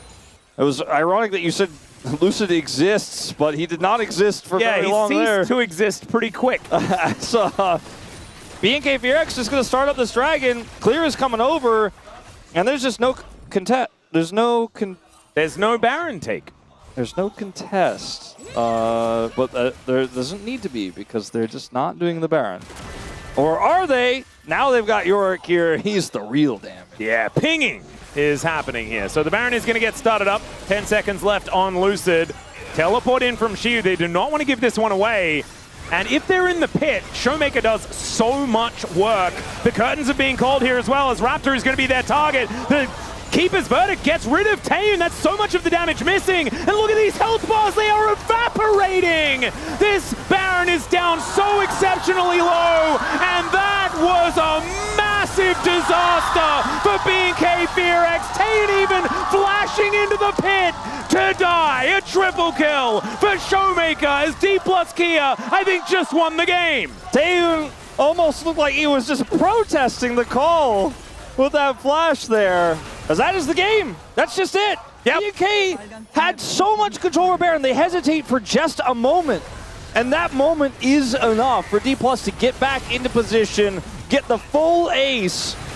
And I guess Resilience is on D plus's side at the end of this one. Can't call it a clean series by any means, but they are the victors in the end, and they got Victor on their squad. They certainly do. Kellen trying to be a bit of a hero here, but he's going to be pulverized himself. And the Nexus is exposed. Showmaker will get a win on his Victor, and Shiu somehow gets bailed out from that early laning phase. Like you say, wasn't clean, but a win is a win, and we are still putting a W in that column. And unfortunately, BK FearX are now locked into the Rise group. The last battle we have is this team right here about to take a bow, and Hanjin Brion for that last legend spot. It is so unlikely for Hanjin and Bria, but you know what I've been saying since it was also very unlikely about Give me the math, Wolf. weeks ago. Not mathematically eliminated, Atlas. Hell yeah. And look, it ain't over until it's over, and D plus Kia certainly looking a little shaky in that series. Lucid having a pretty good one on the Skana, all things considered. I think the main things that went wrong were the Jace. And I don't even blame Shiu for it. He just didn't need to be playing it. Yeah, I think when you look at game one, you're like, wow, which soul laner is going to get POM? And then you look at game two, and you're like, who the soul laners had a bit of a rough time. Then you go to game three, and you're like, should Korea get it? Yeah. I voted for Career. I was like, I don't know. He kind of saved the series. He played through Showmaker with his roams to the top side. His ults were insane. I think the crowd is voting Career on this one. Yep. There we go. Look at that. Justified. So I'm not the only one. Justice for supports, but for this support in particular, who's had so many great games, even his Seraphine game in the loss, looked really good. And it's just a bit of a shame that his Seraphine win rate doesn't really show us how good he actually is. Oh man, I'm looking forward to seeing who he's going to pick up the POM. I think it's a very, very interesting question. I mean, obviously, I think Showmaker is the other sort of choice you could make. His game one was so amazing, but that was such a long time ago, and so many of us have severe recency bias. So many of these fan signs are like begging for a D plus Legend group. You know, D plus Legend group, lock it in right now, basically saying get it as soon as possible because it was so similar last year. Yeah, and they suffered. Like they were the team that knew that was what they needed to avoid. They've actually said it in interviews more recently. They're like, the Legend group is all we're focused on, and we do not want to miss out on the higher quality practice. It's fun to see, and I just wanted to mention it briefly because all the fan signs are out there, how much everyone dreads and remembers it from last year and also is watching what is happening right now and fearing that history could repeat itself, as it often does with D plus Kia, and this win must mean so much because this is one of those easier strength of opponent schedule wins that you absolutely need to have here as D+. You're in such a favorable position. You cannot mess this up. And they almost messed it up into BNK today. It would not have eliminated them, but it would have made us ask further questions. But this set of plays from Career across the map, man, it's Poppy is game-saving. Such a game-warping champion, and Career played it beautifully. But this was an epic throw, Wolf. We have to say that. Like, this was not what you wanted to do. You understand, you know, they don't have a jungler. Taeun desperately tries to save the Baron. Obviously, he would have died probably anyway. So it does make some sense that they go for it. But Showmaker did a lot of damage that game. But look at that. Look at that gold It's a grab. heart monitor of a gold grab. Yeah, I think that this game was surely won by BNK until they did not play that Baron correctly. And there's a lot of lessons to learn from that, but they won't be able to learn them right now. And D+ fans are relieved, but they still walk away feeling like there are some serious issues. I feel like this happens with D+ all the time, though. They win, and you're not entirely sure why. As Korea will be able to pick it up. The justice for supports that you were talking about, Wolf, very, very impressive. And 2-1 and 16 in the victories as well, which is pretty dang impressive for the young player. And I'm just so glad that he gets it, because that Poppy single-handedly saved them the game. I think that's what everybody's thinking about. The crowd, again, when it was announced that it was him, so loud. Oh, yeah. When he did the pose, when he did the ceremony, so loud. They're so incredibly hyped to hear from him, you have to think, especially because they didn't get to hear from him after his amazing Seraphine play in the loss last week, which we've seen a lot in Mad Movie, of course. Yep. So everyone wants to hear from the young gun who has really turned D+ Kia around. We were like, this guy's so young, he's not gelling with the team. D+ Kia might be held back by him. And now it's a completely different story. Yeah, we were actually a little bit worried about it, but now it's time to hear from the man himself. So let's throw it on over to the interview. Thank you very much, guys. This is Year for the POM interview translation, joined by Career on the side of D+ Kia after that intense series where they took a 2-0 victory. With your victory, you just defended your 5th place and also clinched your spot en route to MSI. How do you feel? You know, I expected it not to be an easy match today. But I'm really happy that we were able to get a 2-1 victory. And this is your first POM career. How does that feel? You know, I expected Showmaker to get the POM, but I'm just really happy that I'm able to get one finally. And it looks like in Game 1, you guys went for the Caitlyn Karma comp. So what was your thoughts on the matchup? You know, because we have the edge with this comp, we should have done better a bit, but because we misplayed, you know, our laning phase didn't go as well as we wanted it to, but we were able to get on the same page and just win through macro. And after Game 1, Smash sounded a little disappointed. So what do you think happened? Actually, he was having an issue with his mouse, so that's why he mentioned that there were a lot of mistakes that he made in the laning phase. So what do you usually tell him after something like that? I actually told him, yeah, despite that, you did really well. Game 2, D+ Kia looked good early, but the game quickly turned into a loss, so what was your main feedback? In Game 2, yeah, we had the advantage, but from that moment, we ended up making a lot of mistakes. So I think this is something that we had some quick feedback on, and we just tried to apply those in Game 3. And in Game 3, Showmaker blind picks Victor, so walk us through that strategy. When it comes to the Showmaker, he's so good at playing Victor.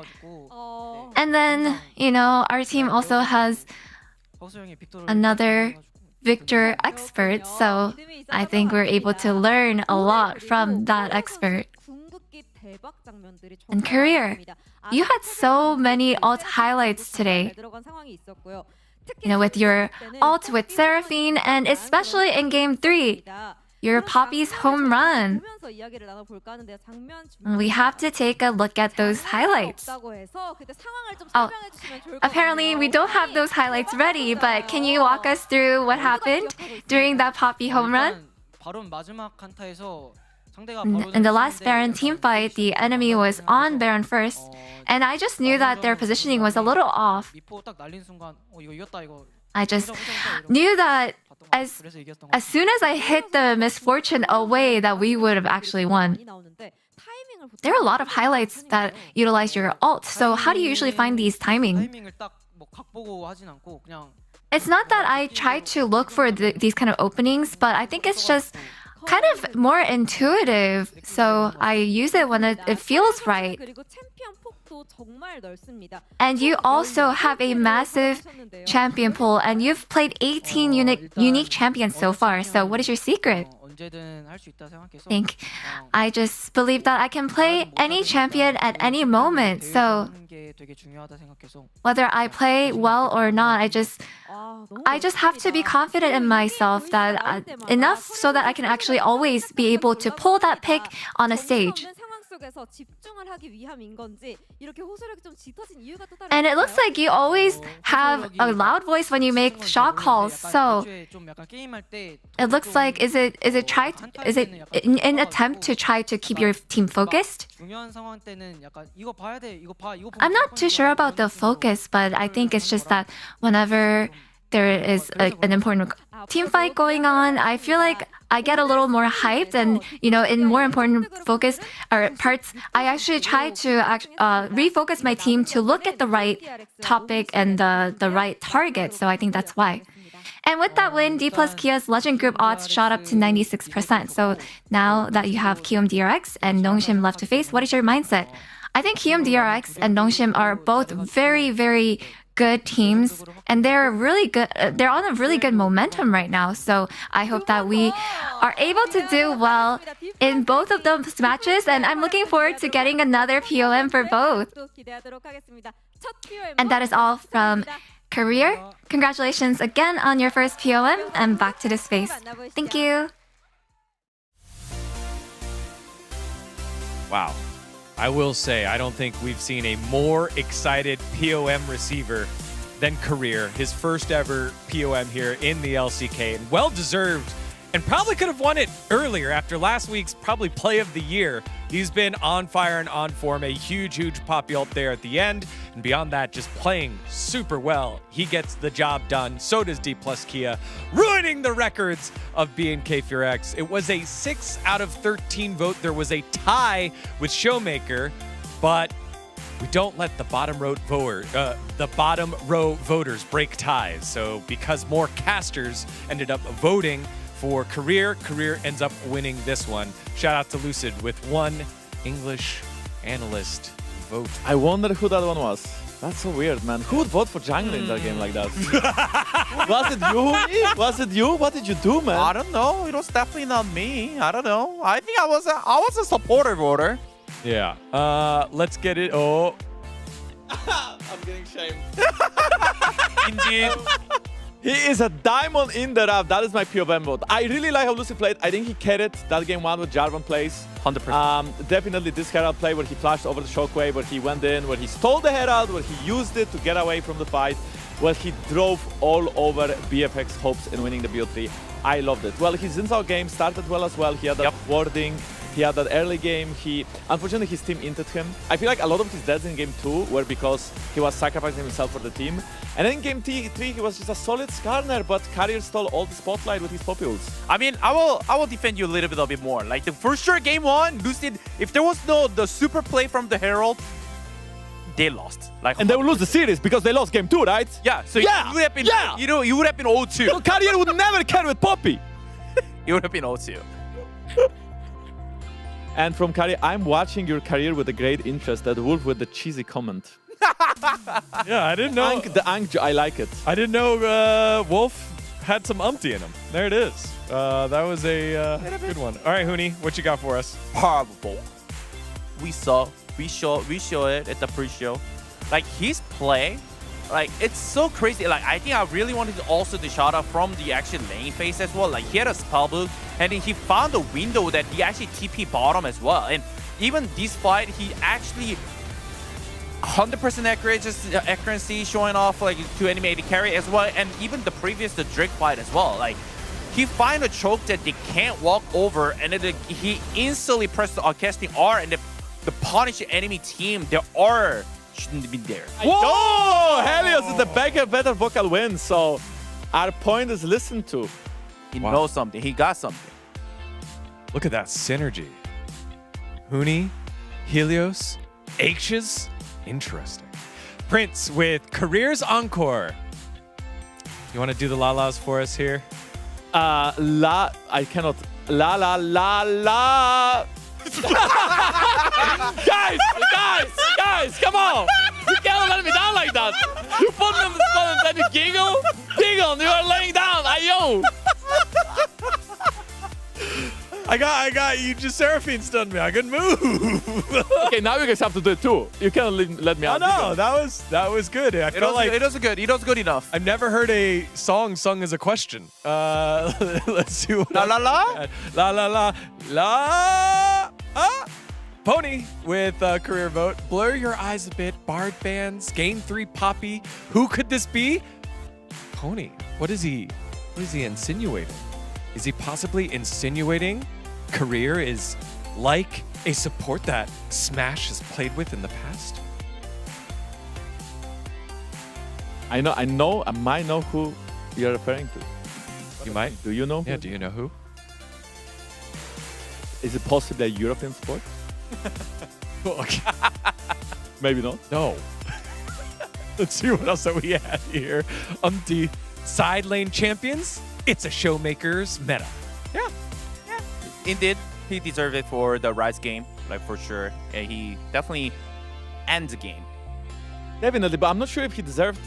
I mean, okay, he played a solid series today, but I didn't really see him like all over the map when he was, for example, playing LeBlanc. Like he's and also Victor. And also, like no, Victor was solid. It was just solid, but the LeBlanc was like, happens. I'm not used to that side of Showmaker. I feel like normally when he plays LeBlanc, he really steps it up. Punishing. Just like what these Pred standings are going to do after this week for me. Yeah, the BNK Pred not so good. They do get dropped down to the Rise group and behind Kiwoom DRX. It does mean, though, the bros are still alive. There is still a way. There it is. Good job, Diego. I don't feel bad about this. They were winning until they lost, and a lot of the time it's D plus Kia that are on that side where they're winning until they lose and break their hearts. But Kellen used to be on that D plus roster, and now Kellen's on this roster. Maybe I should have said Digon, time to play more League. Oh, you gotta step up your League knowledge, Digon. It was clear from the start. I guess like they were actually losing until they were winning, and then they were losing again. All right, thank you for the deep analysis there. that's what they paid me for. So. All right, that was the Saturday Showdown. A great best of 3, but we're not done with the action on this Saturday. It is Nongshim Red Force against Hanwha Life Esports. Don't go anywhere. You're watching the LCK.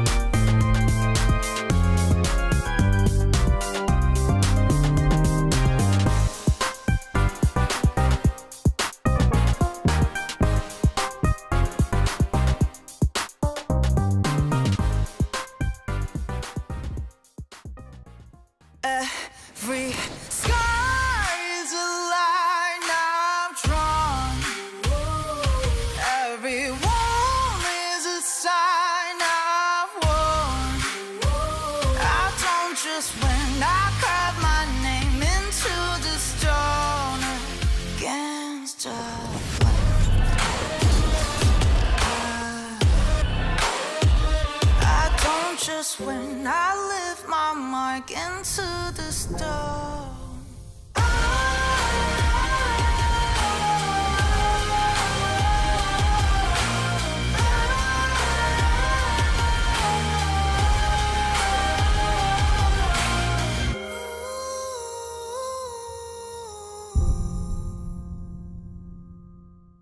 Now, if you're interested in this, all of you at home, make sure to check out the survey on the LCK Twitter. As we move into our second question, we asked 50 participants, what is the best Ari skin line?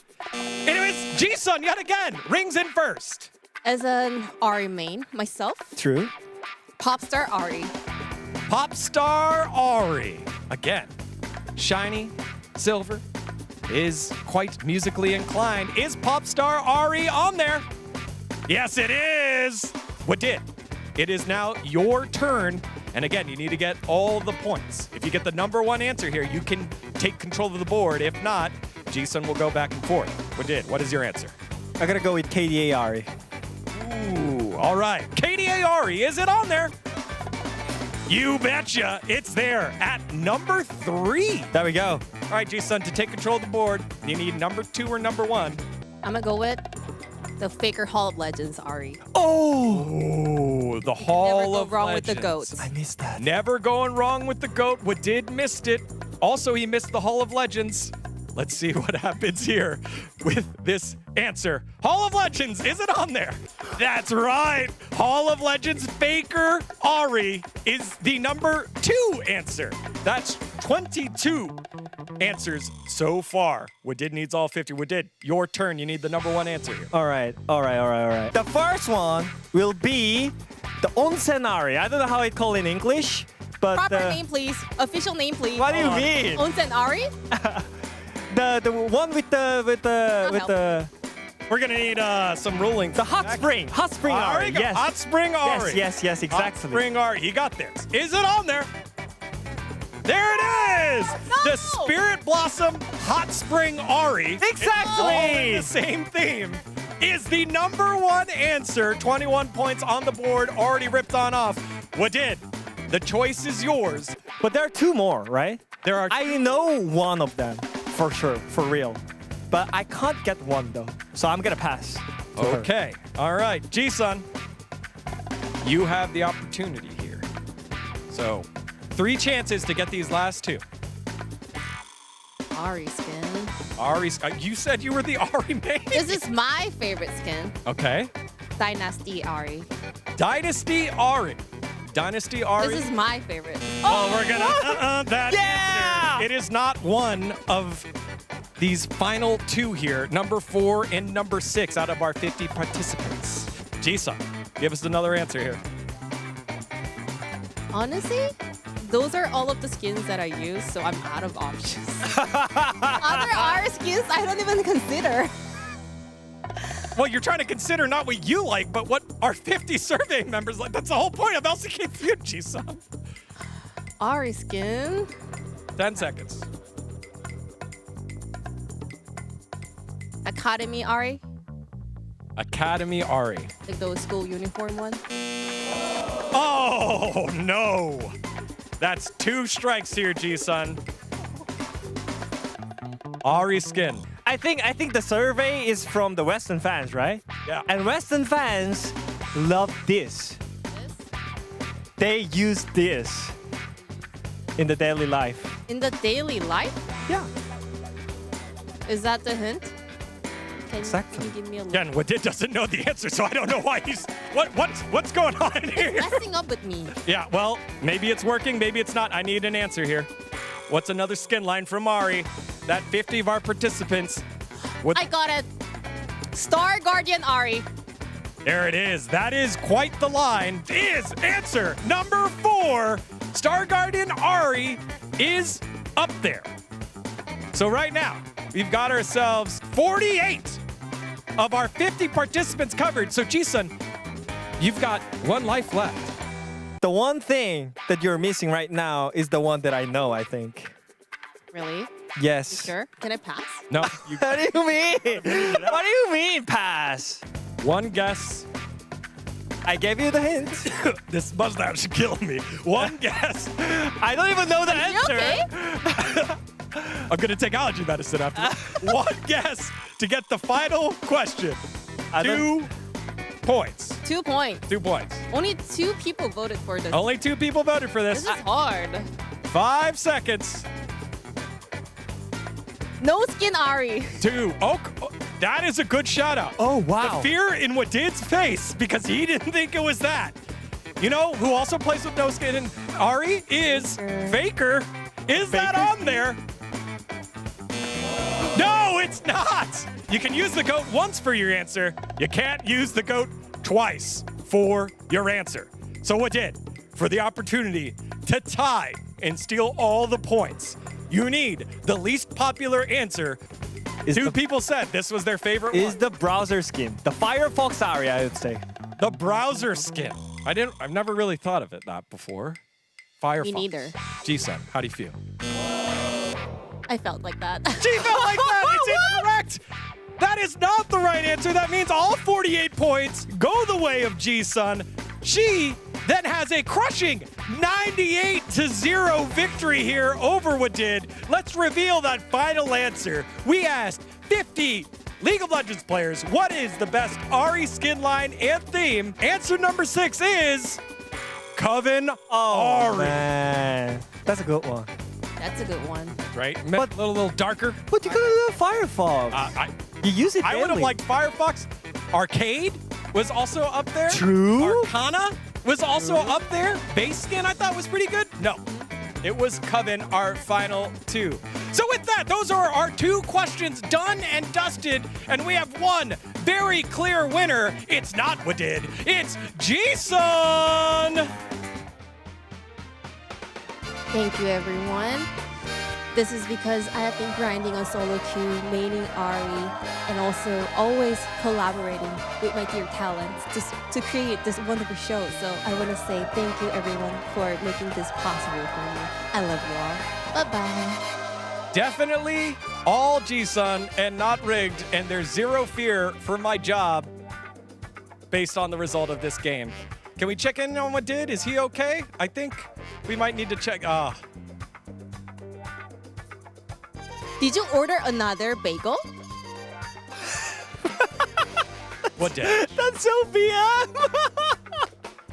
All right, you know, I thought I know better than Ji-sun about like Western culture because I was there for like almost 4 or 5 years, but I guess not.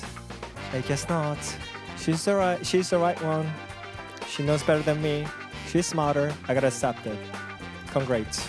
Well, with that closes out our first episode of LCK Feud. If you all at home think these answers are bogus, you have the opportunity to participate. Head on over to the LCK Twitter and fill out the next form, and you can be one of our participants here on LCK Feud. Again, you survey, we play. This has been LCK Feud.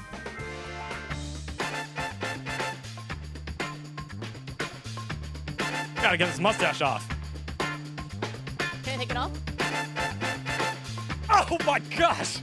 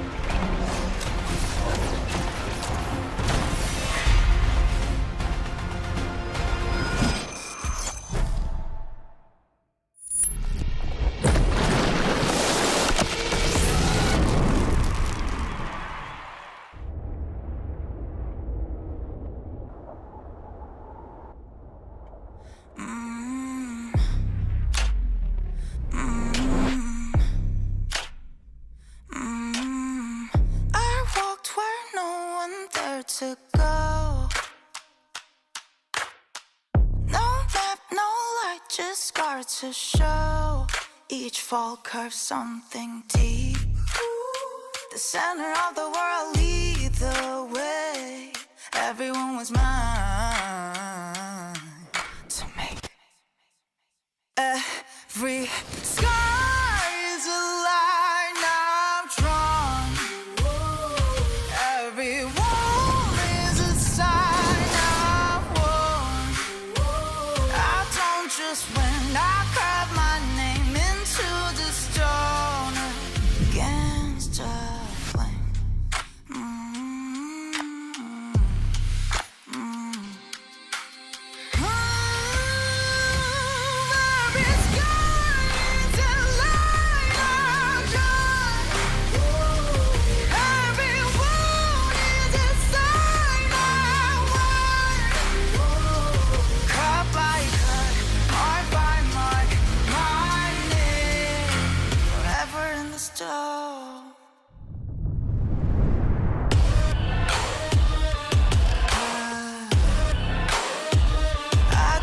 Just when I lift my mark into the stone.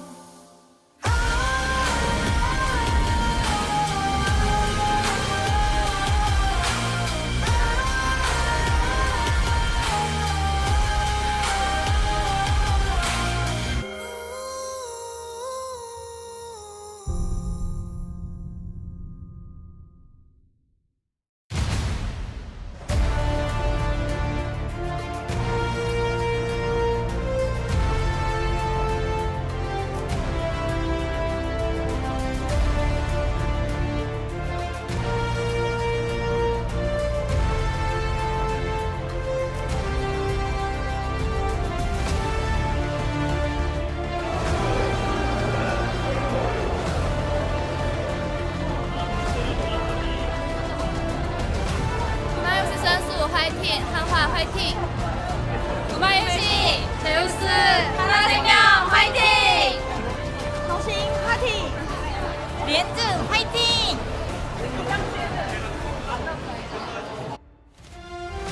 Welcome back, ladies and gentlemen, to LCK 2026. I'm Atlas, joined by Wolf. Together we're Wallace, and we are ready to bring you the second series of the evening. Nongshim taking on Hanwha Life Esports. Now, this could be one-sided, Wolf. However, Nongshim are coming off a win over BNK FearX if we look back to the road to EWC. Back. You know, and in theory, they have been moving towards synergy. Opinions. Yeah. That's, and not even necessarily one that I'm all that confident with, because we felt like they'd won the trade, Wolf, but it then didn't really look like it. I just think that there's a lot of things that are slowly coming together here for Nongshim. But the fact that they took Lehens out for so long, now he's back in, means that there's some rebuilding to be done there too. But they looked, in my mind, a lot better with Lehens on this lineup. They were at one point contesting early on this season to be on the left side of the bracket, right? West side, Legend Group. Now relegated to Rise already, so they've already lost what they had last year. And they're sitting at 4-11 on a 9-loss streak. Yeah, there's only... Like, they're behind QM DRX now. BNK as well passed them. Yeah, there's only one team beneath them, and they're beneath everything. They're almost beneath themselves last year, which was also a bit of a disaster for the DN Freaks back then, now the DN Supers. But a 4-11 is not exactly what you're looking out for here, as Lehens going to be the third support to reach 500 kills if he gets 7 in this series, behind the GOAT and the GOAT. It's great that like he and Beryl are right next to each other, like Destiny has always preordained. Yep. Keria first in support kills should be a surprise to no one, but Lehens will eventually pass Beryl, likely this year, as it will likely be his last year as a professional player as well. As we do have 2 players approaching their LCK milestones. Zeus close to 2,500 assists. Gumiyushi will reach 500 games in this series no matter what. These are the 2 guys together in the opening. The ex-T1 players rejoined on Hanwha Life Esports, both looking to help propel this team to that solid first place. Let's see whether they can do it as they make their way out into Lowell Park here today. 12 assists for Zeus, and as you say, Guma is likely to hit that milestone, and by likely I mean guaranteed, because there's definitely at least 2 games. It would take a game postponement. Yeah. For them to not get it. Full cancellation. Or he gets ill during the first game and cannot play the second one. And That's actually, honestly, that's the most likely of the situations we put forward for him to not get it. Yeah, although subbed out. Still highly unlikely, as we know. Well, his support, you know, is not Delight. It's not Delight. No, So, as we I just didn't saw. know, it surprised me as well. Yeah, we are bluffing once again. I'm not. It's really bluffing there. Oh, right. Okay, sorry. Wow. It's not Delight, for real. Like, if you guys weren't paying attention, you might have seen a glimpse, but Delight is definitely not making it to 500 kills. That is not what's happening. Not this time around. Lehens will beat him to it if he gets there in this game. That is a guarantee. So, last time around, Delight was here in the arena. I haven't actually myself been able to see him today. I would hazard to guess he probably is here again. Yeah, I haven't seen him either. But I didn't see any of the Hama players before their walkout, so it's not that Delight was missing. I just hadn't seen them. I just did not cross paths with them. But my point is I can't verify that he's here, but he's probably here. And they didn't sub him in last time because Bluffing had a pretty good series. He did fine. Like his Nautilus in particular was very bold, very selfless at times, sacrificing himself for Hanwha Life to get the win. And I'm not still 100% sure if I understand the choice of playing Bluffing, but it's so far 100% success rate. Yeah, and look, it wasn't necessarily about him, but like you're saying, didn't cause any problems. And so maybe that means that he's part of the success story. Delight wasn't exactly having his best season. I just don't know whether he was necessarily having a sub him out season either. I don't think so. That's where I was at. There's a lot of ways you can use substitutions to refresh a team. Give a player who might be burnt out a little bit of a time to kind of refocus and learn from a different mindset. Like, if Delight is here, like he was last time, he was in the coach's booth, so that gives him an opportunity to sit down with everybody, listen to the comms, and see how things differ when he's not in the picture. And sometimes that can make you feel incredibly confident, like, wow, they need me. Like, it's a little different when I'm not there. It could also make you feel like, oh, their approach is a little bit different. I can learn something from this. So there's a lot of different takeaways you could have. It's probably a little bit uncomfortable for him, no doubt, as it always is to be subbed out. But unlike Lehens, when he was subbed out, he's not playing in Challengers. They didn't send him down there, all up instead, as Hanwha Life Esports has a very robust Tier 2 and Tier 3 system. Oh, yeah. And they have a lot of rookie talent that they have in their academy system. But let's see what it looks like today with Bluffing and Gumayushi, as things were not completely smooth sailing last time around. No. But they've had 2 relatively weaker opponents for Bluffing so far, so maybe expecting again with Nongshim struggling right now, it's a good way to give Bluffing more experience and also test this theory. What the theory is a little bit unknown to us right now, but it is a theory of some kind. It worked against BNK. They got the 2-0 on Thursday, as Dandy, the ex-coach of Hanwha Life Esports, not going to be alongside them this time around, seeing whether he can get some revenge for round 1, where things didn't necessarily go as well. And Nongshim, let's see whether they can get back on the horse as well, because this roster, now with Diablo, like, as far as name power, is just, like, it looks really good. Is it a super team? Well, that's the thing. It's like a super team and Sponge. Yeah. It's kind of what it feels like. But a lot of the season, it's felt like Sponge was the most super of all of them. Yeah, and that's part of the issue that Nongshim have been running into. Let's see whether they can deal with it as we get into the draft here for game number 1. Hanwha Life Esports will be on the blue side, but first pick will go over to Nongshim, and they will be taking away the Orianna. No weird experiments like we saw in our previous series, and the Varus and Karma both going to be dealt with as well. Is this going to be a Rumble ban? Are we going to have normal bans? I think so. I think it's going to be normal bans. See whether it does actually happen. We still need them to find that Rumble button. It's King no of Zeus. You have to ban no Rumble, trickery, right? no silly trading. Just playing it very normally here. I think there's a little bit of wiggle room for Nongshim Red Force on red side here. Okay, let's see Cassiopeia first to ban, like, Jarvan, for example, away from Kanavi if they don't want to pick it first. Just because Kanavi is the best Jarvan in the LCK, and that is what they decide to do. A lot of teams do this against Honda Life Esports, kind of like Carrier's Bard. You just don't let him have it. Yep, it's one of those rules. And so this should theoretically be a Rumble ban, but it could be an Ashe ban or something like that. Lucian, like the Ezreal that we've seen be very highly prioritized, and they could let the Rumble go through, and that is exactly what they're going to do here. Zeus, I imagine, is one of our players that are very happy to play into the Rumble. His Cassante is something that he is always very good at, and we've seen this get through so many more times because the answers are now there. Yeah, now you get to have the counter pick for Zeus early in the draft, as well as... Like Vel'Koz. Just a great answer to the Rumble. Maybe he's looking for the Vi button, but I don't think so.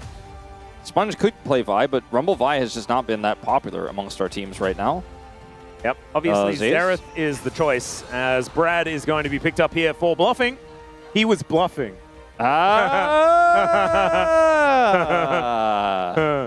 I didn't get to cast bluffing last time, so I'm excited for what yeah, neither did I. I jumped on the train early. Now that you had your turn, yeah, most people would think we're probably just done right there. But we got a whole best of three.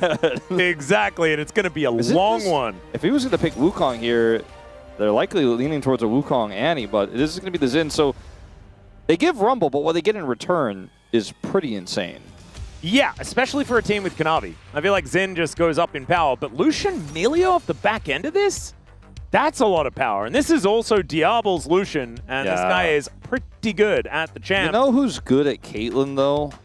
Oh, there he is. That was it. It's him. Oh, it's right there. The camera guy knew. I do feel like Caitlyn Bard can be a pretty strong matchup here into the Melio Lucian.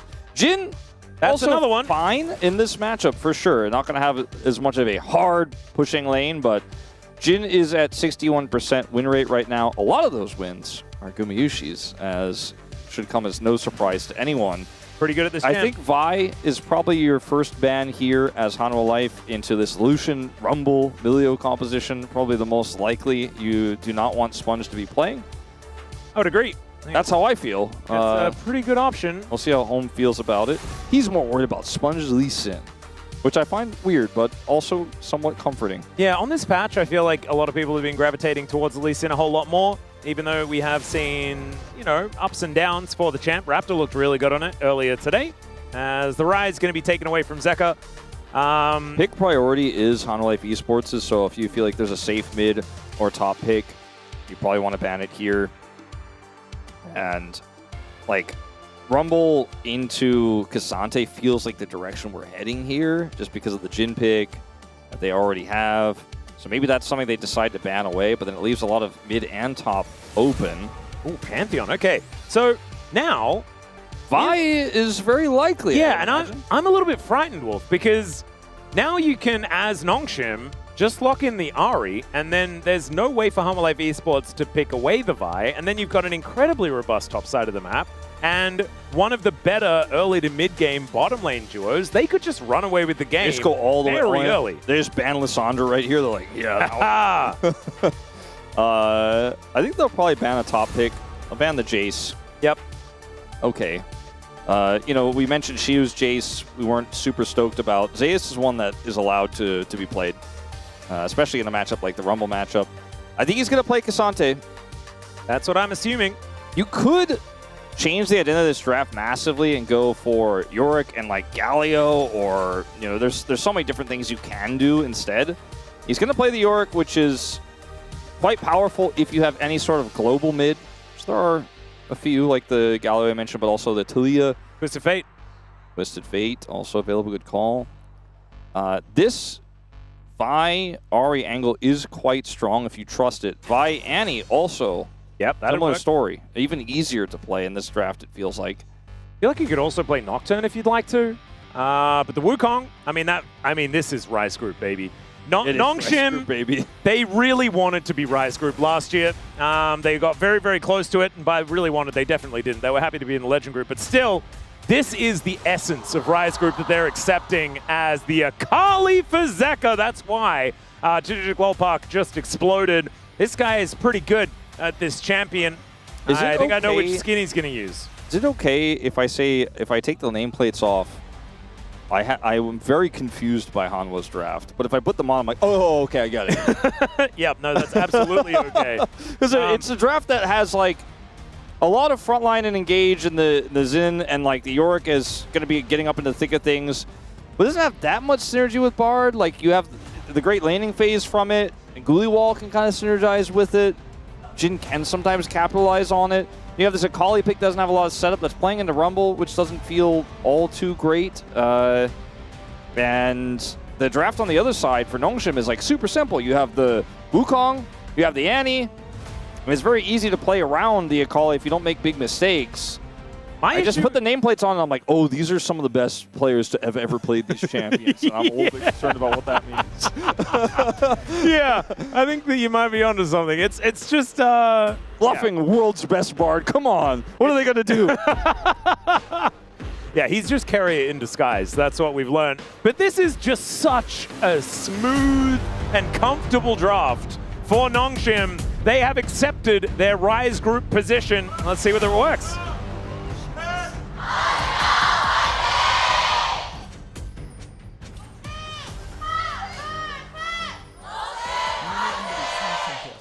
Wow, that Hanwha chant was explosive. But here we are. Welcome, ladies and gentlemen. We are onto the Rift for game number 1.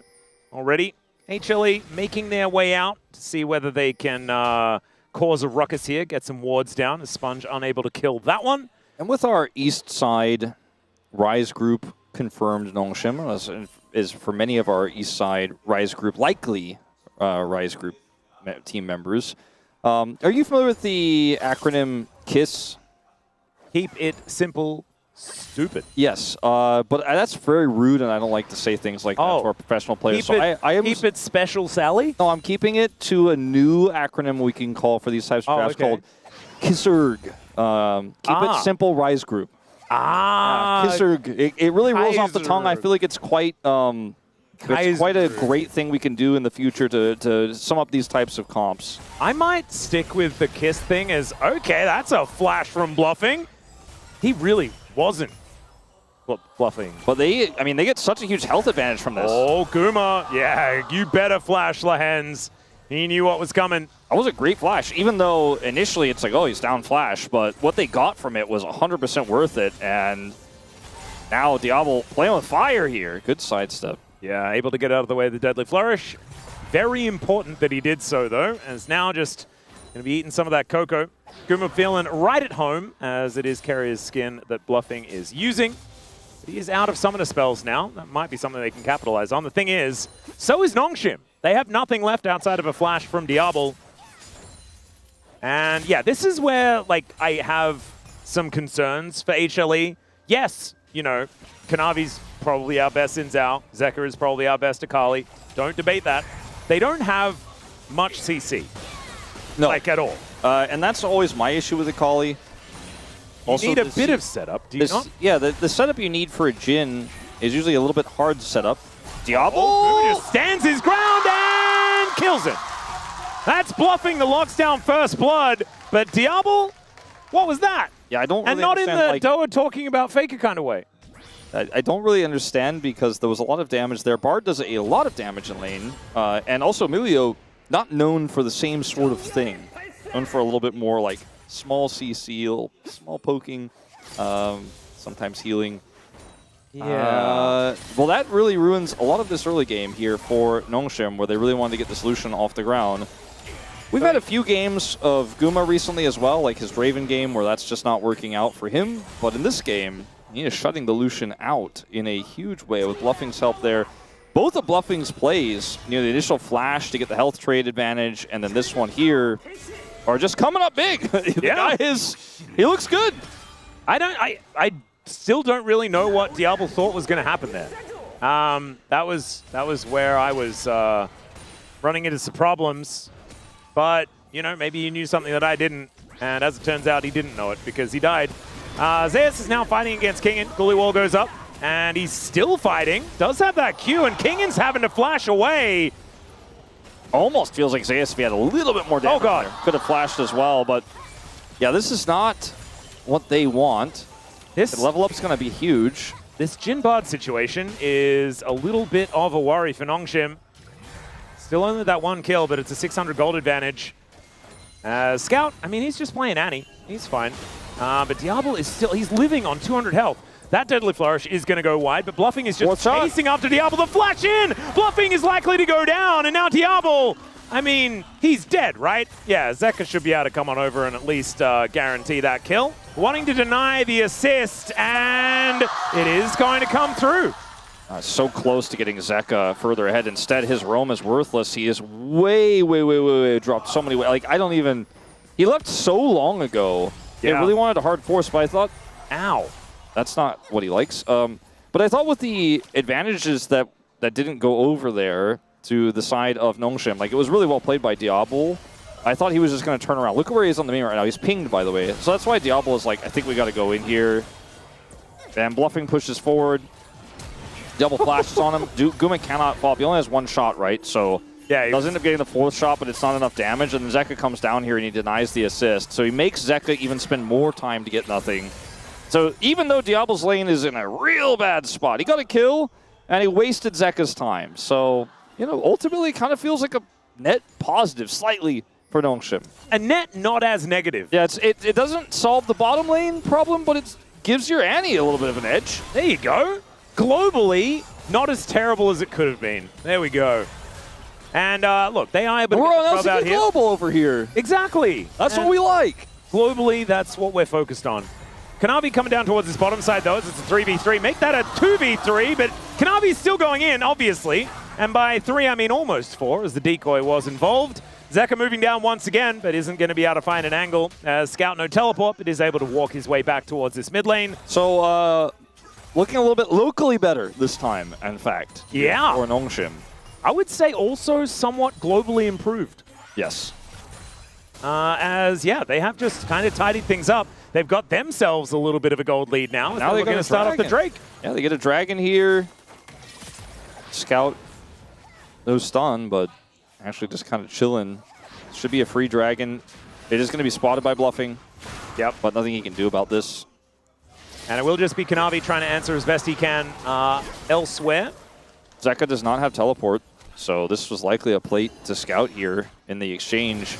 And he's so far ahead. Zeka's roam really cost him big in this lane. As you can see the difference in items here. Yeah, and it actually reminds me of what happened to Showmaker in our last game, right? Oh God, Zeka could almost just be dead. Oh, it's a 2v1. I mean, it's not very fair. Tibbers and Annie. As now Kanavi going to walk down the red carpet. Yeah, he's pretty famous, but that's going to do a fair bit of damage. Does have to use the Crescent Guard in order to keep himself alive. His Sponge. He wanted to find an angle there, but does not quite get it. When becomes lightning to slow him down. Such a classic Kanavi. Things aren't going well on the other side. I'm going to take their Krugs. Yeah, and he took their red as well. He was making sure that he punished Sponge for taking that dragon. As King in, dealing with the Maiden here. As Zeus is not afraid of anything on this yard. No, and I don't think he should be yet. Or ever, maybe. Yeah. Oblivion Orb tech is kind of cute from King in. Yeah, no, we've seen this a few times. It does feel really nice into Yorick. Can allow you to have these more extended trades without just getting out-sustained. I look at this game state now, feeling like... Sure, okay, Kingin? Flash Ghoulie Wall from Zeus. As Wind becomes lightning, Kingin becomes dead, and HLE become in the lead. Well, you know, it's Kanavi, so you think you're done with him, but you shouldn't because he's never done until the job is finished. And so he comes back and gets the kill there on the top side. Well, I was going to say right before this that I felt like the game state really favored Nongshim's ability to get this Lucian online and have a power game in the power phase in the mid game where they're getting this Lucian through the mid lane, putting the harass on Guma. Uh-oh. Well, let's see what happens here. Zeka is down here once again. The fadeaway culling. Zeka is going to be denied, but Diablo, let's see whether he can get out of this one. The alcove, he cannot jump out of that. As never mind. They're going to turn it around. The teleport in from Scout, and Sponge is on his way down as well. Zeka's hit by a bear, and he wants to desperately make it to the turret, but he's not going to be able to do so. Diablo is going to live, and they're going to take some plates for their trouble. And Guma is not going to be able to farm right now, as, well, maybe he can actually get to that turret. Bluffing does not have level 6, as we're going to see another equalizer here for Kingin. Not my favorite. That was kind of weird. Do we have Huni? Huni will have some opinions about that, I think. Yeah, I was wondering whether he's like sitting on the space or anything like that, whether he could give us an expression or two. Because it was not my favorite. Yeah, I'm not always like 100% on board with space pips, but I'm down with it with Huni in this situation. But watch this kick from Lehens. Watch Zeka tries to flash it, and he fails it. Lehens gets him with the kick. Well, Zeka was 100% predicting that, but that's one of the big difference makers here because it buys just enough space for this teleport here. It's a turtle port from Scout to get down. He has the stun. The bear drop is real, and Sponge is just kind of calculating whether he needs to go in here or not. Does ultimately go in, but doesn't use his Cyclone, and they help pick up the kill. So he's not here. That's how he feels about it. That's actually how he feels about it. I think that's pretty accurate. Yeah, I think he probably was too disgusted he needed to go and you know, buy a drink from the vending machine or something like that. I can just imagine Huni's voice. It's not for the ghoulie wall. It's not how you use it. You cannot burn the ghoul. It doesn't even work. Yeah. In Zelda it does, though. Isn't fire actually pretty good? Yes. Never mind. Sponge going to have to flash out of said ghoulie wall. And there's the Cyclone that he saved earlier. Throws down the Q, and that is a dead Zeus. Wolf, do you remember sometimes the Rise tech works. Do you remember that game we had earlier today where I was like, this one team has a comp that isn't really a comp, but like they really like the champions? Yeah. I feel like I'm just watching that again here. And the other team has a real comp. And the other team is Nongshim. And, okay, Scout may have to flash. Yeah, Kanavi still exists. No, he got the stun, though. There we go.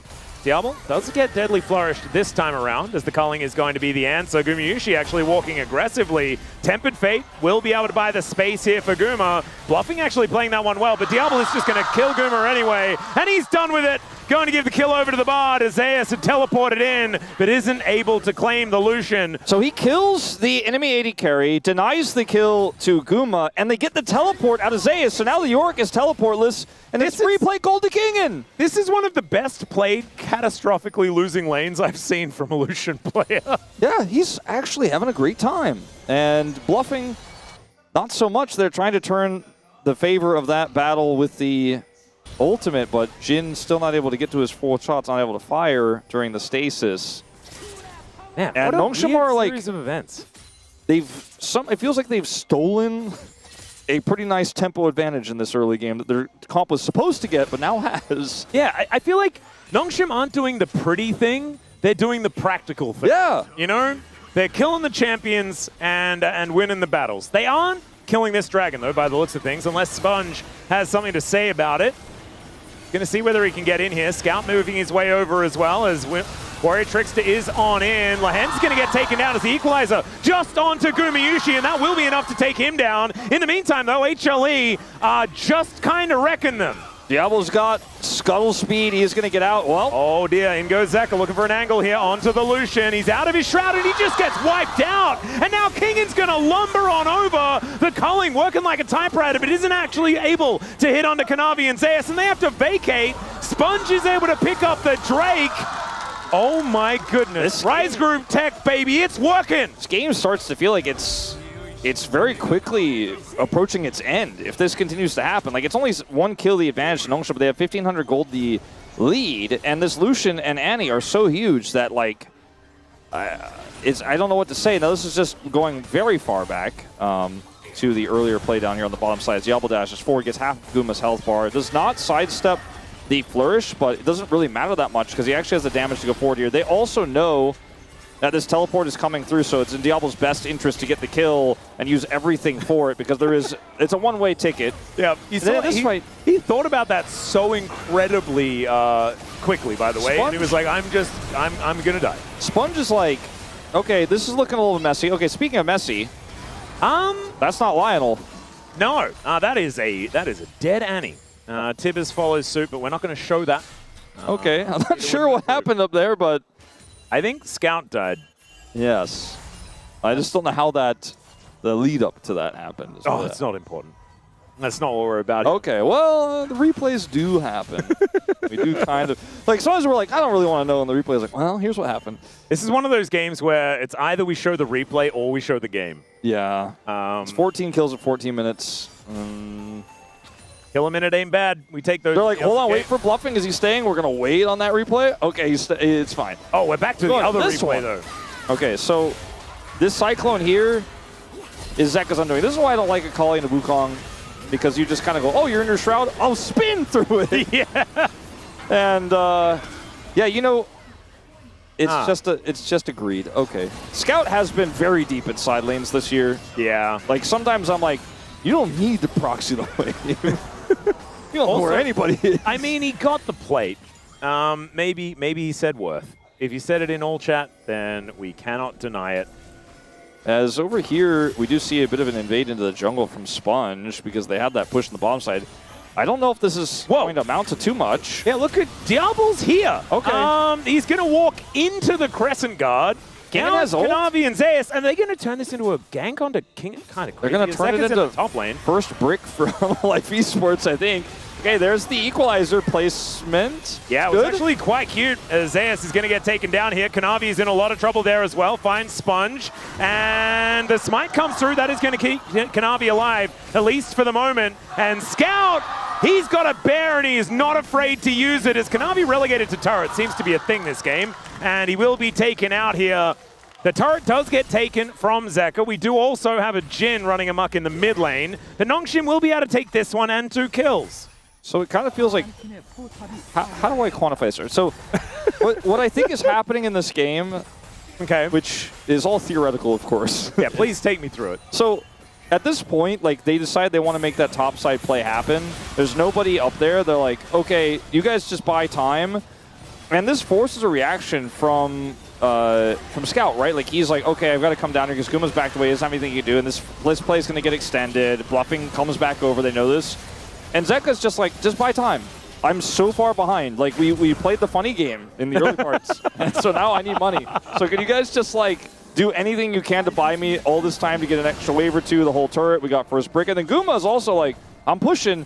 And we've seen so many HLE games where their early game goes a little bit awry.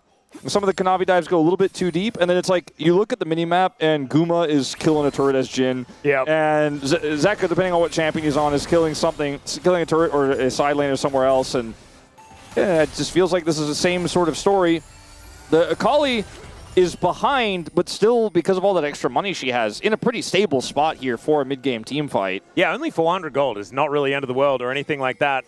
Scout is still going to be very strong and does have his Malignance now online, but with the Gunblade, I don't know whether Diablo is exactly going to be the safest Lucian on the map right now, although he is the only Lucian on the map, so I guess he probably always will be.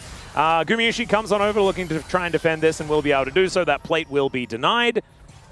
And there is now a dragon coming up in 27 seconds time. I think that's probably going to be the next thing that we're looking out for, but HLE were able to take the Rift Herald, and so Kanavi can throw that one down and will do so immediately. He's not a man to waste time, is he? No, not really. He is going to come over here and set this one up. They're going to see a defensive TP here from King, and all right, I think they're going to try their best. Oh, Sponge is getting over here. Magical Journey not going to be taken. That's an equalizer. It is. It's right there on the ground. At least that's what it looks like. Yeah, thanks, Wolf, for the confirmation. I wasn't entirely sure because it was weirdly timed. And weirdly placed, but they got the prio from it. It's not going to have any combat power in the Dragon, and they're spending a lot of time. And how Life Esports is just out macroing them again, and they're going to make first turret into second turret in the top lane, and now they've got TP. Teleport. Okay, so Zeus manages to take the turret, like he was talking about. Brings the Maiden down here as well, as Nongshim setting up on this one. There's a flank angle from Zeka as well, as Bluffing takes the world's shortest Magical Journey. And Zeus' health bar is gigantic with that extra shield. As Deadly Flourish connects onto Scout. They're looking to try and peer in for any vision, as the curtains have been now called. Let's see whether Kanavi can get on over here as Zeka turns up. That's going to be the secure of Soul Point, but Zeka gets in, and the perfect execution takes down the Annie. The backflip is not going to be enough, but it's Diablo getting so much of the damage down. Will get stunned up here as Gumayushi is trying to keep himself alive. Kanavi's very dead though, and Diablo is on the warpath. No Ghoulie Wall will stop him, although that one, it did a pretty good job. I think he's still in prime position to kill Zeus here, although... Yeah, Morning Mist comes down, and there is the Ardent Blaze. And he will be able to pick this one up with a Light Slinger. There it goes. Diablo 7-3-3 after that early game. Yeah, he's pretty good. We knew it. We've always known it. But with this comp, it gets pretty simple. Speaking of simple, I think On Life Esports wish their comp were, because it's very tricky. They start off with a Jhin ultimate here. They're trying to push on the Scout. And then look at this collapse attempt from Zeka. He gets the kill, escapes, but the rest of the fight is in tatters because they're just walking into a choke point to Kingan's Q. He does so much damage, then puts up the shield and takes Kanavi out of this fight. And now they're a Jhin comp. This is my favorite thing to say this season. Every time On Life Esports lose the Jhin fight, you're like, well, Guma's positioning was great, but he can't do more here, actually. He did everything he could have in that fight, and they're just going to lose it. It's 1,500 gold now behind. And it's not the end of the world, Wolf, but there's almost a Mountain Soul. It's like the comp that has great team fighting power and a little bit of side lane pressure with the Yorick is just not team fighting well, but killing all the structures. But eventually you will need to win team fights, especially now that Nongshim have 3 Dragon Mountain Soul point against you. You have no dragons, so you're going to see some better team fighting. It's very difficult, though, again, with this comp that wants to do a little bit more side laning and pushing that way with this Yorick. And it's a multi-threat comp out of Nongshim as well. They have 4 champions that do decent damage, especially when Sponge is as fed as he is, right? He's 8 KDA right now, looking real good, and 2 items completed. So he is a real threat. And HLE, I don't think they'll be able to out-damage them if they get a Mountain Soul in this game. I just think that, like, for Zeka, if he dies because he's pushing up too far, then the fight is over every time. But if he, plays it like he did last time, but Kingan is melting all of Kanavi's health and Zeus' health for free, that also can't happen. And there's just a lot of things that can go wrong in team fights, as we saw there. Zeka is in a fine spot, technically ahead, but it's not like he's the one who's sitting on 4 kills, 5 kills. It's not like he could just carry this alone and just delete Diablo. Diablo actually might kill him with how big he is when he goes in, so he has to be very careful. He needs follow-up. Like, bluffing needs to be getting into the thick of things. I think they really need to, as best as they can, figure out a way to draw Sponge away and then kill Diablo. I know that sounds silly, and like, how could that happen? But they need to sort of figure it out. Maybe using Zeus in the side lane pressure could pull the Wukong there to try to get a gank, and then they make something happen on mid with Kanavi instead. Something like that, I think, needs to happen if HLE are going to get back into this game. It's only 1,200 gold to lead, but there are a lot of problems with their composition. It's not easy to execute, as here's a TP from Scout behind. All right, looking for that angle. Oh, man, Sponge is so ready for this Cyclone. Throws it out, and Kanavi, I mean, this is a Dusk and Dawn build. He's not tanky at all. The culling is going to be thrown down preemptively, but Kanavi healing up so incredibly much. He gets out of the way, and the curtains, they've been called as well. Diablo's able to take down Zeus, though, and Zeka is soon to follow. Lahen's just healing everyone up, keeping them away from death's door. And Nongshim will come out ahead, even though it was looking a little more difficult than I expected. Yeah, it's very tricky for a Scout to get the multi-man stun there because he doesn't have vision, but he knows where they are, generally speaking. And Kanavi becomes the presented target, as we're going to have to go into live, though. Kingan's getting collapsed. Oh, dear. Yeah, Kingan might be able to take Kanavi with him, and he does! All right. That was pretty clean, as now Sponge is just going to... Well, I guess you don't need me. As they do go 1 for 1. That's pretty unfortunate timing. I mean, Kanavi will be up, but he's going to have to run straight to this dragon.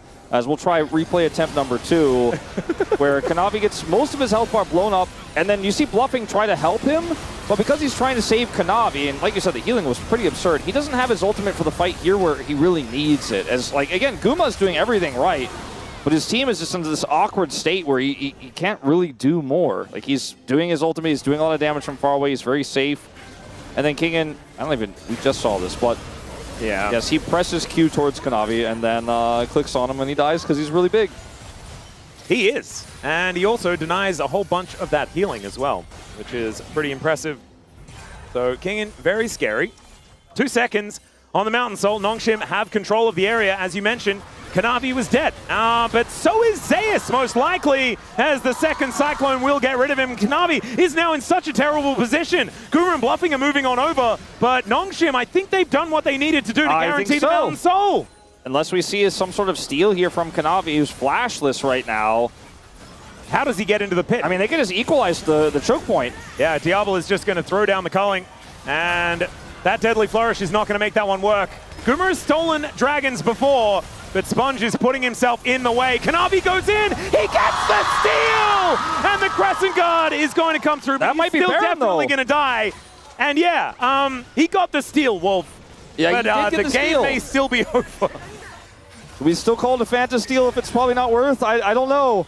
But I gotta say, this Baron will happily be taken by Nongshim, as Bluffing does have his ultimate here to try to mess this up. Let's see if Nongshim can split a little bit here. All right, can Kanavi do it again from the Death Chamber? That's the question. Gumayushi coming on over here as well. Tempered Fate goes in. The Equalizer makes it very difficult to approach, though, as this is looking awkward, honestly, for Nongshim. Kingan's still in the back of the pit, does have his flash available, does use it now to get over the wall. It will be the secure on the Baron for Nongshim, and down goes Zekra immediately afterwards, and now Diablo has been unleashed.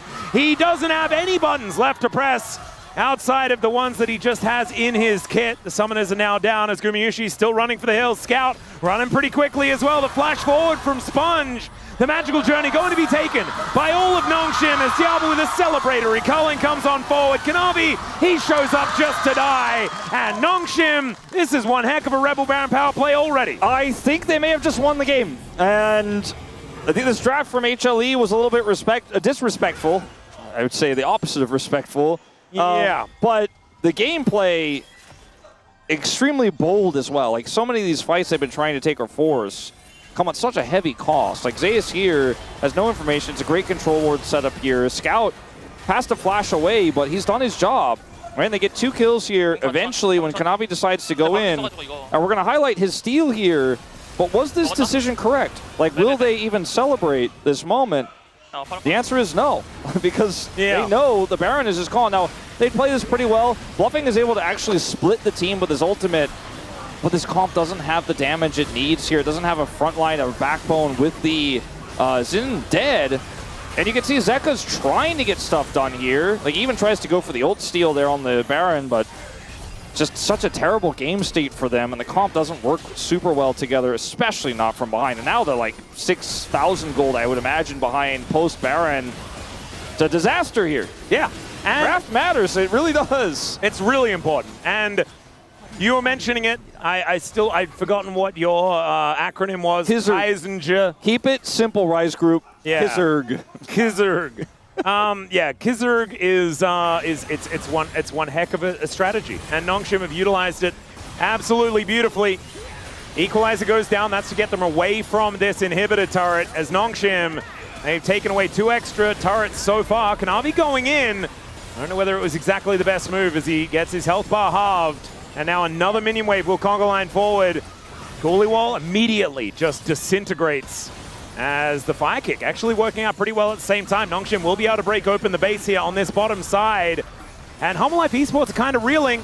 There is the curtain call as the Tempered Fate is going to lock Kingan in position. Sponge, decent sidestep, but the Milio is so high value in these moments, and Zeus is just dead. Nothing he can really do about it. Diablo is frontlining, and Zeka, can you find an angle to save this game is the question. Diablo dashing forward into Nexus turrets might help him out, but I think he's able to do so. I think he's just able to play with this level of reckless abandon.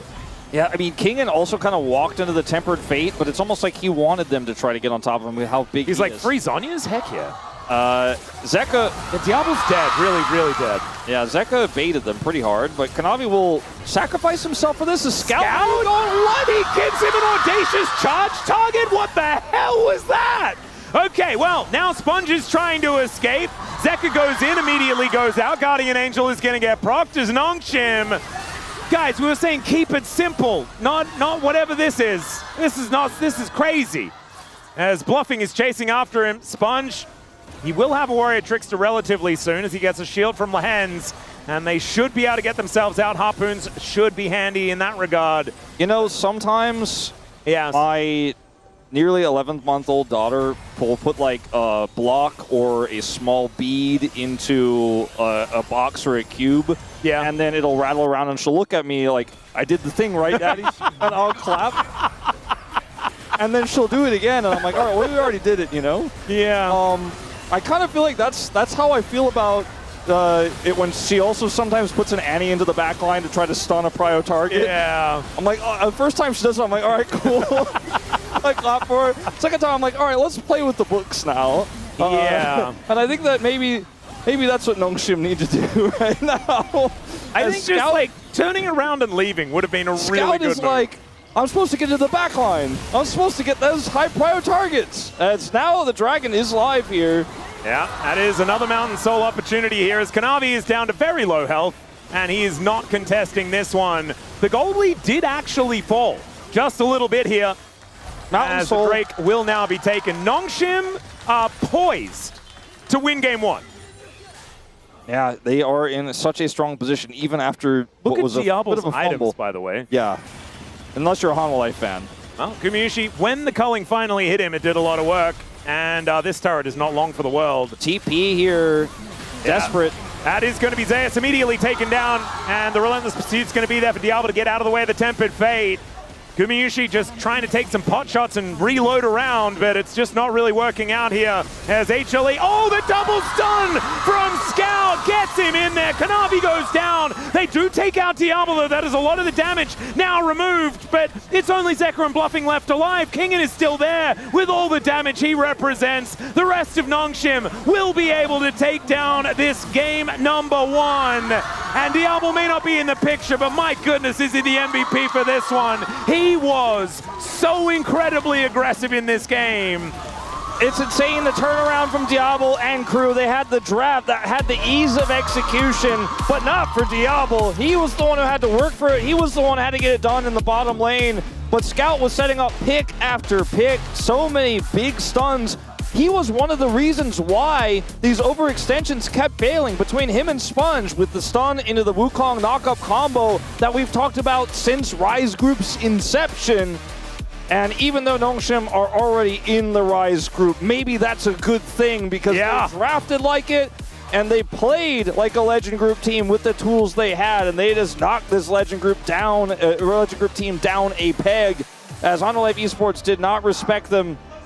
And it was a bit of a painful one, and it was not about bluffing. You know, if you're watching this and you're like, we got to get delayed back in, I can understand that, but no, they not did because of this such a game. good job. They not did a because great of this job. game, though. Yeah, no, it's not bluffing's fault in this game, all right? It was whoever decided to put these 5 champions together that just did not really work. And the thing is, it might have worked if Nongshim hadn't put together a composition that all, like, hits critical mass at exactly the same time, and they used that like a sledgehammer to smash through HLE. Game number 1, an absolute joy to watch here. Diablo looking like he's really getting used to his new jersey. And HLE, they're going to have to go back to the drawing board here. You can see they're attending to it right now. We'll see whether it works. So we go to a short break, then the space. Going to break this one down, and we'll have game number 2. We'll see you soon.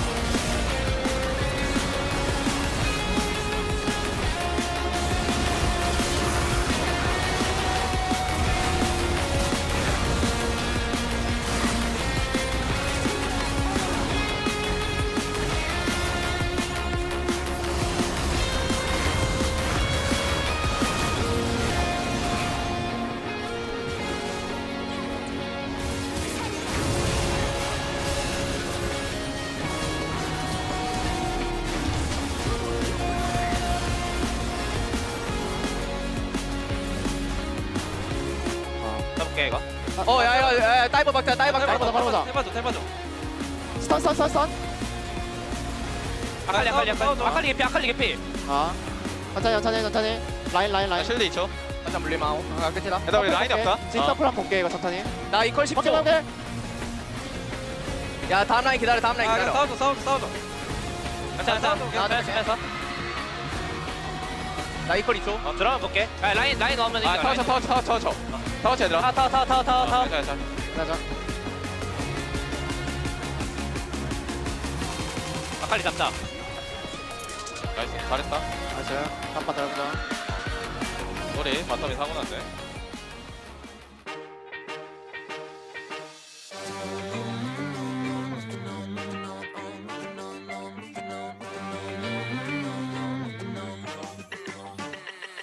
Guess the thought it was not going out of my mind. There was something really going on. I just didn't see all the signs in time. It was going on for so long. Girl, go on with your little thing. Gotta do what you wanna do. Guess I hadn't seen the danger signs. Guess I should have been one on you. Now I know what I've really got to do. I'm gonna see this through. You ain't gonna hold me back, 'cause I'm gone to a past you clean, and now I'm moving on. You might think the battle's already won, but it's really not. I'll prove you wrong. I'm gone and I'm moving on. Fire my bed, you tried to put out, but I lit it up. Yes, I lit it up. Yes, I lit it. You said it's on me if I feel put out, but your time's up. No way can you feel it. Girl, go on with your little thing. You gotta do what you wanna do. 'Cause I hadn't seen the danger signs. Should've been one hanging off you. Now I know what I've really got to do. I've gotta see this through. You ain't gonna hold me back, 'cause I'm gone to a past you clean, and now I'm moving on. You might think the battle's already won, but it's really not. I'll prove you wrong. I'm gone and I'm moving on. Gone and I'm moving on. I'll prove you wrong. I'm gone and I'm moving on.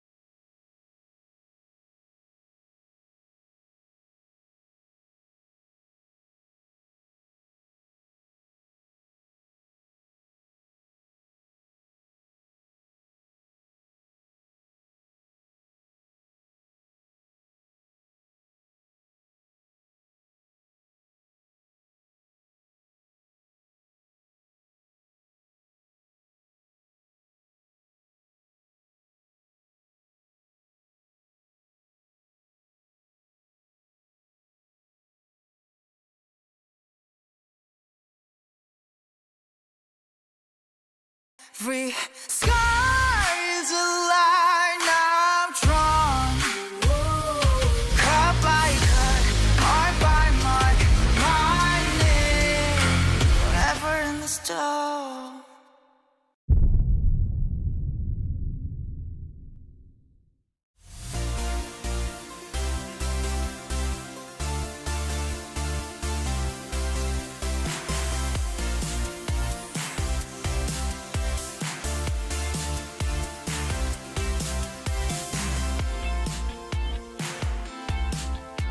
The Noodle Boys spicing up Saturday as the showdown continues. It is 1-0 Nongshim Red Force over Hanwha Life Esports in a fashion that no one really could predict. It was a very scrappy, heavy fight game.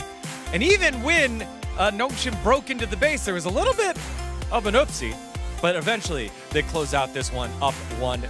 Huni, let's jump straight into it as we want to talk a little bit about the draft before we get into the highlights here. Yeah, I mean, the draft, like, it is a little bit, it's kind of scary if you see 1, 2, 3 from the Nongshim Red Force, like Rumble, Lucian, Billy already, like, really sounds scary. But the thing is, like, I think the most important thing is, like, HLE. He picked last pick Akali into any, like, it requires to actually win all the skirmishes early on, and also especially after level 6 around the objective, like, you really want to fight really well. If you make mistake once, it never come back.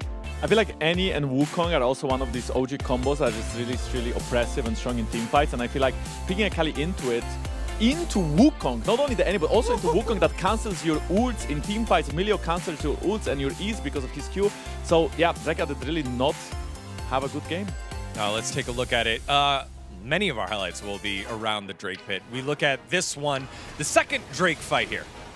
Yeah, I mean, this is the first, like, it was like there was a lot of back and forth actually around the early actions, like, from the bottom. So, but the game is, like, kind of still 50-50.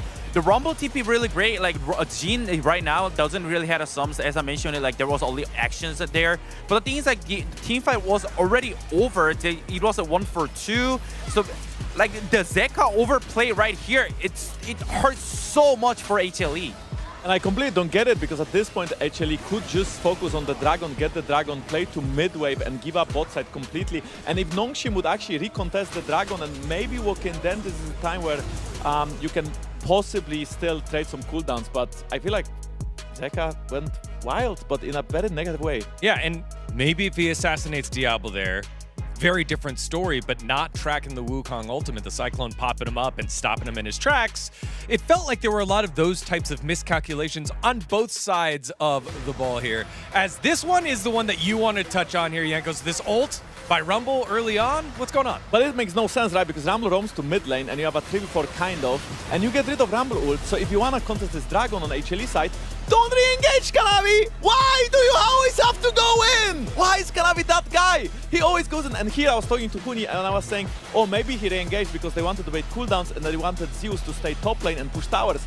Guess what? Zeus is stepping in and now they're fighting the Dragon with less cooldowns, less HP. How does it make any sense, Huni? Yeah, guys, you guys have to understand, this is not actually the whole point. Like, this is third Drake for Nongshim. Even though they get the Drake, like, sure, the pressure amount is gonna be not good. But the thing is, like, they have to understand, like, they lost the 80% of the HP on the Xin Zhao, no ulti. Sure, he kind of healed up. It doesn't really matter. They're even worse, like, Nongshim also got the Drake too. Like, I think it's like, and also it's like so easy for Diablo to pop off since they are trying to make them come into you. And it's like the Emilio is like so good at actually just playing against like who actually dive calm, and it's just like, just right clicking after right there. Yeah, I guess it was, all right, we'll use the ults to force him off the Drake, but nope, now we're gonna TP into the fight. They used a lot of their ults. Nope, Diablo's on Lucian, doesn't necessarily need his ults to do damage. And it led then to this fourth Drake where it gets even crazier. Absolutely, and this is Zeus getting caught this time by Sponge. And props to Kanavi, as we are gonna play the clip. Dragon will be forced by Nongshim, and Kanavi will find the steal this time around, so he uses his aggression in a very good manner. Kalling now is zoning Gumayusi from the Dragon. Unfortunately, buffing can't really help either, and then Kanavi lands this really brilliant W over the wall, goes in and steals the Drake. But what does it do? Yes, it does deny the soul, which is amazing, but also now Nongshim is in a prime position to play for this Baron.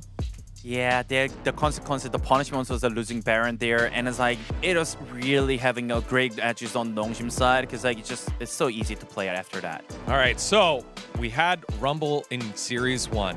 Now we have Rumble in Series 2. Connoisseur, please break this one down for us. Damn, it's a 4! Holy! It's pretty good, I'll say. The item build, pretty much perfect. I don't think there's anything that was wrong, and overall 4.0. Because at the lane, he died once for, there was a one time, and he burned his flash in the laning phase, and it kind of get ganked. But I think it was really nice play, like just cooling the jungle. Enemy top laner didn't have a flash there, punished right away, and then he got back into the game. I thought the first time, like when he died at the first point, like especially against Yuri, I thought he's not going to be useful in this game, but he did. All right, and big news from the series itself. Hanwha Life Esports, the feel-good story of having Bluffing in at the support role because he was the #1 rated player in solo queue. As his reward, has been subbed out. Delight, the long stalwart here on the roster, back on in, and so the original roster back together. It was said by Coach Ohm that it would be great for Delight to watch from the back room. He's done that with great positivity, but now he's back on in to try and salvage the series here. Absolutely, and I feel like he will be stepping up right now to bring the series to a 1-1. I feel like HLE looks way different on Delight, especially I'm curious how the bot lane is going to go now with Gumayusi Delight full strength. Yeah, it's got to be for sure more dedicated about bottom. Like I would expect it like the Ollie action would be more favored for HLE for now, and we'll see how it goes for the next game. I mean, Diablo and Lehens came to play. That bottom lane for Nongshim now starting to figure itself out. Can the quick substitution back on in for Hanwha Life Esports work? We'll find out as we send it back on over the casters for game number 2.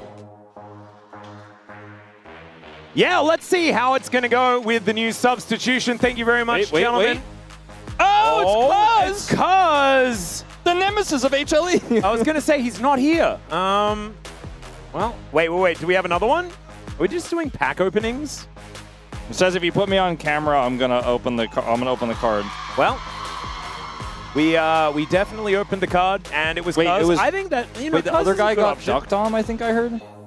Oh my God, she's rebuilding 2025 KT rules. Yeah, I was gonna say. Oh well, I wonder who's going to pick. Put her on BDD. camera again. See if she gets Peter. Hey, I know that you've got BDD at home, right? I do. I've got a few Peter cards at home. That 2022 BDD. I don't know whether I have a Perfect. I don't think Perfect was playing when we had the cards, which is a little bit of a shame. But 500 games! Congratulations to Gumayusi.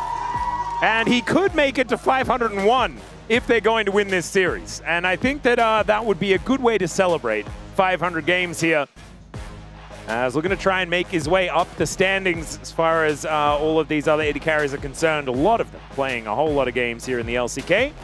As Kingen looking like he's a bit business-minded right now. And Nongshim, the thing is, you can play the Rise Group comp once. Unfortunately, in Fearless, you cannot then play it again. No. You cannot Kizzard twice to this degree. But you can still Kizzard. Yeah, no, because that's more of a mindset than a draft, right? I want to see Viari. I want to see Ashe Viari. I want to see single target pick. Oh, I love to see Because Kanavi seems to be a great single target. He's always coming right at you. He does provide a single target for most teams all the time. That is very true. And now he doesn't have Crescent Guard. Okay, let's focus up, Atlas. All right, I'm trying. Because Delight's back. It was a little bit of for fun gaming, and now it's a little bit for serious here for HLE. Oh, the bans are looking pretty serious as well. The Jarvan going to come through once again. Karma is still up. That is the big one. I think they should probably ban it. I don't think of like Karma as the Delight champion. I don't either, but I still think it's very good. And now that there's no Bard, that's a good point. There's no Bard. You're gonna find yourself struggling to find the answer. I mean, Ashe Seraphine has done okay into it. As 3 bans towards Zeka. They're like, your Kali's gone. Now you can't play any meta champion. Exactly. He's like, but my Aurora's my most played. No, it's like Silas is what I'm most known for. Vi is something that Kanavi wants to play. Yeah, I kind of thought the Vi stocks would definitely be up here in this one. So no Vi Ari for Nongshim Red Force. As maybe it'll be Hanwha Life Esports who Kizlug. Keep it simple, legend. Kiss large. Yeah. Well, Kiss liters and grams. Okay. Kiss the metric system. Metric system, that's right. Yeah. Thanks, Wolf. I appreciate you going against your Seraphine, system. Right? Ashe Seraphine, right? I assume that's probably what they want to do. And I think you just lock both of them. We've seen a fair bit of experimentation with the Seraphine being left until later. That is what spun... Wait, you don't need to pick a jungler. Wow, this is really strange. But they can go Ashe Lulu if they want to, which is okay with Pantheon. Thing is, I think Hanwha Life Esports probably interested in the Lulu, although... All right, Ziggs Nautilus, baby! It's coming. See a lot of single that's what target. they're gonna do. Yeah, and this is the double unavoidable CC combo with the cease and desist and the depth charge, if they do indeed do it. Ooh, Zeka with the Azir? I Two heard a lot mid of laners? terrified gasps, like of concern when that pick got hovered on. We're on the Hanwha side over here on our casting desk, but I mean, I'm not a huge fan of the Ziggs. I don't really like it that much. Or you mean the Azir or the Ziggs? Sorry, the Azir. Yeah, I don't really like the Azir that much either. I think the rest of this is fine. Ziggs Pike, though, that's a lot of fun. And they've done this so many times in the Ashe Seraphine. Like, it's their comfort zone. A lot of other teams struggle to figure it out. They see it coming, they pre-plan this, they grab the Ziggs right away. Think about some picks, but ultimately to settle on Delight's Pike, which has been quite strong. What about Shen? I think right now Lehens is talking about a few different bans they might go for the second phase. Oh, they're just going to turn it around entirely. Now they hit the Seraphine, and then the Ziggs Pike comes out. Now they have a pretty nice defensive counter pick here to the Pike. Kind of like how this turned out. I think I was thinking the same as Hanwha Life World. They'll just lock Seraphine, of course, but Lens pulls out one of his best picks here in the Nautilus, and this draft has changed real quick. It does mean that the lane is not really as strong as, you know, the Ashe Seraphine. Like, the whole point is that you have so much complementary CC between the two champions. They were going for the Vi, keep it simple, liters and grams. Yeah. But now it's back to Kizerg, right? Like, they're actually putting together single target CC comp here with the Ashe. And the Gnar is going to be taken away here, which makes sense. Jace, kind of a permanent fixture when Zeus is on the Rift. Yeah, I think that makes sense. I think Twisted Fate needs a little bit of a look in. They could ban either TF or I think the Azir still works here, even though we don't like it that much. I think it is a strong pick in this situation. Kind of depends on what Scout is planning. Oh, they'll take the Yone away, which is double value against this team. Interesting. Okay. So going to deny that from Zeus and Zeka, as you were saying. Now one last ban to come through for Hanwha Life Esports. Maybe a Renekton ban? Could be an option. You could just take away the TF to deny the extra layer of global. Yeah, and single target does make sense. And the Azir will be removed. Okay. Does he want to play TF? Does he want to play Aurora? I think Aurora actually kind of works really well here for Scout if he's comfortable playing it. We've seen a lot of our older mid laners don't enjoy it as much. There's no Vi, but they deny it while also adding to their single target pick. This draft here is really coming together for Dandy, man. But they just walk straight into a Zeka Silas? What do we do? It's like it's a Zeka tribute run with his Akali coming on through first. The Silas into the Ahri is something that we've seen many times. But instead, thinking about some other options, and the Aurora will be locked in the end. It is still comical to me that we had 3 mid picks, and then Zeka's like, I'm playing Aurora again. As we will see the Scion. This is a much more serious draft out of HLE this time around. And it is a real comp. It has a lot of burst damage, robust front line. Top side could be the weak side very easily with this Scion pick. What is Kingen going to play into this, though? That's the good question. With no TF top. I don't think he's going to play ranged. Oh, he's going to play Ambessa. All right. His face says what every LCK avid viewer says, which is... I hope it works! Yeah. Oil can! It's always very wizard. But look, just like the Ambessa we saw earlier today from B&K, you land any of this CC, like, she'll hit it, right? Like, probably. Depends on tenacity and things like that, but and how far away the arrow is, for example.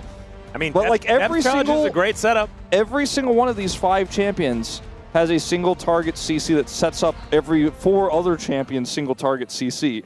Like it's Kizerg. It is. It's great drafting from Dandy again. I really think they just looked at how things were going and they said, look, we're having a lot of problems with decision making. We're having a lot of problems with team fights. Let's just literally dumb this down so hard and then just go in together. And you know what? Like, it worked in Game 1. Game 2, though, well, a stronger draft for HLE. I think this one is going to have to be a little bit more finesse as it gets with all of these single-target CC champs. Yeah, I do like what Nongshim have put together, but I do think that Hanwha Life Esports have leveled up their draft. They've also leveled up the experience on their support player as well, as Delight is back, forming the true 5 of HLE. Let's go to the Rift here for Game 2.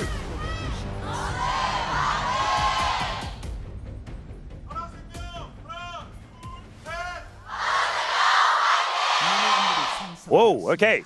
Strategic Glow Park erupts as the Humble Life Esports fans really do want to bring us to another 6-gamer. Will be our 3rd of the season, as we had 2 in a row somehow from last Sunday to Wednesday. Yeah, took a break, and now we could be back again. 6-game ratio is going up. It is just exploding right now. But Nongshim could deny it with a victory here. They have a composition that could certainly do so, and they also have the momentum in this series as well. And we also know they have the pedigree. Like, we know that these players are all capable of really good things. Absolutely. Just haven't been able to do it so far. They have one really young, inexperienced player, and he's arguably their best player. Yeah.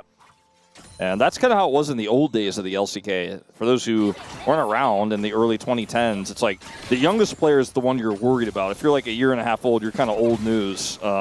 Yeah. And Diablo has kind of brought us back to that because he's so incredibly young, so talented, but also has such a strong drive and is just incredibly good so early on in his career that even though he's not a veteran now, it feels like he's veteran status, and he is such a big threat as this Scion pick for Zeus has been terrifying. He and Keen have been really having a great time.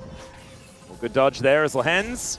This is a tried and true matchup, as of course Lehens and Delight did a fair bit of trading places throughout their careers, largely on Gen G. Oh, I thought you meant like the Pike versus Laos. I was like, really? I'm like, no. We tried it. It was true. Yeah. That's what you mean. Nah, more about just the players. Yeah, now I know what you mean. Diablo versus Guma. Definitely a passing of the torch in terms of like era. I'm not even saying Guma's passed it to Diablo. Diablo's got a few world championships and MVPs to pick up before that happens. Fair bit of catching up to do, yeah. I really mean a new era versus old guard here at the LCK. As you can see, some of these wins here for HLE. Zeka, 7 games of Aurora, 5-2. Pretty impressive, and especially Kanavi with 7-0 on the Vi. This champion certainly does speak to his playstyle, you could say. As Gumiishi and Delight will get pushed in quite a bit at the beginning of this game, probably wanting to get the lost chapter at least here for the Ziggs to feel a little bit better. Speaking of feeling better, Kingen has found his way back. Oh, this is tricky. Top lane, oh dear. Vault Breaker going to get charged up pretty soon here by Kanavi. As Kingen thinking about going in for it, and then Kanavi shows up to put him down. Okay, I thought there was maybe an angle for Kingen to flash up to the other side of Zeus to avoid one more auto and get onto Zeus there, avoid Kanavi, I mean to say. And that was very so cute close. play from I think Kanavi. Definitely not in that situation a call most players would make, just because it's hard to calculate whether you're going to kill that Scion or not in that moment. And like you're saying, the real story here is not how Kingen played this, it's just the trap that was set. Never really expecting it. Zeus kind of just stands there and lets him use his buttons. He almost gets him, actually. Yeah. That's why I thought, like, maybe he flashes, but...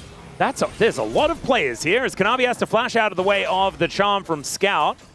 As HLE moved to a 700 gold lead as a result of that first blood. Pretty costly.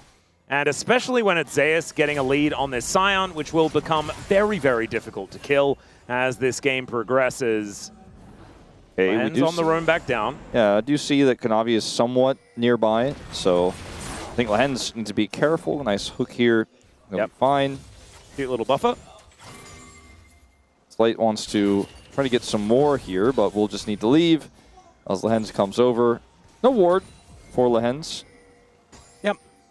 So everything is cool, calm, and collected so far. After that first blood did go over to HLE. No major disasters. You know, a Scion picking up a kill is not that crazy. It is great that he has Bramble Vest, though. The timing of this is actually really great for Zeus' first back.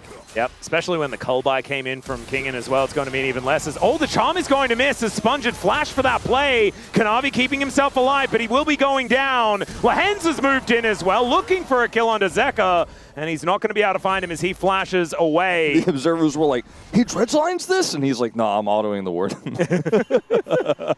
And he's also got the unsealed spellbook. Yeah. So, Lehens can utilize some other summoner spells while those the heal and flash are on cooldown.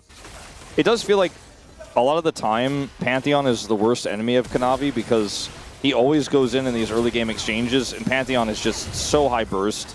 Even with the charm avoid, he just goes down. And then Zeka has to flash here. Lehens flashes as well.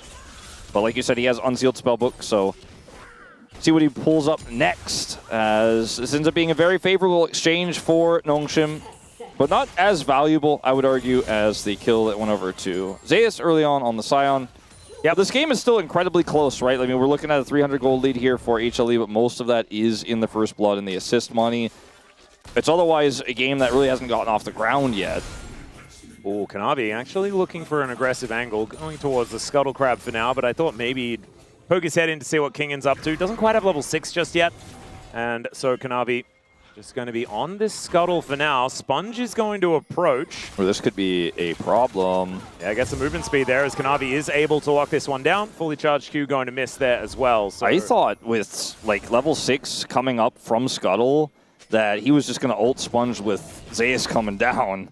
But it is a lot of skirmishing power here in this Ambessa Ahri. If Scout was able to rotate over faster, they don't commit, but it's those moments where it's like, oh, I would like to have a Scuttle Crab, but Scuttle Crab means level 6 for Kanavi. You always got to wonder if he's going to pull the trigger. And Delighted also roamed over. You can see Lehens is actually just hanging out with Diablo here on this bottom side. And so that means the Pike value certainly going to be a bit dangerous. Teleport into the top lane from Lehens. Okay. Yeah, well, he's just like, Diablo, you need some extra experience at level 6. I'm going to very dramatically give you that chance. Yeah, now he's just going to go back home. So you guys remember the meme about Giu and the pizza in the fridge? Or whatever, like, I left pizza money on the table. Such a Lens moment. He's like, if they dive, I'm going to be there, which is what he was expecting, which is why he went up there. He's like, I think there could be a dive or something going on up there. And if not, if Zeus pushes too hard, we might be able to get the punish, because he has Dredge line, Kingan follows up with ult, maybe they get something there, but instead it's just him coming back, and Diablo is about to hit level 6. Guma's had his for a while, but this arrow is quite potent if set up here with Sponge's level 6 that he's about to get off of this red buff. Yeah, exactly right. Diablo now has that ulti up and available. Grand Starfall will be there for Sponge as finally he's hitting level 6. Kanavi already on this Drake though. Cease and desist in hand, and Lehens rotating over towards the mid lane. Zeka moving down alongside Delight here. I think Nongshim should opt out of this. There's just too much of a strong setup. There's so much strong turn here.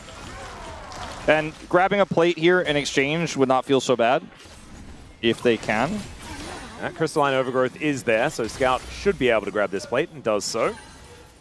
That is good news. Sponge moving over as well, as now Pike going on a little bit of a wander. Yeah, Delight is being followed. Yeah. And Zeka is also seen here as well, this ward getting some work done as Kanavi going to get dredge-lined immediately. Stun going to be held on to at least for now as Delight moves in. Kanavi turns it into an engage as Scout does get the return on the Orb of Deception, but they take down Lehens. Kanavi still keeping himself alive. They take down 2 and Scout cannot find the damage. Guma with the Mega Inferno Bomb hits it in the center and Scout will fall as well. HLE just wiped them off the rip. Absolute domination in this exchange. They predicted Kanavi's pathing. They knew where he'd be. They had the vision set up, but they just get outplayed. Kingan looking for a bit of an outplay himself, though. Yeah, Delight.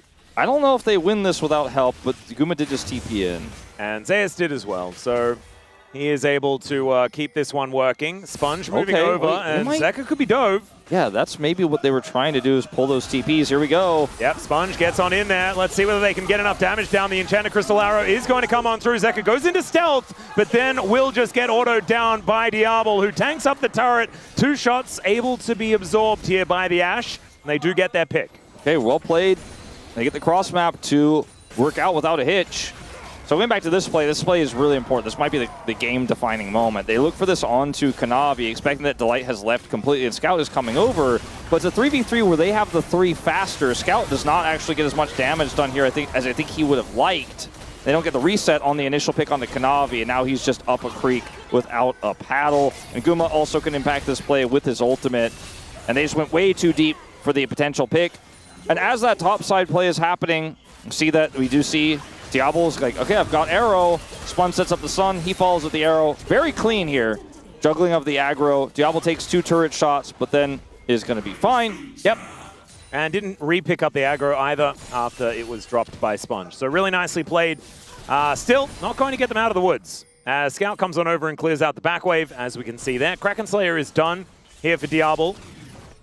And so it is still a pretty close game between these two, but HLE have the Dragon advantage, and they also have a composition that can certainly do some pretty incredible things as far as making money is concerned throughout this mid-game if Delight can get himself involved. And already 1-0-2 on this Pyke. Both of these comps do very different things, and to see a 400 gold lead to 500 gold lead on everyone except the Aurora is not enough to say this game is in Hanwha's favor, especially when Nongshim have so many ways to get back into this game with so much pick and so much CC. It's going to take a much larger lead before you feel comfortable as a Hanwha Life esports fan that this one is going to 3. Still, great start so far. He's going to take this and stabilize with it and maintain control over these upcoming objectives. For example, Dragon in 2 minutes here, Herald in just under 4 minutes.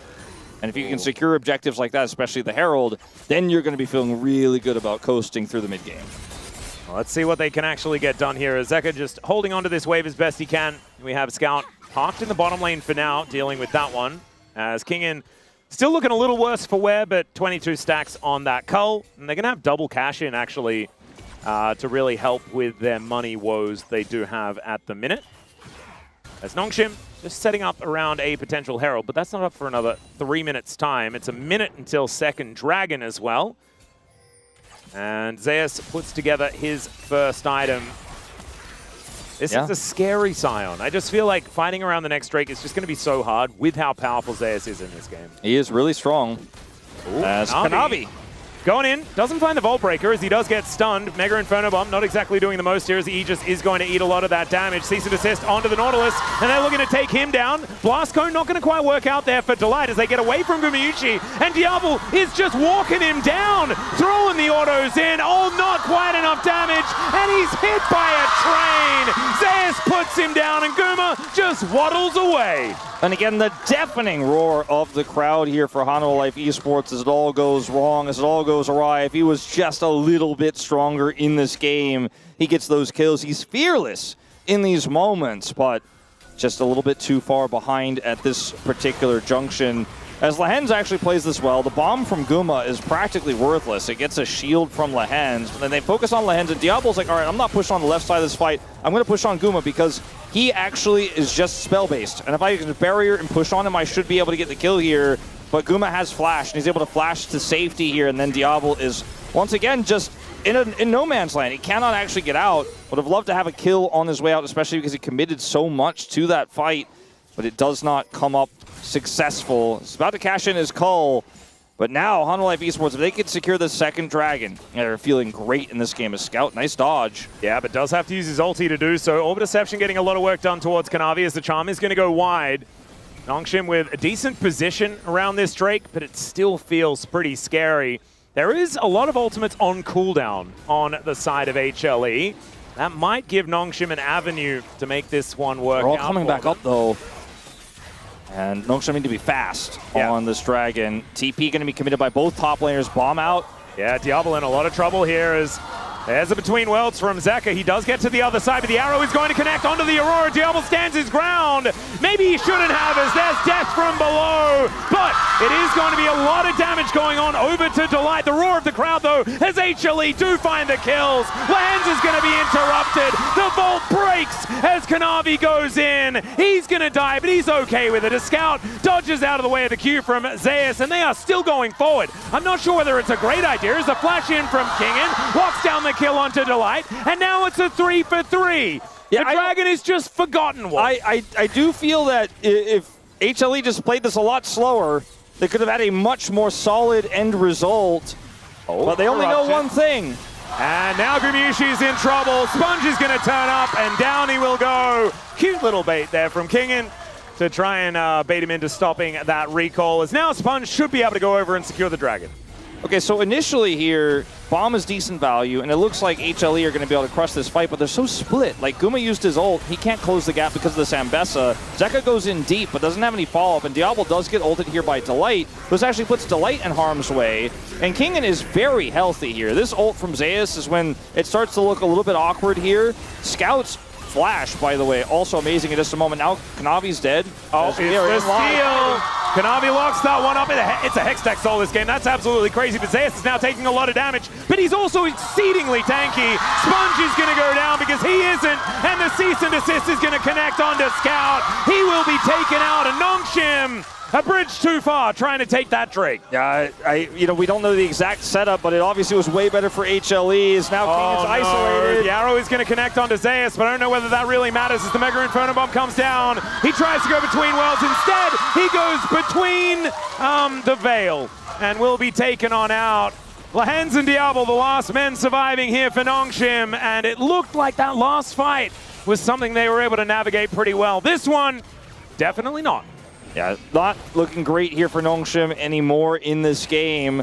Hanwha Esports get 2 dragons. The Herald is their next prize, and I think with that, they should be able to finally break open this mid turret and continue to dive aggressively. So this is a Kanavi steal angle. Just casually cues in, and then the follow-up here in the fight is very awkward because Sponge is trying to go in, but there isn't enough damage to follow up just yet, as his comp is more pick-based than burst-based, and they just kind of get picked apart piece by piece right afterwards. It's a bit of a disaster here, and I'm not sure what Kingen was thinking here. I think he just thought that there was some lower health bars, we can go for a re-engage, and their cooldowns were used, but they weren't. It looked like he was the Aurora using the circle there with his ult, but yeah. Kind of gets tossed around like a ragdoll and then dies.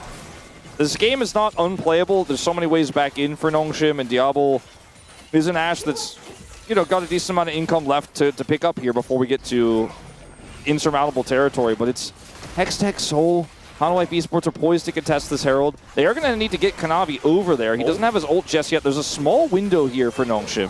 Lahens is also well and truly behind enemy lines right now as Scout looking for a bit of an angle. Lahens will get onto Kanavi as he's looking for a different target here, but I think he's going to have to just choose anyone because otherwise he's going to go down. That isn't going to be the secure, as now Zeka could be in trouble. Kingen trying to fight against Zeus, but really would prefer to be hitting anyone else, as Kanavi will be able to finish off Lahens.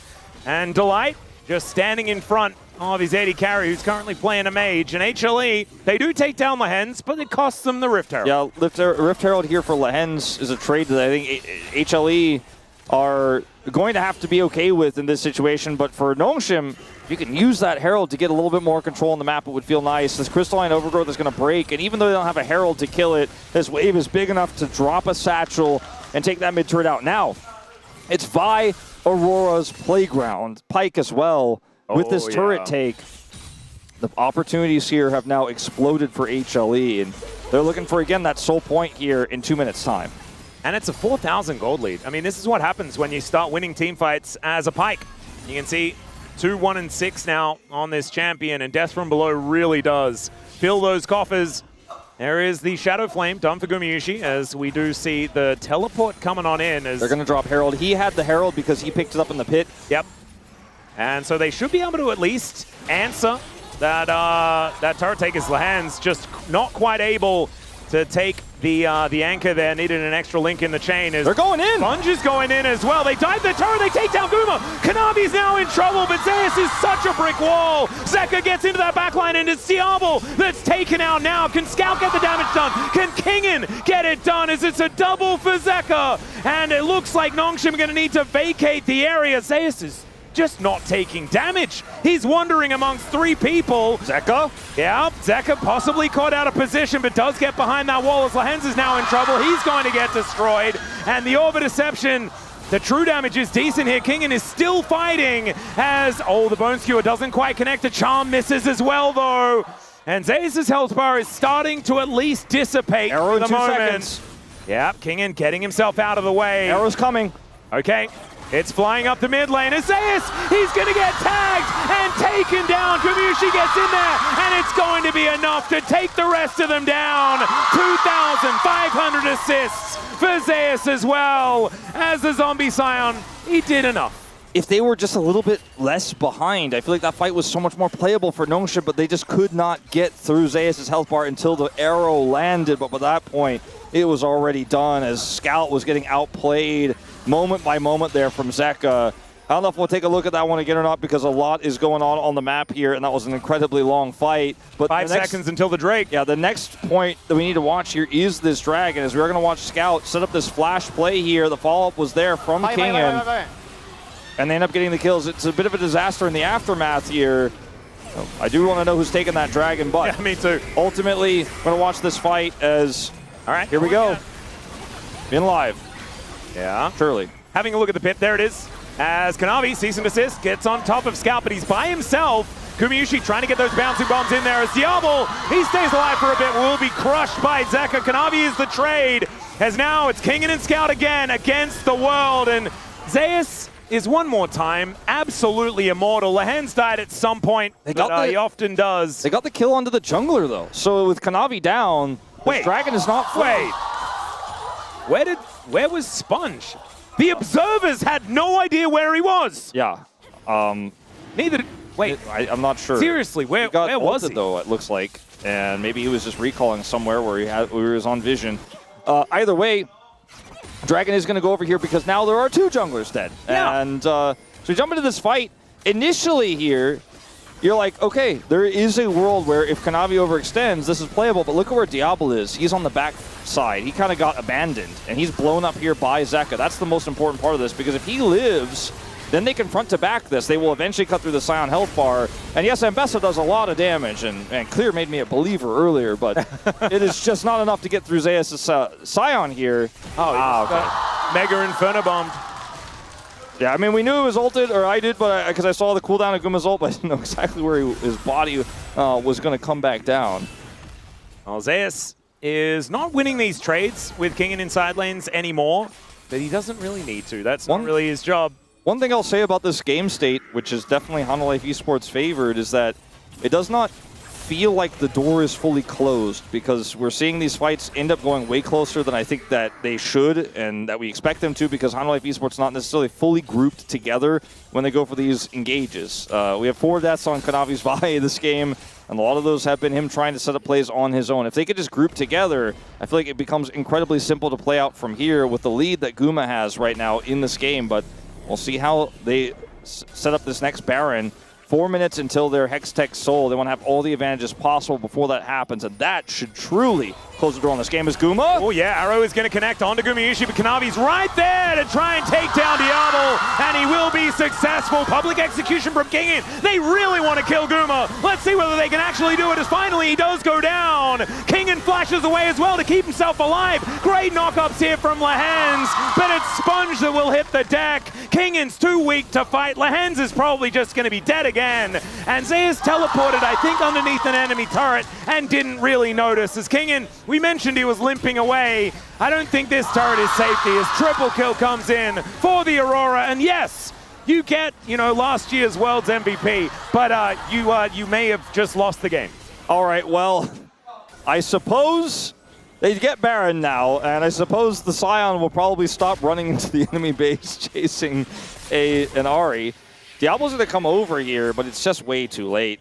Way too optimistic. I mean, this TP from Lehens is a little crazy. Maybe they just want to try to get exit kills on desynced backs. I mean, it's fairly healthy Baron by the time they get here, actually. Yeah, this... There's no real normal AD carry, and Guma wasn't even there. Delight is in such a weird angle as well. Let's see whether he can find a bone skewer angle as he wants to try and take down Diablo. Diablo gets himself out of the way, though. That is a kill onto the enemy jungler, and Diablo just cannot play this game. It's just not allowed. Scout can't get the damage done. It is a double for Guma. And the Baron, they can just go back and look to take it down if they would like to, or look for a reset. It's 28 to 12 kills. Yeah, the kills are kind of absurd here, and there's only 1 turret, which is crazy, apiece. HLE are above 1 kill a minute as a team, themselves. A solo team, yeah. Okay, so this gets really messy here. Guma actually is able to sidestep, which buys him a lot of time, which is a big difference maker in this fight. And then King gets over the wall, but there's no damage. This is the same story every time. Diablo dies first. And like when Diablo dies first, you can't kill Zeus. So he's just like, I'm going to go into their base, I guess. Doesn't even matter. They don't get any more turrets. Like, there's 1 turret killed for Hanwha Life Esports in this game. With how many kills did you say it was? 28. And 1 turret. That's absurd. As this is just a Hail Mary at this point, as Diablo Oh my god, just so flashed much on and damage. destroyed. Just destroyed indeed. And Scout is trying his best to clean up these fights, but he can't get it done.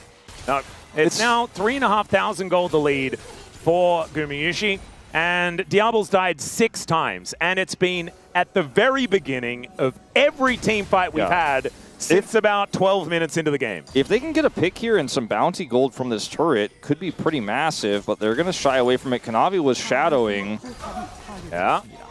Goodbye, shield. Yeah, there's the cease and desist. Mega Inferno Bomb does come on down as Delight hits the Bone Skewer, but Kanavi will be dead. Let's see whether Scout can use some of this essence that he's built up for himself, as Kingan's in the top lane and should be able to get a bunch of damage onto this turret. Should be able to take it down. I kind of feel like Nongshim are playing better League of Legends right now, but the deficit is so big, it's so hard for them to actually do anything. But they duped them, they tricked them, made it look like it was going to be a collapse onto Zeka here. Well, the rest of the team is here, and Kanavi was setting a trap himself, but now he's like, oh god, they're all here. And yes, Guma can drop a bomb from far away, but they need more damage than this, and they just don't have it. And the arrow onto Zeka was actually huge. It meant that he couldn't augment the extra damage. Exactly. And try to make Kanavi's weird attempt of an escape to work out. And Zeka's pretty big in this game, but it's not, at this point, going to matter if he doesn't actually get to participate in the fights because they happen before he gets there. Good charm going to connect onto Delight. We have to remember Pyke's value does go down as the game goes on. All right, I think Nongshim need to pick onto a champion, and they can't just necessarily burst this dragon down. Scout gets a charm. Yeah, we'll have to use the ulti to get going for dragon. Away, as there it is. Let's see where the Kanavi can look. He does! Another beautiful steal for the Vi, and now they have Hextech Soul. So much damage. Diablo obviously dead again at the beginning of the fight, but Zeka will go down this time. Still, he gets knocked up, taken out of here, and it's only Lahans trying to lumber away from the battlefield, and he will not be allowed to do so. Ladies and gentlemen, it is time for us to go to 6 games for the 3rd time this season as the ace comes in. But Atlas, there's only 2 turrets down in this game, so HLE can't end right now. I agree that this game should be well and truly done and we should be going to 6. But I don't think it's going to happen right now. I think Nongshim do get 1 or 2 more tries here. As initially, Delight looks like he's gone way too low here, but they get on top of, you guessed it, Diablo again. And Zeka's incredibly low. They do focus him down, and a big shutdown goes over, but ultimately the fight is 100% won. Nongshim really struggling to get their Ashe into position to do things in this game because there's a lot of CC and a big burly Scion guy that keeps running him down. He's 7 deaths in this game. He's sitting on 3 items. Guma almost has his death cap. 4,000 gold ahead. I was worried that Zeus wasn't going to make it to, 2,500 assists because top laners don't get a whole lot of assists. He has 22 in just this game. There are 47 kills in this game. I might have to reference my most kills in a game stat. Yeah, in this one. That's a lot. Zeka is also 11, 3, and 12. That's an absurd scoreline that he has right now. But he's 1,000 gold behind. Which makes so little sense. A part of it's that shutdown as Diablo. Yeah, Kanavi might be in trouble here, as he has been dying a lot this game, but often it is with his team then able to get the work done. Diablo is just dead. You know what feels like by accident? Kanavi lives for such a long time. He had GA that whole time. Guma takes down King, and Scout is just wanting out of this one. And I have a feeling that HLE may grant his wish, as all they need to do now is wander down the mid lane and claim the victory. He was trying to get a little teleport down, but he will now die, punched in the face by a Kanavi that was not picked in the mid lane. That is that. Now they will actually end the game as Zeka TP's back and comes over. Double death caps worth of AP damage to wreck these turrets. My goodness, this was the bloodiest game I have cast in a really long time. Can they kill it? Can they kill him again? Diablo almost just dead. I think they just looked at him. Mega Inferno Bomb kills him on the fountain as Lahans, every bouncing bomb does about 60 trillion damage. At least Diablo gets 1 kill at the end there, but the Nexus will go down, and HLE will bring us to 6. It's a pretty classic Honda Life esports game. They're ahead. They can do no wrong. Zeus is a brick wall, but there were still some shenanigans and split calls, and Kanavi going in by himself.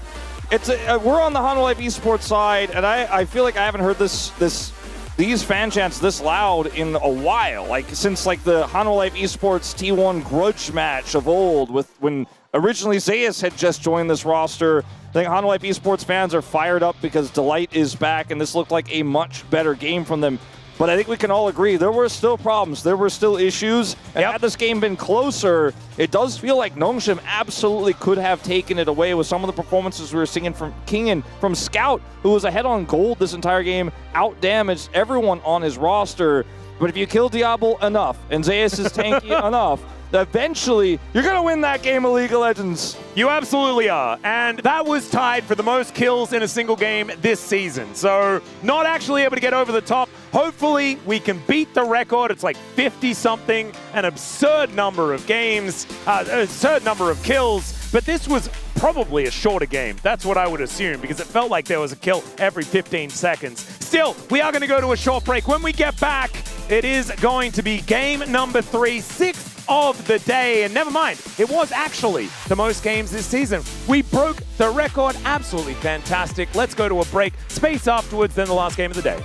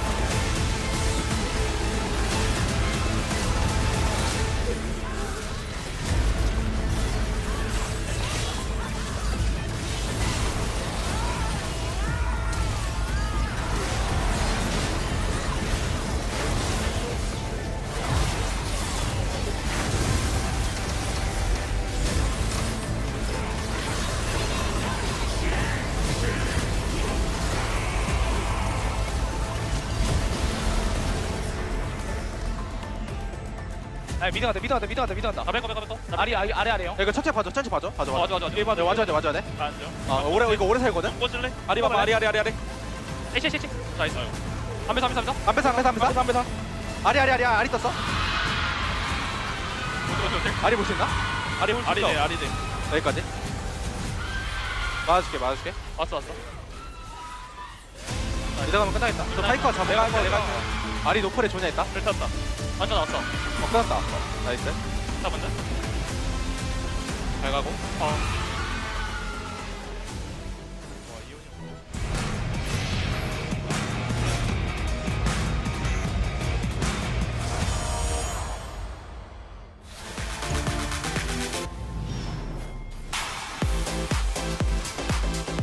Gets into the backline though, finds the depth charge, sees an assist on to Teddy, but the Helios keeping him so healthy. Rich gets the Gnar and finds it onto everyone in the backline. The ulti comes through, but so late for Namgun.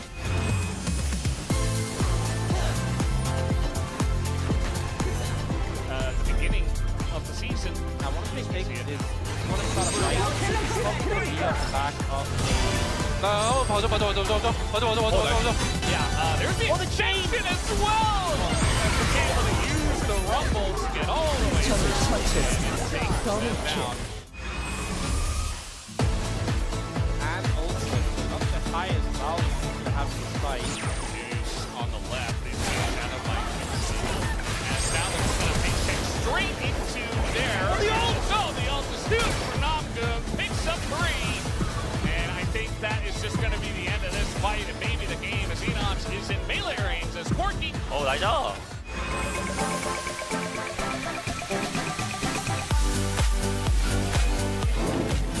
And here comes a really optimistic and cold. Yeah, Scout is just going to get turned on here by FaZe. Does actually make it out. Calculated there on the red buff pick. As FaZe now throws the arrow out, and the Arcane Shift isn't going to be enough to get Diablo out of it. It's a triple here for FaZe. 펜타다. 진짜. 가자. 가야 돼. 노플이야, 노플. Execution, but he might find the pentakill here for FaZe, who picks it up. 감사하네. 좋았다.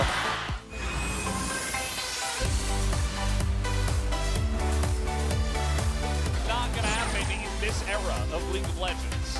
나 포켓. FaZe still taking, still with the massive shield as there is a massive encore on a 3. What was that? Korea! What are you doing? That was sick. Korea finds such a good angle, the combo with the solo lane, and suddenly.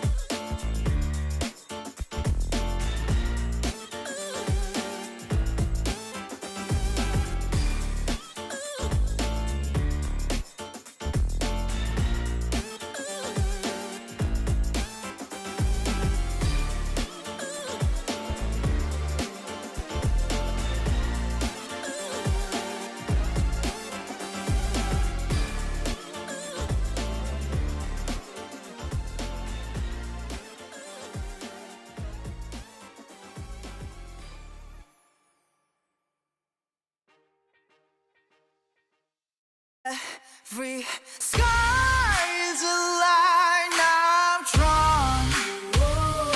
Cut by cut, mark by mark, mining forever in the stone.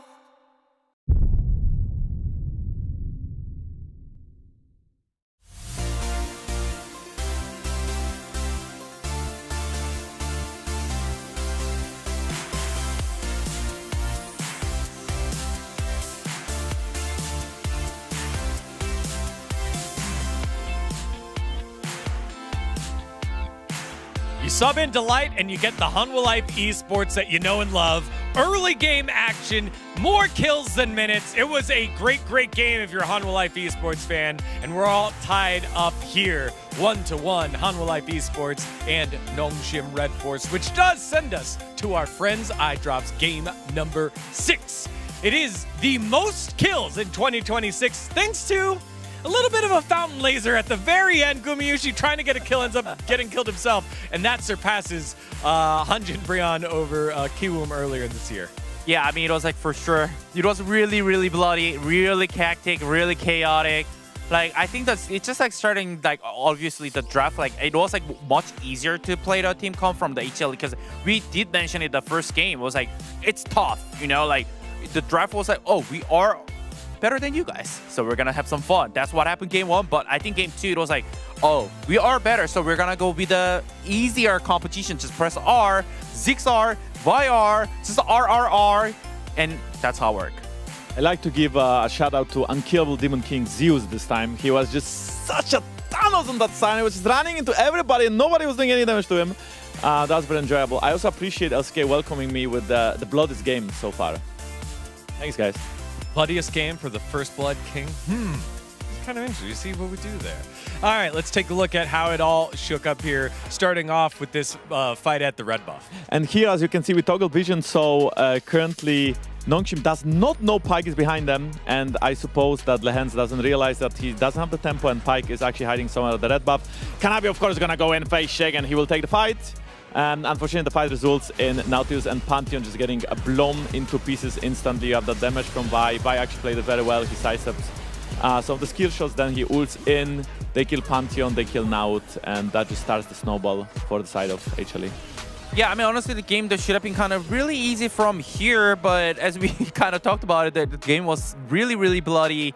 The game was not really clean, like for sure, because like they make a play, but also the other side, like they weren't taking break, like they actually just ready for the next play. And I think this is like really good, great to see. Like both support, it showcases like both support is like having so great like movement like around the map, and then they're trying to be more ahead on tempo, and that's where actually game started. Yeah, let's take a look here at our second one around the Drake fight. And this one stayed out for a long, long fight here.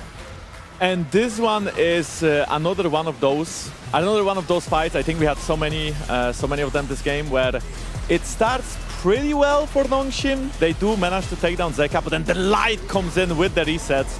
He gets one of them. Gumayusi then bursts down Sponge, and Nongshim is just on the run.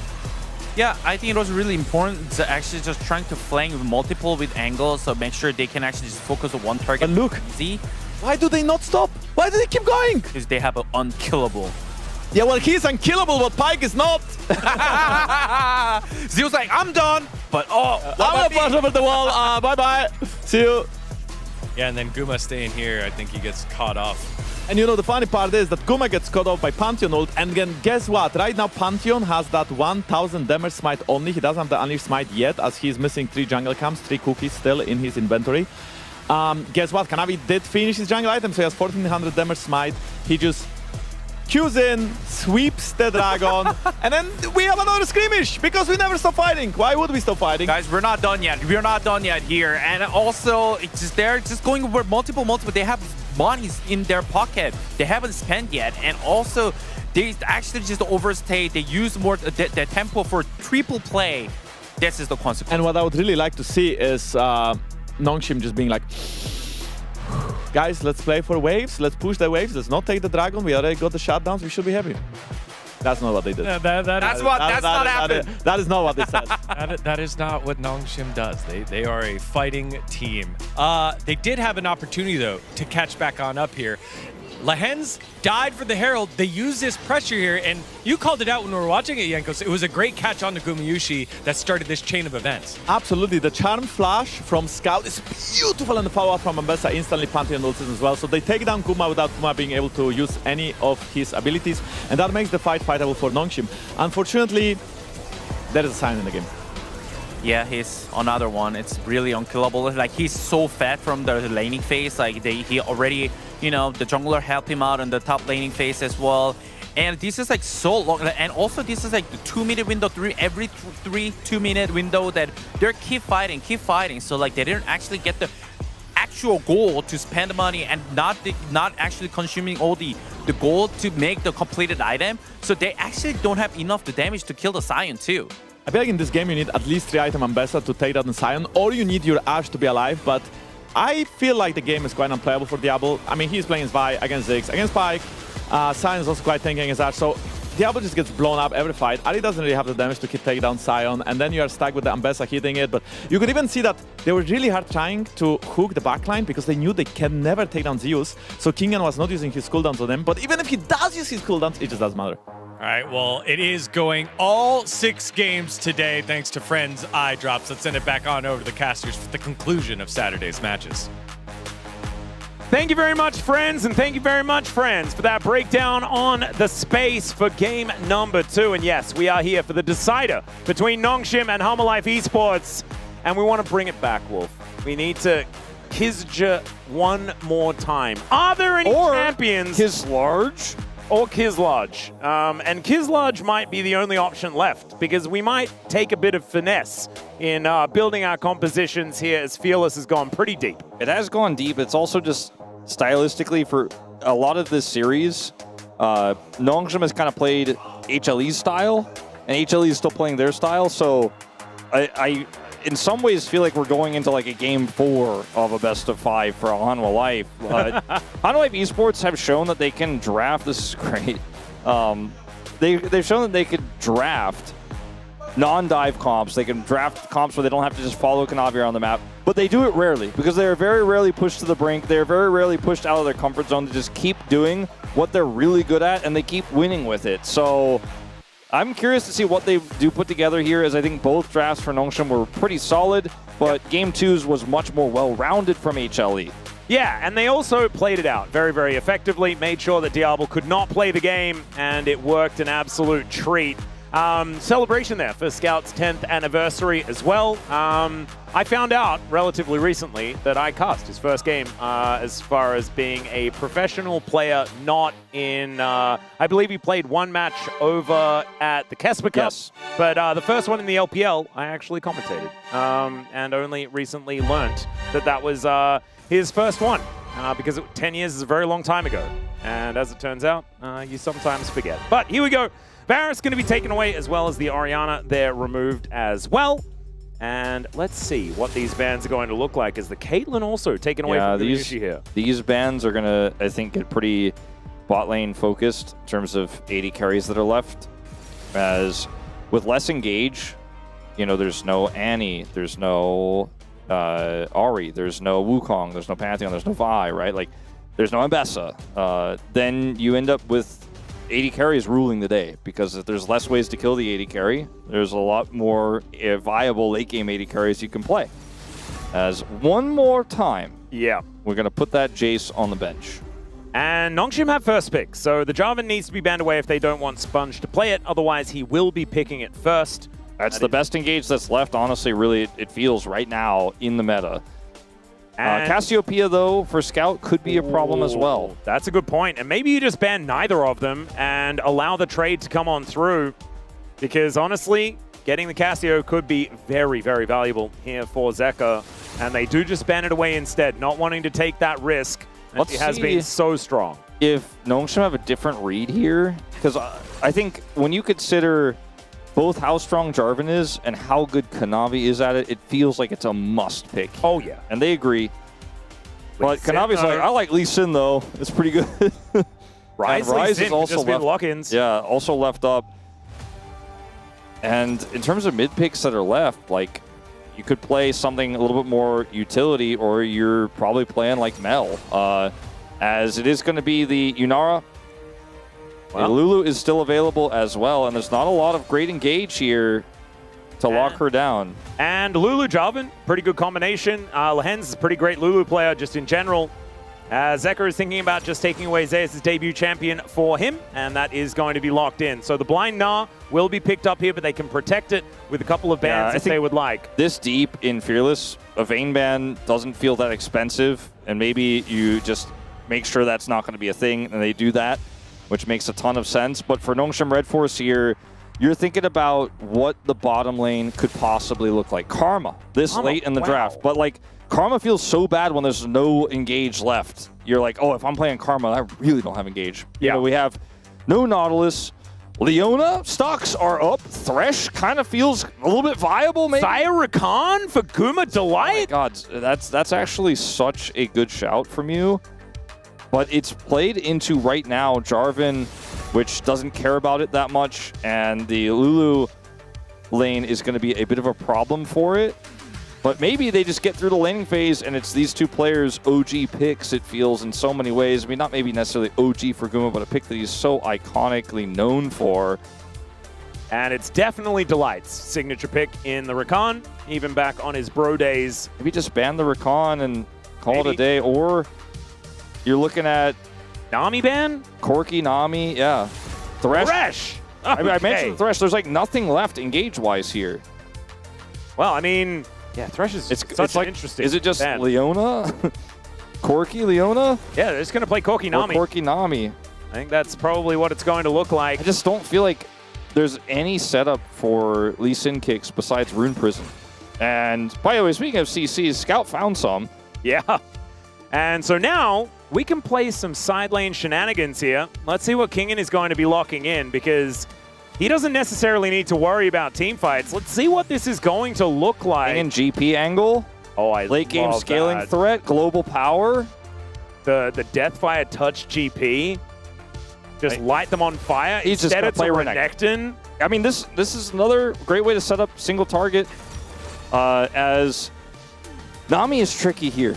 I feel like in the laning phase, you feel like you need this power. Otherwise, every other support you pick just gets bopped. Like Leona, not a chance. Not going to want to play like even Janna in this lane as much as we like to talk about how that's kind of, maybe it's a range thing we could play down there. And so if you try to set up for the laning phase anything else you lose, you get out of laning phase here okay, but then how do you team fight? Kanavi's going to have to do so much heavy lifting, I think, in this game. And then if they can get ahead enough, Ryze gets 3 items. They have a lot of scaling here because the Twisted Fate isn't going to be able to do anywhere near as much damage.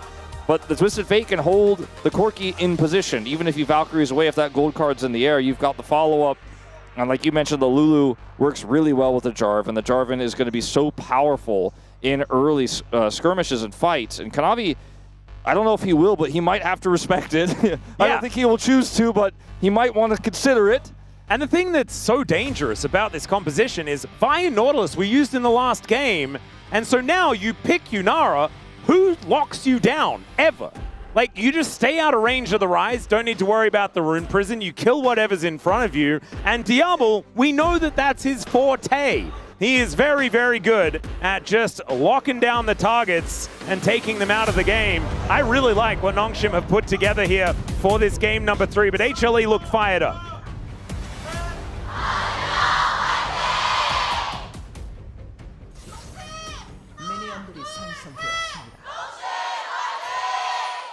Yeah, Wolf, you mentioned in our group chat between the games, like, has the volume of Lolpark in our ears been increased?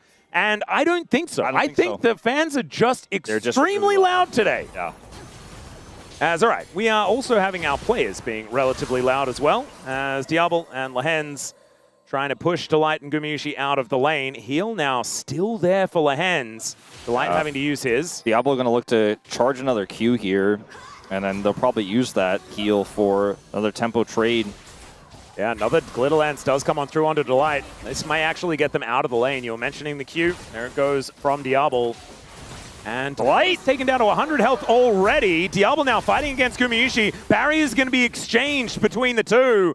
But Nongshim really getting the better end of this one. Delight's so low that I think continuing to stay in this lane is going to be very tricky. They're going to have to be very careful. They're going to need some time for those potions to fully tick. I mean, they need every single bit of that HP to come through before they can do anything here. Level 2 will be hit first for Diablo and Lehens. They will be able to get there. Sponge is also rotating down towards this bottom side very quickly. Zekrom in a pretty good position in this lane, as we can see. Gold card locked for Scout, but doesn't really find much with those wild cards. So the mid lane not exactly going the best, but this bottom lane, oh dear. Flashes up and available here for Gumayusi Delight. Let's see whether Sponge can get this one to work out as Delight. My goodness. Sponge coming over here for the rare red side Prio Krug takeaway. There we go. You normally play through blue side if you have the winning lane, but they have it here, and Sponge is going to find his angle. Delight solo. Yep, Circle goes in. Let's see whether Sponge can actually lock this one down as they look for Guma, and they will pick it up. It lands. He's dead, and so is Diablo. All right, they end up getting 2 in return, and a kill goes over to Gumayusi. That was an absolute mega mistake from Nongshim. Big fail. Big fail. Now, Diablo has to buy the consolation call and head back to lane feeling terrible. And now this Corki lane, which was pushed in, is massively ahead. And this is why, well, one of a few reasons, why trying to dive early at this point with low health bars can be a big struggle, as you have to juggle this perfectly. Delight, the easier target, but the prio target is Guma. And so Delight, like basically 0 health, is giving Guma all these additional stats here. And then Flash comes through, but he still hits the turret, or he's still in the turret range, I should say. And so down he goes. That was just cataclysmically not what they wanted. Kanavi going to move on over, clears out some control vision. As Diablo and Lehens are still going to be relatively strong in this lane, but problem is, a lot of the wind is now completely out of their sails. And now Kanavi's like, I'm the aggressor. Yeah. And you guys don't have a flash on your AD carry. But they also don't really have a minion wave, or much of one anyway, as it is away from this turret a decent way. And Kanavi just going to have to take the scuttle instead. Not gonna go for the dive. Well played by Diablo, and Lehens there just sacrificing a few shots on the minions there to push Kanavi away, reacting there and taking the fight to him first before the wave could be set up there for a dive. And by that point, he's just so low, it's not viable anymore. The Cull will eventually equalize this lane, but you've got a Corki who's stacking his tier already, definitely favoring Guma with the longsword stats also in tow. Diablo has barrier here as well for the even trade between the two of them, so it's all about these Q trade patterns versus Gatling gun. And it is just a longsword picked up for Gumayusi after that kill that he was able to pick up. The Cull is the response, but Diablo still looking to play aggressively. These Glitter Lances need to start landing for Lehens. Was able to hit a bunch of them in the earlier stages, but has missed a couple in a row now. Some of it feels like really great spacing, but some of it is just error on Lehens' part. Scout is still a little bit down in this lane in terms of the wave, but has the lead because of the passive. Yep. And this game is starting to look like it is going to a path where maybe top side is where Nongshim have a few edges, and the bottom side is all Guma Delight for now with the lead they have. See where Kanavi decides to play through, because that has been the determining factor of so many, I mean, frankly, like 90% plus of where Hanwha Life Esports win their game. Kanavi is the one who dictates how the play happens. And right now, it looks like he's a little bit interested in getting a summoner out of Scout, but Scout's got that defensive ward. Even still, he'll need a gold card. Yeah, he's going to have to play this one well. Kanavi is often not perturbed by very much of anything at all. As Lehens will be able to rotate over, Cannon will be secured by the TF, and Scout will be just fine. Lehens getting on in here, and Scout with this wave in a pretty good spot. Lehens just using his World Atlas to make this one work out. Sponge is coming over, and Kanavi has pieced the scene. Zeka does have Ghost. There's the Flash Gold card. He flashes to get out of the way, and the Ghost is going to be used as well. So both summoners for the flash out of Scout, but that does make him susceptible for Kanavi to come and gank. Absolutely. Same to be true of Zeka, who's now flashless and ghostless in this lane. And Scout has ult. See if he wants to use it to go back to lane. In fact, he's going to wait in lane, let the back finish for Zeka, and then push this wave in. So he'll have a lot more freedom about how he wants to utilize that first Destiny Gate here in this third and pivotal game. I think very few people thought that Nongshim was going to be able to do much in this series today, but the series suddenly feels incredibly tense. Feels like a playoff game. Even though Nongshim are 4-11 and already relegated to Rise Group, if they could get this upset win, it could do wonders for their momentum. They're on such a loss streak right now, and that ward isn't going to do any helping. Not quite, as they do at least have some protection for what Kanavi is going to be trying to do here. As pings out, they know that he's in the area. Let's see whether they can actually do anything about it, as Lehens has to flash immediately. Kick was available for Kanavi.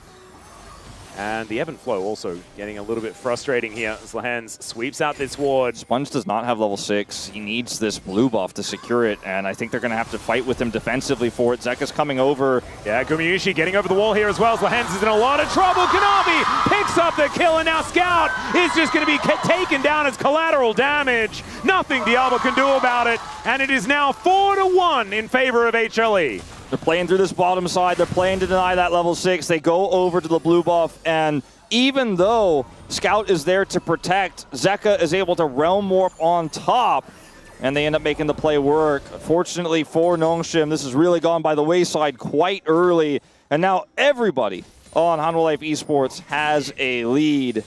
And, you know, notably, 2 kills to the Nami, but even still, the amount of value you're going to get from these set of kills is so massive. As Lehens is deleted instantly, and then Scout is kicked away. Nothing they can do here, and Sponge and Diablo just have to leave, and their whole team is in tatters now. Yeah, and we were going to say that, you know, talking about engage and compositions and how they function in the later stages of the game, if Nongshim just fall way too far behind, none of that conversation really matters, because HLE will be able to walk at them and kill them. In fact, because their composition has really one main late game damage threat, if they all fall behind, I don't think they can play the game anymore. Like, Diablo's a great player, we all know this, and he's great on hyper carries like Yunara specifically, but if his team is just all falling apart, it's just like the Ashe game, right, where you just don't get to play. Yeah. Well, now we've got a little bit of an attack onto Zeus here. The Ruthless Predator should come through from Kingen. There it is. Gold card to follow up, and that is a very dead Gnar. So Scout going to lock that one down. Diablo with the barrier. Gumayusi using his as well, as the bubble is going to miss. Flash out from Delight as Nongshim showing that they still have some fight in them in this 2v2. But HLE are able to just get themselves out of the way. And Diablo, with his ultimate running, was still a bit scary. But once it runs so close out, yeah, Tidal Wave comes on through, and Diablo sidesteps it nicely. But HLE is still on the attack. The heal's coming up, but it's not ready yet. Oh, Scout just gets one out. It is going to be Gumayusi baited in. The circle comes through. Scout wanted Yunara to pick up the kill. Diablo not going to be able to get there, so he secures it himself. 2-1 and 0 now on the TF as he sacrifices a lot to make that happen. Does sacrifice a lot to make it happen, but the kill makes it worth it. And they also push Gumayusi off of the map. He's going to push that wave in. So initially here, they're able to set this up to Zeus onto the top side. Scout makes this impactful play here. As in live, we're not done yet. Oh dear. Lee Sin down there. Scout is likely to just die to Kanavi here. And that is exactly what is going to happen. There it is, the Tempest to take him down. The solo for Kanavi, 2-0-1 now on this Lee Sin. He is really starting to come online here, and of course with Kanavi, you buy the Eclipse, and you try to carry the game early, and guess what? He is. Oh, yeah. Lehens and Diablo are going to come over here for a late-minute Dragon contest, potentially, with Sponge having Flash and Cataclysm. Kanavi just used his kick. There might be an angle here. For Nongshim, you kind of got to fight to get anything you can in this early game right now. If Diablo could get a kill or two, that could do wonders, but it's so hard, especially with the Rise with Realm Warp lurking. And Scout doesn't have ult, and this is just not a numbers game that they can win, even though they wanted so desperately to set something up, see if HLE stepped too far across the line. Turns out when Kanavi's on an objective, he doesn't overextend. Yep. As Diablo here, in this situation, plays this so aggressively, has the barrier, right? And Lehens' heal is coming online soon, but they're able to get Scout down here, which is the real big difference maker in just a moment. And he just teleports in, I'm pretty sure. Yeah, he does. And he's like, what? Twist of Fate's here. He's like, what the hell? Yep. Which is a pretty appropriate response, I would say. Yeah, because Scout was actually just in the top lane. Scout, unfortunately, I think he just didn't see the angle here. It's the Sonic Wave into the safeguard kick. Safeguard, thank you. And then the kick. The Sponge. Oh, Bubble. Bubble to collect him. Tidal Wave, but the Flash gets Sponge out of there. Lehens does go for a bit of a swim, but is otherwise all right.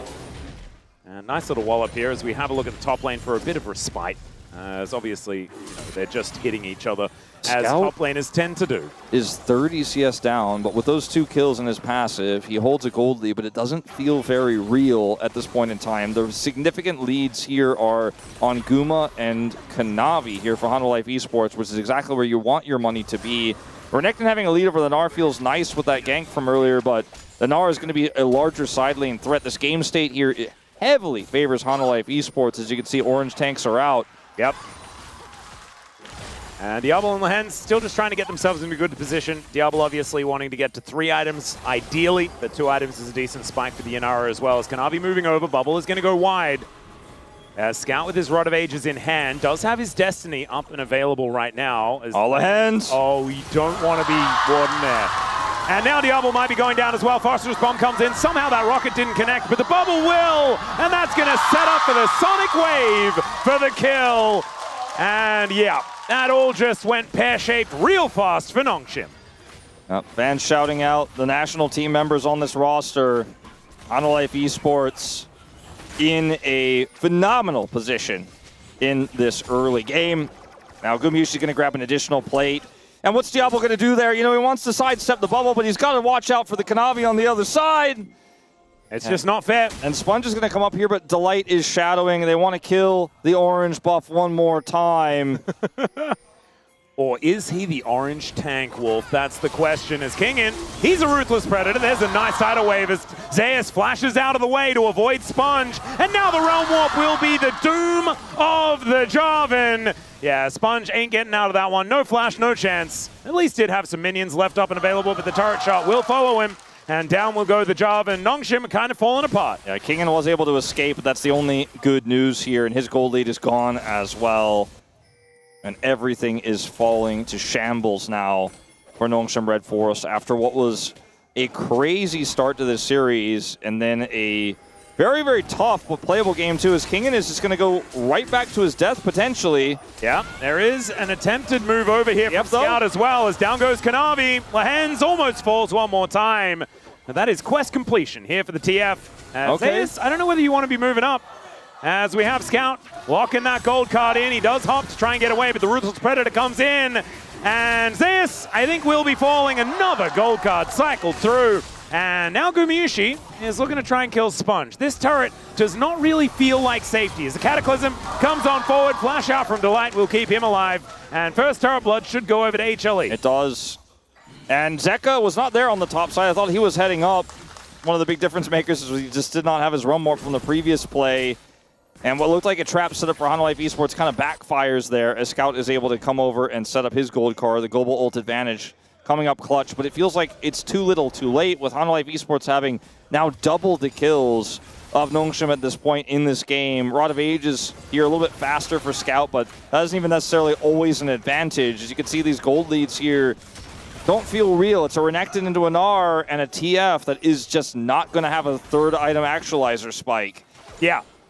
He is going to have a rapid-fire cannon at some point after the Lich Bane. Is now Diablo going in, flashes over the tidal wave, looking for the kill, and he'll pick it up! Oh my god, this guy's insane. He gets kicked in the face, though, and Kanavi will be able to shut that one down pretty quickly. Good polymorph there from Lehens to try and even out the scoreline. But a 1-for-1, if you're losing, feels all right. We all remember game one started a little bit earlier for the comeback, but maybe we could see something like that here again. As Zayas is going to push Scout away. Lehens and Sponge are coming down as Herald has been started here for HLE, trying to keep them occupied here while they look for the collapse onto this soon-to-be mini Gnar.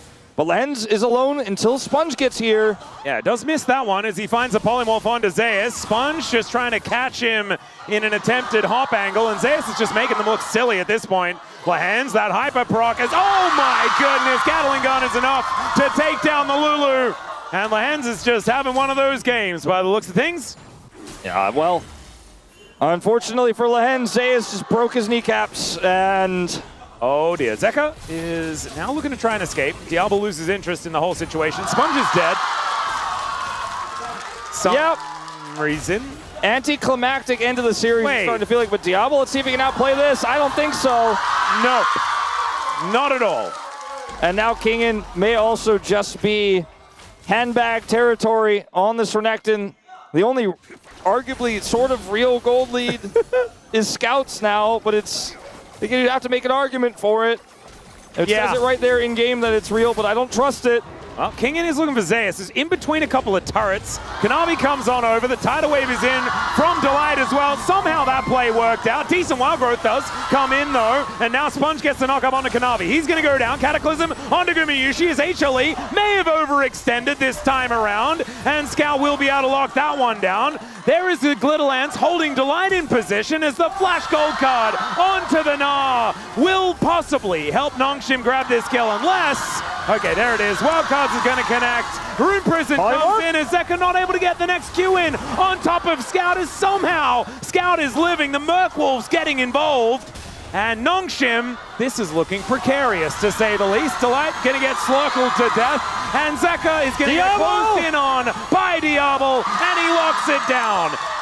That was almost an ace, but Kanavi just respawned. Gumayushi's face says it all.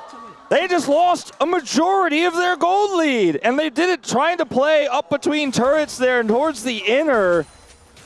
And Herald was sitting in the inventory of Kanavi the whole time. So this from Diablo, absolutely insane. He's just like, can you cover me? And then calls out instantly. Please in no kick. Yeah, no kick, sorry. It was no kick. Yep.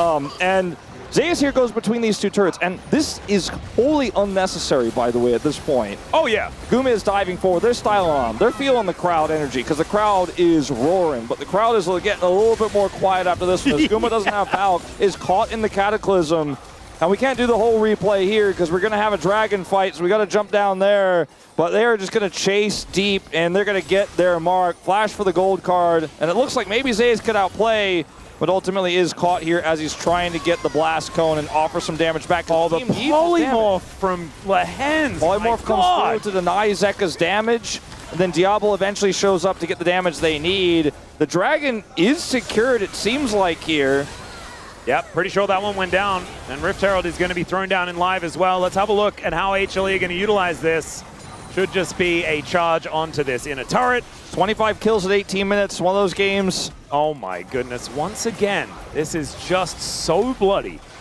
As, okay, Destiny, we were not fighting for about 2.5 seconds. We need to start fighting again. As the tidal wave comes in, the kickback onto Kingen. His health bar's just massive still, though, as Zeus is looking to move on down. Cole the Meek doing a whole bunch of work here, as HLE will get themselves out of the way of the angry crocodile, but also Nongshim not finding too much. That was very scary for HLE. If they had gotten wiped again, that would have just been their lead completely gone. Yeah. They get away this time. And it's a 3,000 gold lead. That is not gigantic when you're dealing with a Yunara on the opposing side, and it's Nongshim that have all of the reliable engage. Exactly. They have the Lulu as well, which is shutting down a lot of this damage too with Polymorphs. I mean, sure, Lehens has died 4 times this game, but he has absolutely done a lot of work to get HLE, or to get Nongshim back into this and to put HLE down for some of their greedy plays here. Seraphs has completed here now for Zeka. So he's going to be a lot safer, and he's starting to really become a serious damage threat in this game. I look at like how some of these last few fights have happened, and I think some more measured play here from HLE would probably keep them at like a 6K gold lead right now. But, you know, we're looking at half of that because of some of their aggression and mistakes. But Baron is spawning. They still have control over the map. They still have a Rise with Realm Warp who could join at any moment. And Hanwha Esports are still holding on to control. Yeah, they also get their minions to take down an inner turret in the mid lane that the Rift Herald did most of the work on. And so that is also a little bit more money over to that way as well. Zeus with a split towards this bottom side of the map. And Zeka now going to go back home once again. We'll see how close to his actualizer he's going to be, or whether he does stop off for an arm guard, but instead just going to refuel some wards. He just bought that Seraph, so it's going to take a little bit longer for him. He finds himself very far behind, but it's not because he's not farming. It's because Scout has 6 kills. Yeah, and in fact, Scout's the one that's not farming. You can see Guma has 16,000 damage this game. He has done a lot of work. He's still 1,000 gold ahead. But, you know, he's sitting on half an item, the advantage over the Yunara, for a 3rd item collector to come through here pretty soon. Let's see what Zeka can get done here as they're just threatening Baron takes while pushing these advantages through the jungle, denying farm from Nongshim, just not letting them get the money they so desperately need, especially onto Diablo right now. Yeah, Kanavi is like, he only has one direction, but this is also how HLE need to play this composition, right? Exactly. Because they need to play around positional advantage rather than starting a fight, going for dives, and getting all of that set up CC, because they don't have a whole lot of it. There is a potential flank angle for Scout with either his ultimate or that teleport in the Baron pit if they overextend. That's one place that HLE does not have vision right now. Oh, Kanavi possibly turned on here as there's the Wild Growth to get the knock-up onto the Lee Sin. He's trying to get himself out of there, but the Tidal Wave to save him, and he turns it around, picks up the kill onto the Renekton, and the Realm Warp is going to be interrupted crucially here, but lands on the wrong side of that one, and he will be taken out. That should be a Baron, I think, at this point, even though it's no 3rd item Rise, not even a Rod completed, and Guma's sitting only on the 2-item Spike. They have enough damage. There's no threats here without Lehens and Kingen, and that's just a free win here for Hanwha Esports. They never let go of that top side control. They had so much deep vision, and even though it was a proactive angle there from Scout, Kanavi outplays it here. He's clearing this war. It's almost like he wants them to chase, right? He's got Safeguard, Dominoes set up here for him to return to. Then he gets out and kicks back in with the Sonic Wave. Man, absolutely insane. And then the Realm Warp is interrupted, but Lehens is cut off here on the left side of the fight. And now Baron in tow. Guma on Serpent's Fang, actually, which is what he's putting together 3rd there. I like that one a lot. I think when you're this far ahead, any of these lethality items, especially when they're this cost efficient, are so valuable at just making sure you can keep that lead. And with Mountain Soul on the cards, it's a long-term investment as well. Potentially, if Nongshim can get that soul. Yep, not to mention the Whimsy out of Lehens being cut down by the Serpent's Fang at the same time means that Gumayushi's damage is going to stick a whole lot better. As Nongshim, I mean, this composition is still pretty powerful, pretty robust, right? Like, it's a comp that we've seen work many, many times before. The Jarvan has been such a coveted pick here in the LCK. The 3rd item, Rapid Fire Cannon, makes the way that Nongshim has been playing this kind of guerrilla warfare so much more powerful here for Scout. He has it ready. His Destiny Gate is back online. Maybe he can find some sort of flank angle here, but they're just so well grouped. Here comes Sponge. Looking for the engage, but Sponge is just going to get taken down into the Cataclysm. Goes to Crocodile, though. He cuts down. The Navi this Gumayushi is just tidied up. And now Diablo with that wild growth able to keep himself alive. Zeus trying to do what he can as there's the hop to get the kill. What is he, Mario? What the heck was that? As now Kingen slicing and dicing around the battlefield, looking to try and take down Kanavi as the Realm Warp. Not going to quite work out here.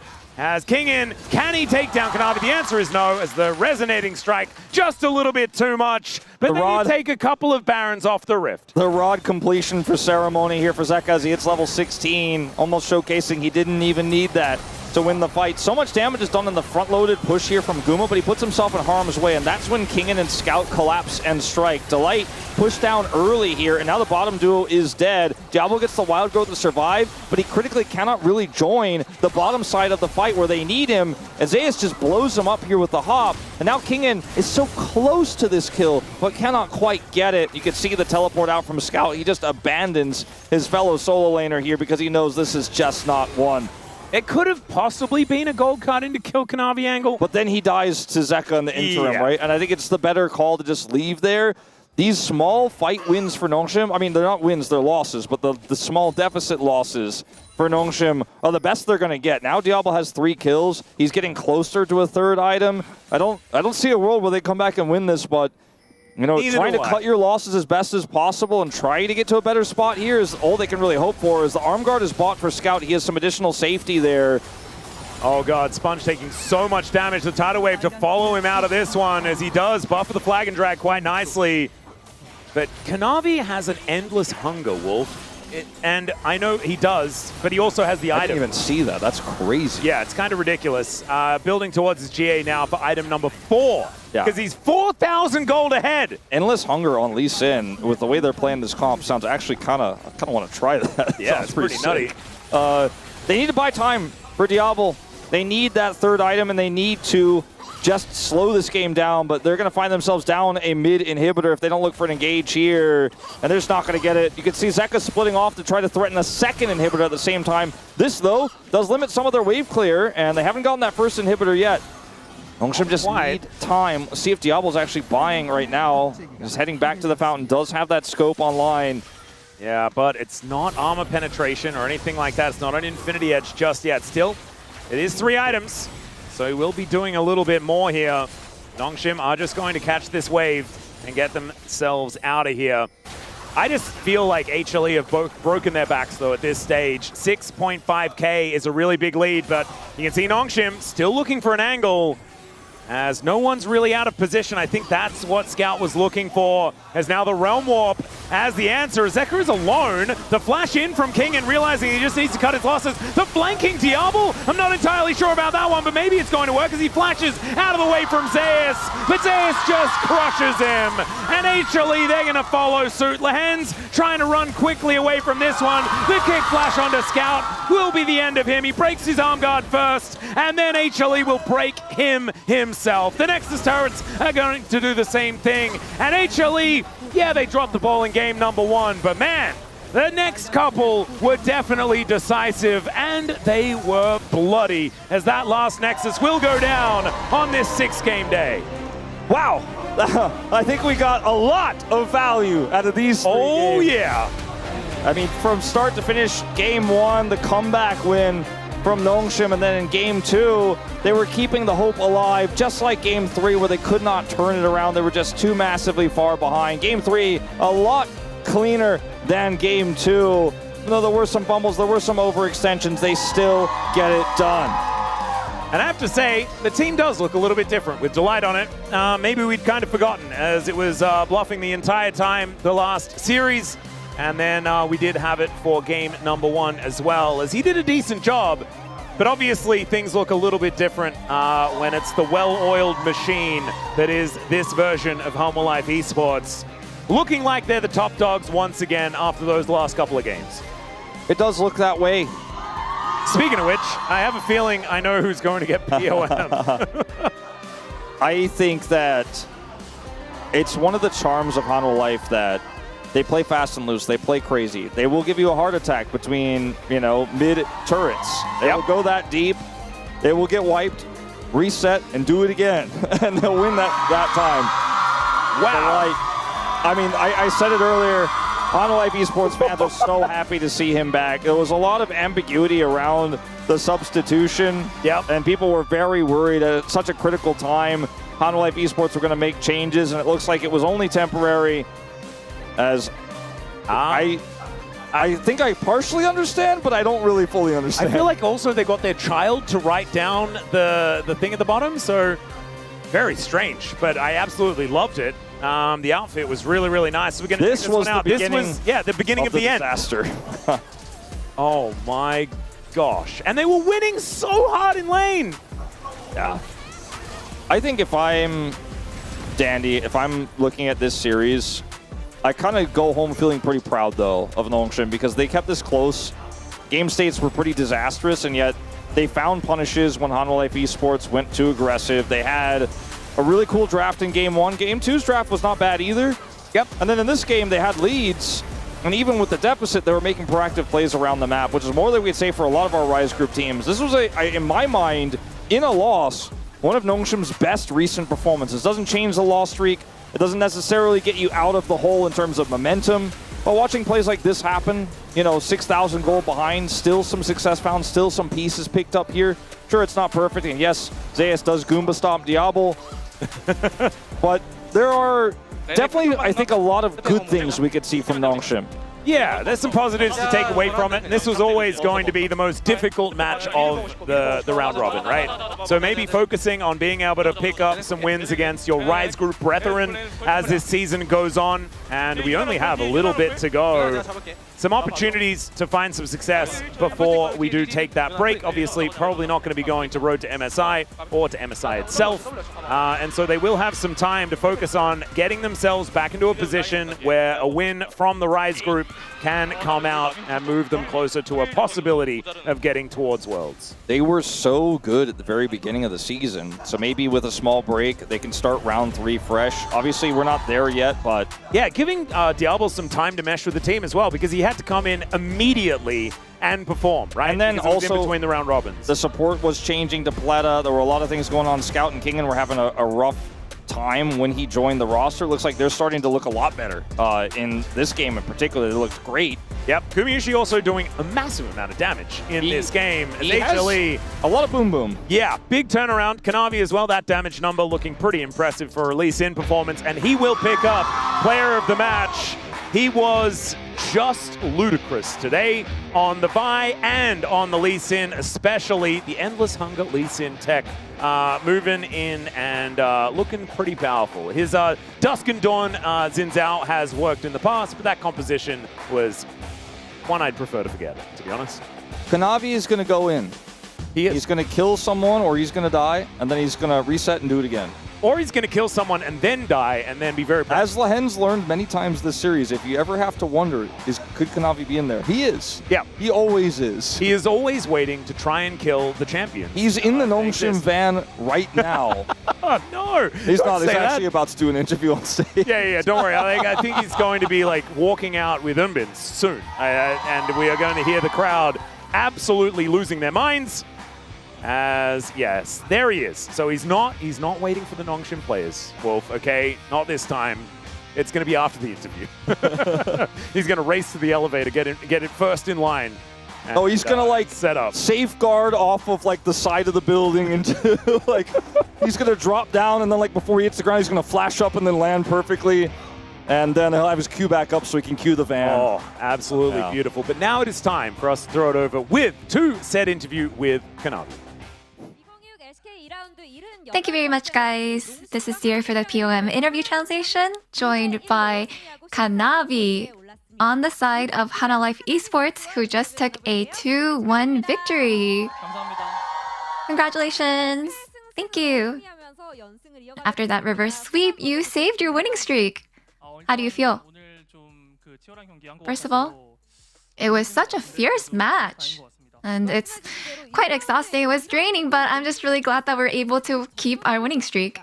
And yeah, just like round 1, you guys went the full distance against Nongshim in round 2. And we even got the most kills of the season in game 2. So why are the games so intense against Nongshim? Yeah, even in round 1, every time we meet Nongshim, it's just been so intense. And I feel like Nongshim definitely has an edge and tends to play well against us. And I think, yeah, they're definitely a big threat. And honestly, it's always been kind of tough dealing with them. And after game 1, Delight was subbed in. So what was the discussion before the game? You know, because we have synced a lot with Delight and have a lot of chemistry, because we dropped the first game, we just wanted to go forward with game 2 with him. And we got the angry HLE showing up in game 2 when the enemy left a Vi open, which is actually your undefeated pick. What went through your mind? I mean, yeah, Vi and our team is undefeated. And I know that everyone also has a lot of faith and, you know, and I feel confident with the pick. So we just went for it. Yeah, so Vi, more like Kana Vi. You are 8-0 on Vi with today's win. So what makes your Vi so special? You know, Vi is a champion. She's the engage role, and you can't really hesitate with her. So in the game, whenever I see an opening, I just don't even hesitate. I just always go in. And alongside your Vi was the Ziggs and Pike. And your bot lane played so well, so how did it feel alongside with them? Yeah, my bot lane really is very good at playing Ziggs and Pike and just getting the edge from the early game was what really led us to victory. And honestly, given how good our Pike is, it just made the game a lot easier too. And in game 3, against the enemy Jarvan, you took Lee Sin and got early picks to scale very hard. So maybe it was because of the endless hunger, you got so beefy. So can you explain your build? Yeah, actually, without tenacity against TF, it's really hard. So I ended up not even going Merc Treads, and I thought that it was going to be a little difficult, but you know, I knew that I would have to be the one to engage here too, so that's why I went with Endless Hunger. So any tips in solo queue? Who will actually go ahead and play more Lee Sin after today's game? I think you guys should really just rush Merc Treads, just prioritize that, and then also go with Endless Hunger. It makes Lee Sin really strong. And some good news here. Zeus has reached 2,500 assists, and Gumayushi has played 500 games. So any word of congrats? You know, Zeus and Gumayushi, they're playing really well and doing very well in the team. So I hope that we can make even more, you know, reach even more milestones together. And your next opponent is Genji, who you got a 2-0 win against in round 1. So what is your mindset for round 2? Yeah, because we did win in round 1, but lately Genji's got really good form, and I think we'll just have to prepare very hard so that we can end up with a win. And today, you will be on Lolly Night with Zeka, so what can your fans look forward to? This is my first time getting featured in Lolly Night.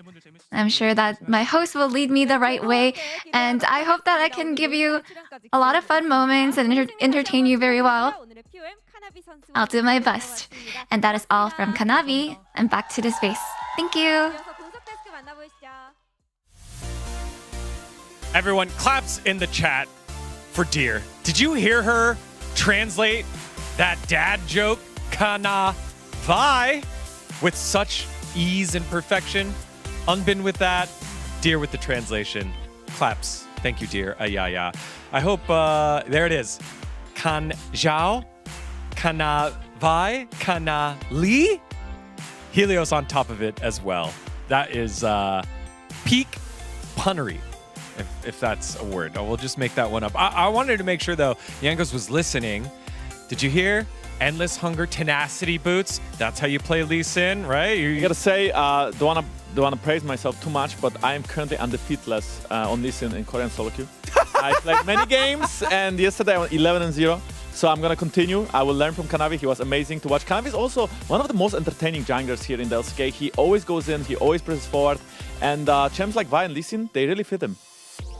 Isn't it weird? Because he plays like a maniac, but then he does an interview with dad jokes. It's kind of, you know, the dichotomy is always fun to watch. Let's see the palm votes here on how the spread went. I think definitely a shout, 2 shouts here for Delight as well. Mid getting one from Jana Strong. Gumiushi getting one from Chida. Everyone getting a vote. Okay, I'm not gonna lie. I don't think this has ever happened before like this. I think I'm a fraud. Why do you think you're a fraud? Well, I'm a fraud because I voted for support, but nobody else did besides Huni, who is also a fraud, of course. And then, you know, in the previous vote, we had the thing where I also voted for, I believe, a jungler back then, but nobody else did. So, you know, maybe we see, or maybe I see something that other people don't. I mean, you see the bottom vote, you know, the bottom vote, there's a jungle. So it's a, you know. True. Yeah. But okay, but to be honest, I do think Kanavi, you know, was pretty good. Well deserved for sure. I mean, he has a lot of depth, but, you know, he played for the team. He kind of had to go in for the team. And you know what? He's undefeated. Who? Delight. That's right. I mean, it's a monitor. I mean, mega respect. That was really smooth. I mean, I'm just saying, the mega respect about like how much on his pressures on his shoulder. Because like, they're 0-1. Like, he need to win 2 games in a row. Like, the pressure, oh my, he win itself. So, like, I think it's, you know, well deserved. Took over the game on the Pike, looked good on the Nami. So there you have it. Delight undefeated, the only player going 2-0 today. Jankos? Well, absolutely. I think my prono is very similar. For me, is Delight the saver, as he did save HLE from getting 2-0'd by Nongshim. I think his spike was very clean. I think he played very well off tempo. And same as the Nami game, I feel like he was stepping up a lot. If I wouldn't give it to Delight, I'd give it to Kanavi for his overall presence in the games. But I feel like Delight stepping up in high pressure moment and stepping up to a challenge, he deserved it. Jungler bias there. What do you mean? I'm a jungler and I didn't give it to Kanavi. Okay. Yeah, but I gave it. But if you didn't give it to it, it would have been Kanavi. Yeah, but okay, but you saw Kanavi. He was smurfing. Did you see Zeus not die in game 2? He was the absolute tank that they needed. Yeah, but that's like average top lane at this point. It's just Riot Games. There we go. Wolf knows. This brick wall also knows how to time his hops to get a extra life, a 1-up. Right? You saw the flash hop? Caught out Diablo in a 1v2? Okay, we did review this with Huni and... let's just talk about the Sion game. Yeah, let's talk about that. I mean, okay, that was nice, but, you know, Diablo could also play around his support there and play around the shield and not play around, you know, not get killed. Yeah, Diablo could have played that one better. I agree. All right, let's see what else that we have here from our Korean side. Commenters, if you let Kanavi's Vi through, that game is a bye-bye. Kanavi Vi is a bye-bye. Bye-bye-bye. You said that way too naturally. I have nothing to say, guys. Okay. Like, you just broke me. Sometimes just got this too far, guys. All right, let's see what else that we have here after Huni broke us. Want to learn more about jungle snowball? Call 1-800. Okay, Unti. Okay, he's cooking as well. Call 1800 Kanavi. This is the Umpty Pament. How does it feel seeing your first Umpty Pament that is an Umpty Pament here, Jankos? Because the last one was okay. Well, I appreciate. I'm like, you know, I'm Ankh, so an Ankh recognizes an Ankh. So I appreciate Umti for being an Ankh. Unkti. Ankti. And Jankos. There we go. We're like cooking. Old cause at this point, but I see what you did there. Yes. Thank you. All right, let's take a look at the standings after this series. With all 3 games, Hanwha Life Esports retain their spot on top. They are locked on in at minimum 3rd place. Nongshim Red Force, they then are still stuck there at the bottom, 4 and 12 in the Rise group, but did see a little bit of fight out of them today.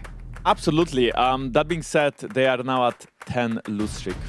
That must be really tough for the mental. Even if you have won individual games, then, you know, losing 10 in a row, that hurts. Yeah, I mean, still, I think it's you know, you have to be, you know, positive as a pro player, like as a pro team. Like, oh, we got 1 win against the first team. And would you be positive, Woody? Like, were you that guy in your team would be like, guys, 10 losses in a row? I'm sorry, I was a negative guy.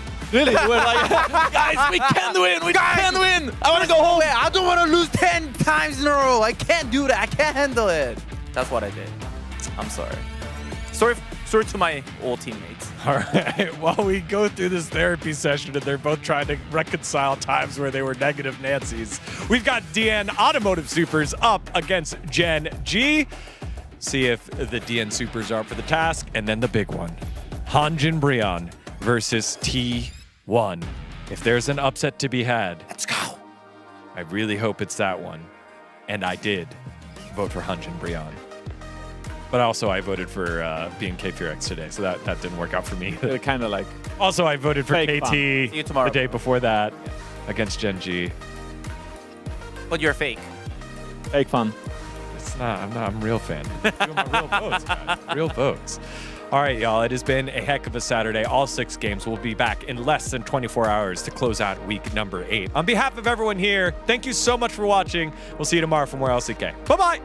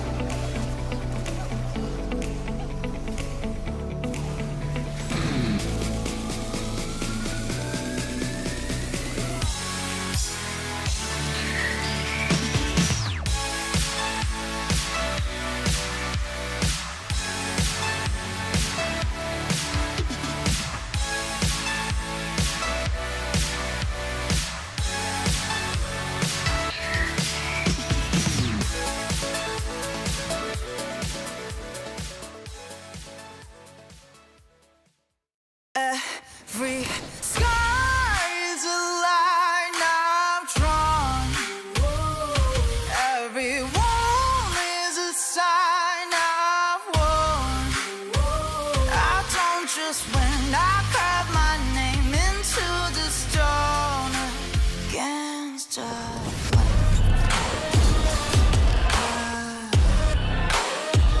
I don't just win, I live my mark into the stone.